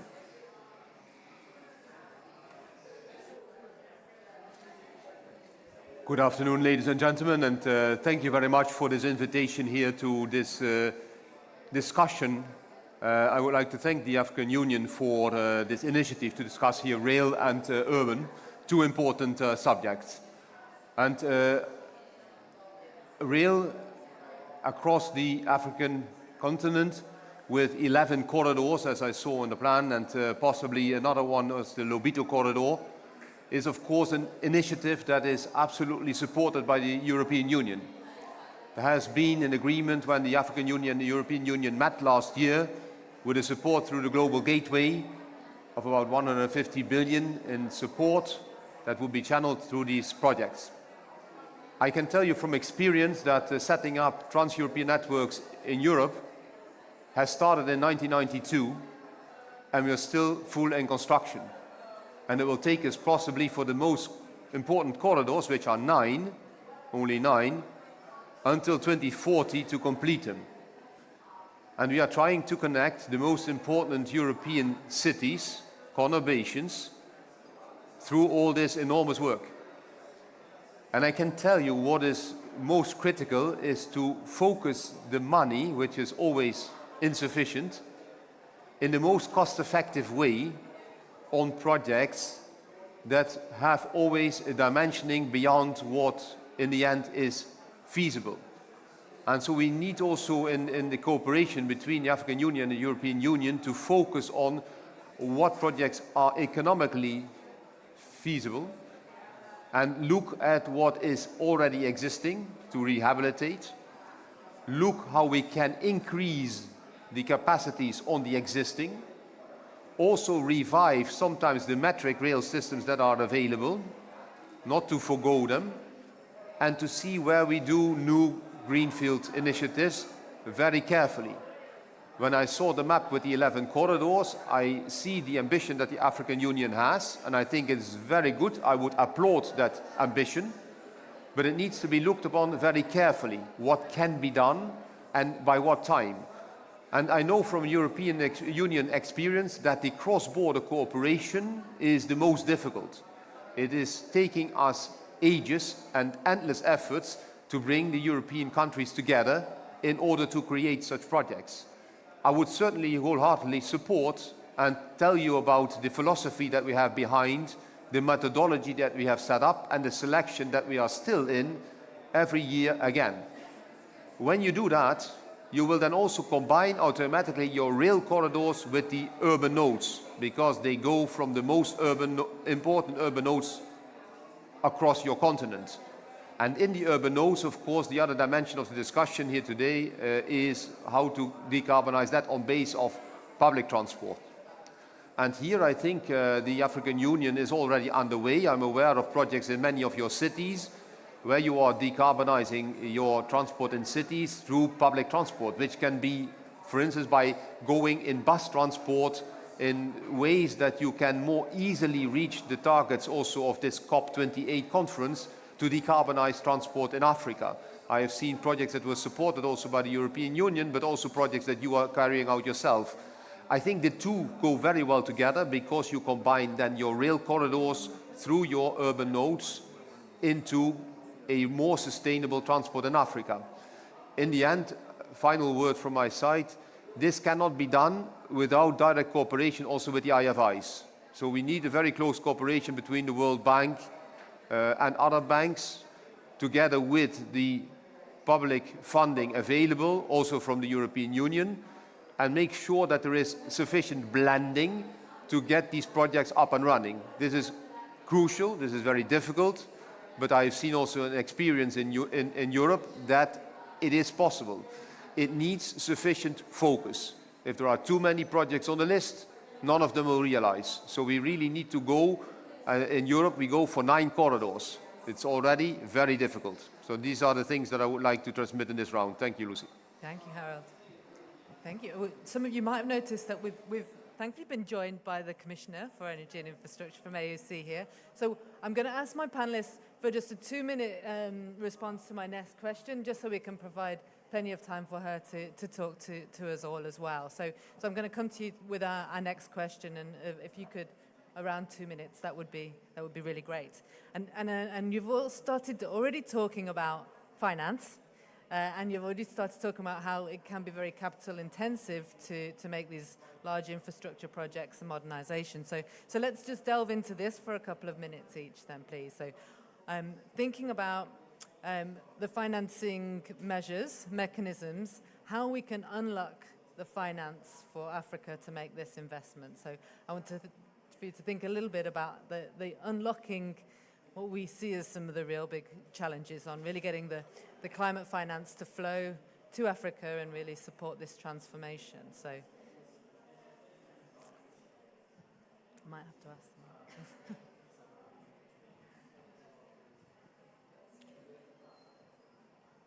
We don't understand why the flow is not at the level it should. Because in many instances, the return on investment in Africa is 2-digit. So it's very strange that people are not pouring in to invest in Africa. And you know that this is the development frontier of our time. We have a sort of misunderstanding of the risk in Africa. Apparently, the financial community rates the risk in Africa higher than it is really. And they are right when they say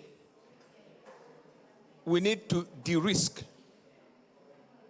So we need blending finance. And in blending finance, they say risk for you, benefits for me. While we are saying, let's partner. I like very much, for example, what the South African government has done. In many African countries, when you want to invest in cities, they tell you to go to the finance minister and have a guarantee from the state. In South Africa, they say no. Take your risk. Go to the local government, have the local government rate it, and make your deal. And the deal is do good and have money. And our places are the places where you can do good and earn money. So I don't understand this overstatement about the risk in Africa. This, maybe more literate people than me will argue, but frankly, mine is to say there is a need to have a different narrative on Africa and the risk in Africa. Great. So a couple of points from my side. One is that we need to be investing in the right types of infrastructure.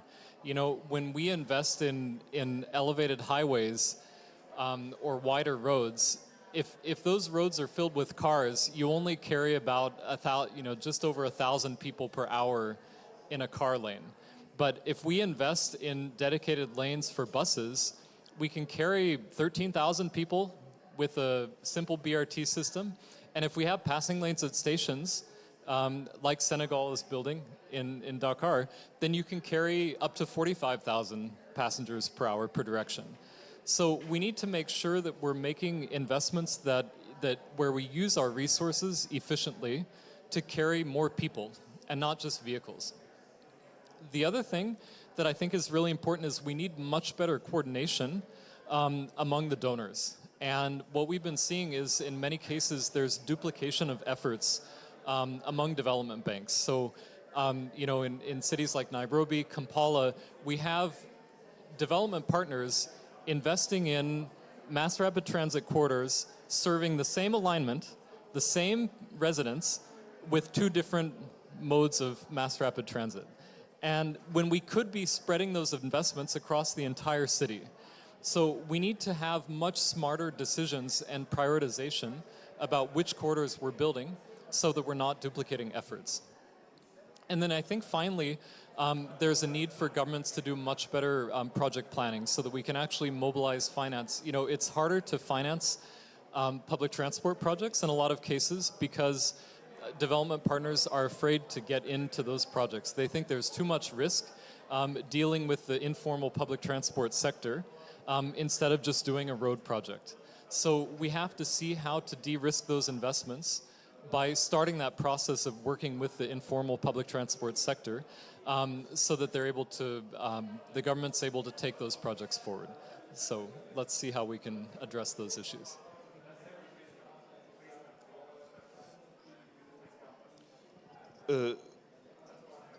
Comment déverrouiller le financement? C'est vrai que c'est une question qui a tout son sens dans le contexte africain. Parce que tout est problème de financement. Nous, quand on a essayé de répondre à la question, on s'est d'abord posé, c'est quoi le problème? Pourquoi la mobilité électrique ne se développe pas? À nos sens, il y a 3 points déjà. En Afrique, on ne produit pas de véhicules électriques. Donc tous les véhicules électriques sont importés. Et au Sénégal, le coût d'un véhicule importé à peu près coûte 70% pour la transaction douanière du prix. Donc un prix élevé. Un deuxième point est aussi l'électricité coûte cher.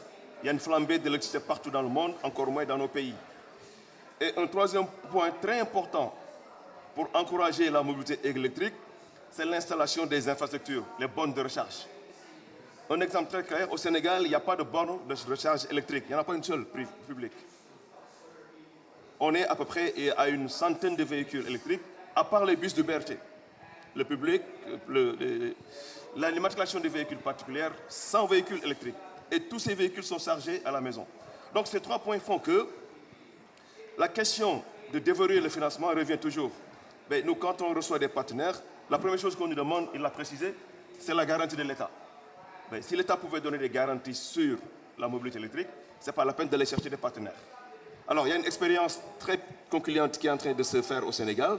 Un privé qui a investi sur la mobilité digitale avec à peu près une quinzaine de véhicules électriques. Et on est en train de construire ensemble des données. Mais les premières données montrent qu'effectivement, avec une possibilité réduite d'un parc, sur un rayon pas très compliqué, le véhicule électrique peut être beaucoup plus rentable que les taxis qui circulent avec l'énergie thermique. Ça, c'est une première conclusion qu'on peut tirer.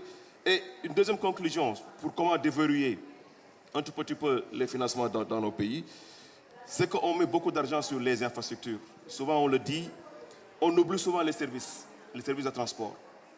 Or, tout ce qu'on voit, ce sont les services la consommation des services de transport qui, à terme, va permettre de réduire les émissions. Mais, je l'ai rappelé tout à l'heure, sur 1000 immatriculations actuellement au Sénégal, il n'y a pas un seul véhicule de transport urbain électrique. Il n'y en a pas. Tous, c'est des véhicules thermiques. Et à terme, si on n'investit pas sur les services, je vois comment on pourra déverrouiller un petit peu les financements dans le domaine des transports. C'est vrai, le BRT est là. Le BRT couvre le nord de Dakar. Le transport express régional est là, couvre l'axe sud du Sénégal. Et entre les deux, qu'est-ce qu'il y aura? Il y aura toujours une mobilité qui est faite par des véhicules qui polluent, des véhicules thermiques. Donc la question est de voir comment aider nos structures publiques à pouvoir trouver des financements, sans pour autant demander quand même des contreparties à l'État ou des garanties financières que l'État ne pourra pas supporter, parce que tout simplement les ressources financières posent toujours problème. Je vous remercie. Merci. Le sujet est extrêmement important parce que c'est le financement qui conditionne le projet. Et je crois que nous avons un problème en Afrique, c'est sur les études de projet, sur le choix des projets. Parce qu'on pourrait choisir des projets porteurs qui attirent les investisseurs. C'est ça le problème. Donc il faut choisir parce que quand même le terre, lorsqu'on a conçu le terre, au début, la Banque mondiale n'était pas favorable. On a pu avoir le financement de la BAD, de la BID et de l'AFD, mais actuellement, toutes les autres banques, on a forcé pour avoir la première phase, Dakar Demniadio. Mais depuis, la Banque mondiale et tous les autres bailleurs de fonds sont en train de courir derrière nous pour rentrer parce que nous n'arrêtons pas. Il faut aussi de l'ambition politique. Il faut que les politiques avancent sur leurs projets, arrivent à choisir leurs projets. Il ne faut pas que les pays développés qui nous donnent de l'argent nous imposent des projets. On doit faire des études. Et nos États, ils doivent prendre en considération les avantages sociaux du transport ferroviaire, plus écologique, plus économique et plus sûr. Parce qu'on gagne beaucoup dans la sûreté. Dans la sûreté, le transport ferroviaire est extrêmement sûr si on prend l'ensemble des pertes économiques causées par la voiture, les accidents et tout ça, le transport ferroviaire est beaucoup plus économique politique. Sinon, aussi, il n'y a que l'Occident, il anticipe un risque qui n'existe pas en Afrique. Parce qu'en Afrique, quand même, les taux de rentabilité des projets sont meilleurs qu'en Afrique. C'est simplement il y a des problèmes de gestion, mais sinon, des projets bien étudiés en Afrique sortent des taux de rentabilité qui sont supérieurs aux projets en France, aux projets dans les autres parties du monde, dans les pays développés. Donc, vraiment, nous avons un autre problème, c'est l'incohérence temporelle entre la durée de vie des investissements et la durée de remboursement des projets. Parce que si on prend une infrastructure ferroviaire, la durée de remboursement du projet est inférieure à la durée de vie, de l'investissement. Donc il n'y a que l'État qui est là, qui a une horizon temporelle extrêmement importante, qui veut investir sur le rail et laisser les partenaires, les investisseurs, investir sur l'exploitation. Et c'est même dangereux de laisser des privés investir sur le rail et posséder les infrastructures. Le privé doit posséder le matériel roulant, l'exploitation et tout ça, parce que les durées de remboursement des crédits sont inférieures. Mais par exemple, pour des infrastructures qui doivent durer une vie, ça doit être possédé par l'État. Et l'État doit investir sur ça, parce que quand même, c'est plus économique, c'est plus social, c'est plus rentable en termes de rentabilité économique et sociale. Donc, vraiment, c'est ça. Il faut bien étudier les projets. Ce sont les études de projets qui facilitent l'accès au financement et qui rendent des projets économiquement viables. Un projet qui n'est pas économiquement viable, c'est extrêmement difficile de trouver de l'argent pour le faire financer. Donc, moi, je conseille à l'Union africaine de créer un bureau des études de projet. C'est simplement ça, parce que ce qui est l'obstacle, vraiment, qui fait que les gens n'arrivent pas à lever des fonds importants pour régler les problèmes de connectivité. Les problèmes de connectivité. Pourquoi actuellement le premier intervenant a dit qu'il n'y a pas beaucoup de demandes. Il n'y a pas beaucoup de demandes parce qu'il n'y a pas une interconnexion des chemins de fer. S'il y avait une interconnexion des chemins de fer, il y aura la demande, parce que la demande de commerce entre les pays est extrêmement importante, mais il n'y a pas de chemin, les chemins de fer ne sont pas connectés.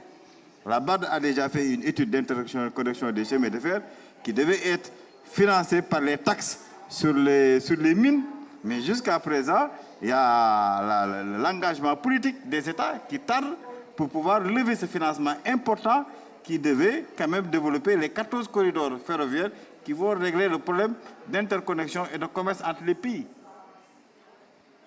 Mais vraiment, le continent africain, c'est un continent économiquement viable dans la durée, parce qu'on peut faire de l'argent, c'est plus facile de faire de l'argent qu'en Afrique que de faire de l'argent dans les autres continents. C'est ça que je voulais dire. Merci.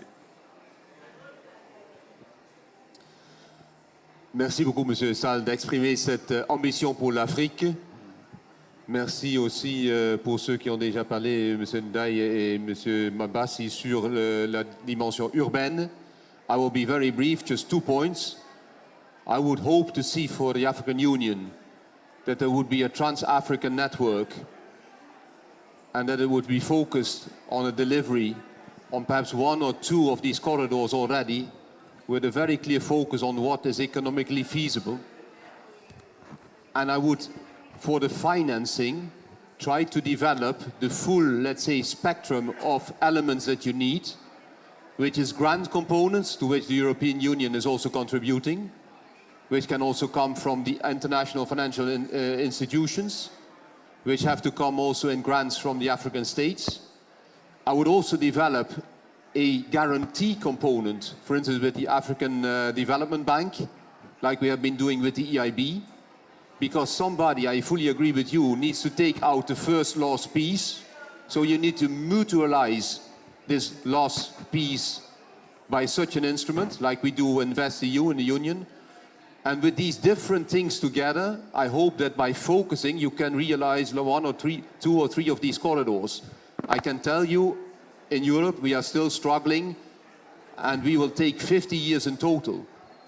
So there's no problem with that. I would love to see, Madam Commissioner, that there would be a realization of such a network, because I think you should have that ambition. I fully agree with you. Je share votre ambition. Merci beaucoup.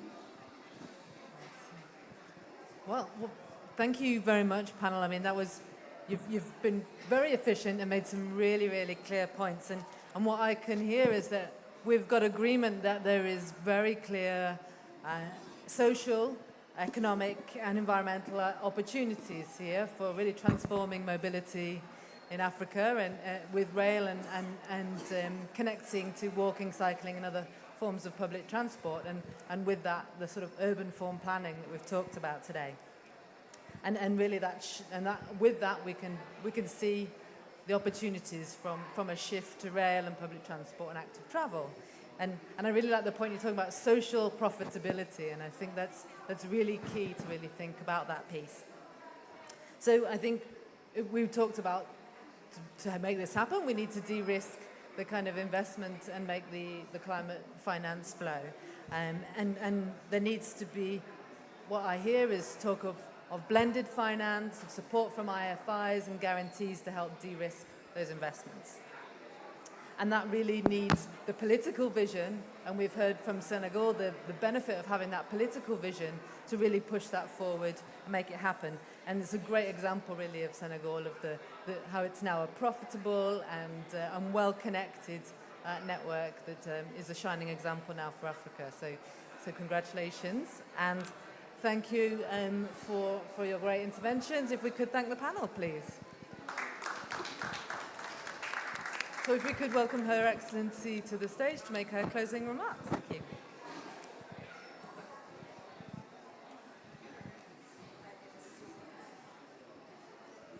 Thank you very much, Lucy, but they are not going to be my closing remarks. Actually, this is the start of a conversation. And I've been listening very carefully to what's been said. I'm not sure if I agree with everything that was mentioned. I'm saying this because there are aspects that I think were not present in the conversation that we're having, and one that is challenging. The first one that is missing, particularly, you prefer French? The majority are French speaking. C'est pas tous les jours que vous êtes là parmi nous. One is we're seeing that urban transportation the face of urban transportation has been completely shifted by the digital hailing systems, and that has completely transformed the way we move in cities in a much more efficient manner, I must say.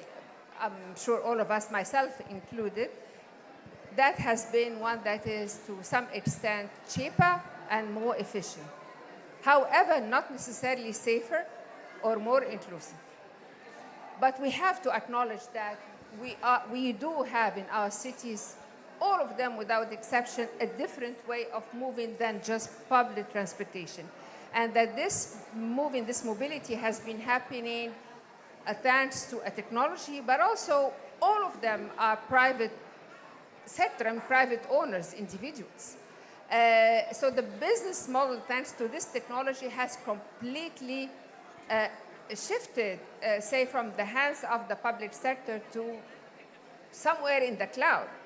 I wish we had more time to discuss this aspect, because it's not the same model with which we have been operating and moving in the cities. And one word was mentioned, something very important, that's safety and security.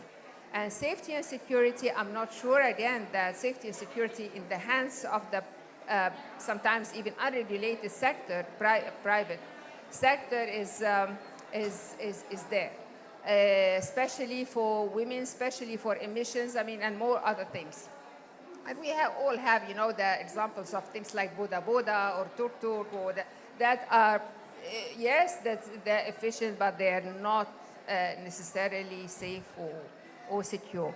So I wish we had more time, and I very much hope that next year, Honorable SG, that in the summit of the Afri-Cities Summit, that we discuss more about urban mobility and the new technologies making this possible or impossible. You will have to enlighten us in that respect. But moving into railways. We are here talking, I mean, we are the African family, so I'll be very, very candid. No donor ever wanted us to talk even about railways, and consistently refused to even put it when we were talking about our development programs. None whatsoever, except starting 2020, when, you know, the issues of climate starting, you know, to really have much more attention. And we kept saying railways are important not only for mobility, but for climate aspects, and it will relieve our roads from this and that. So until now, even financing railways through the usual conventional donors is still very challenging for us in Africa, in addition, of course, to our to our African challenges, especially if we talk about interconnections between two or more countries.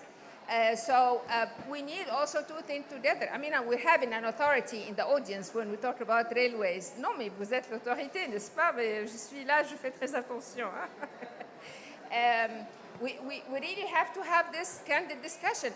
And frankly, both at the personal level, professional level, and we want to know what is the hindrance, what is stopping both the actual donors, future donors, even the private sector, to get into railways, knowing that railways, if you look at any European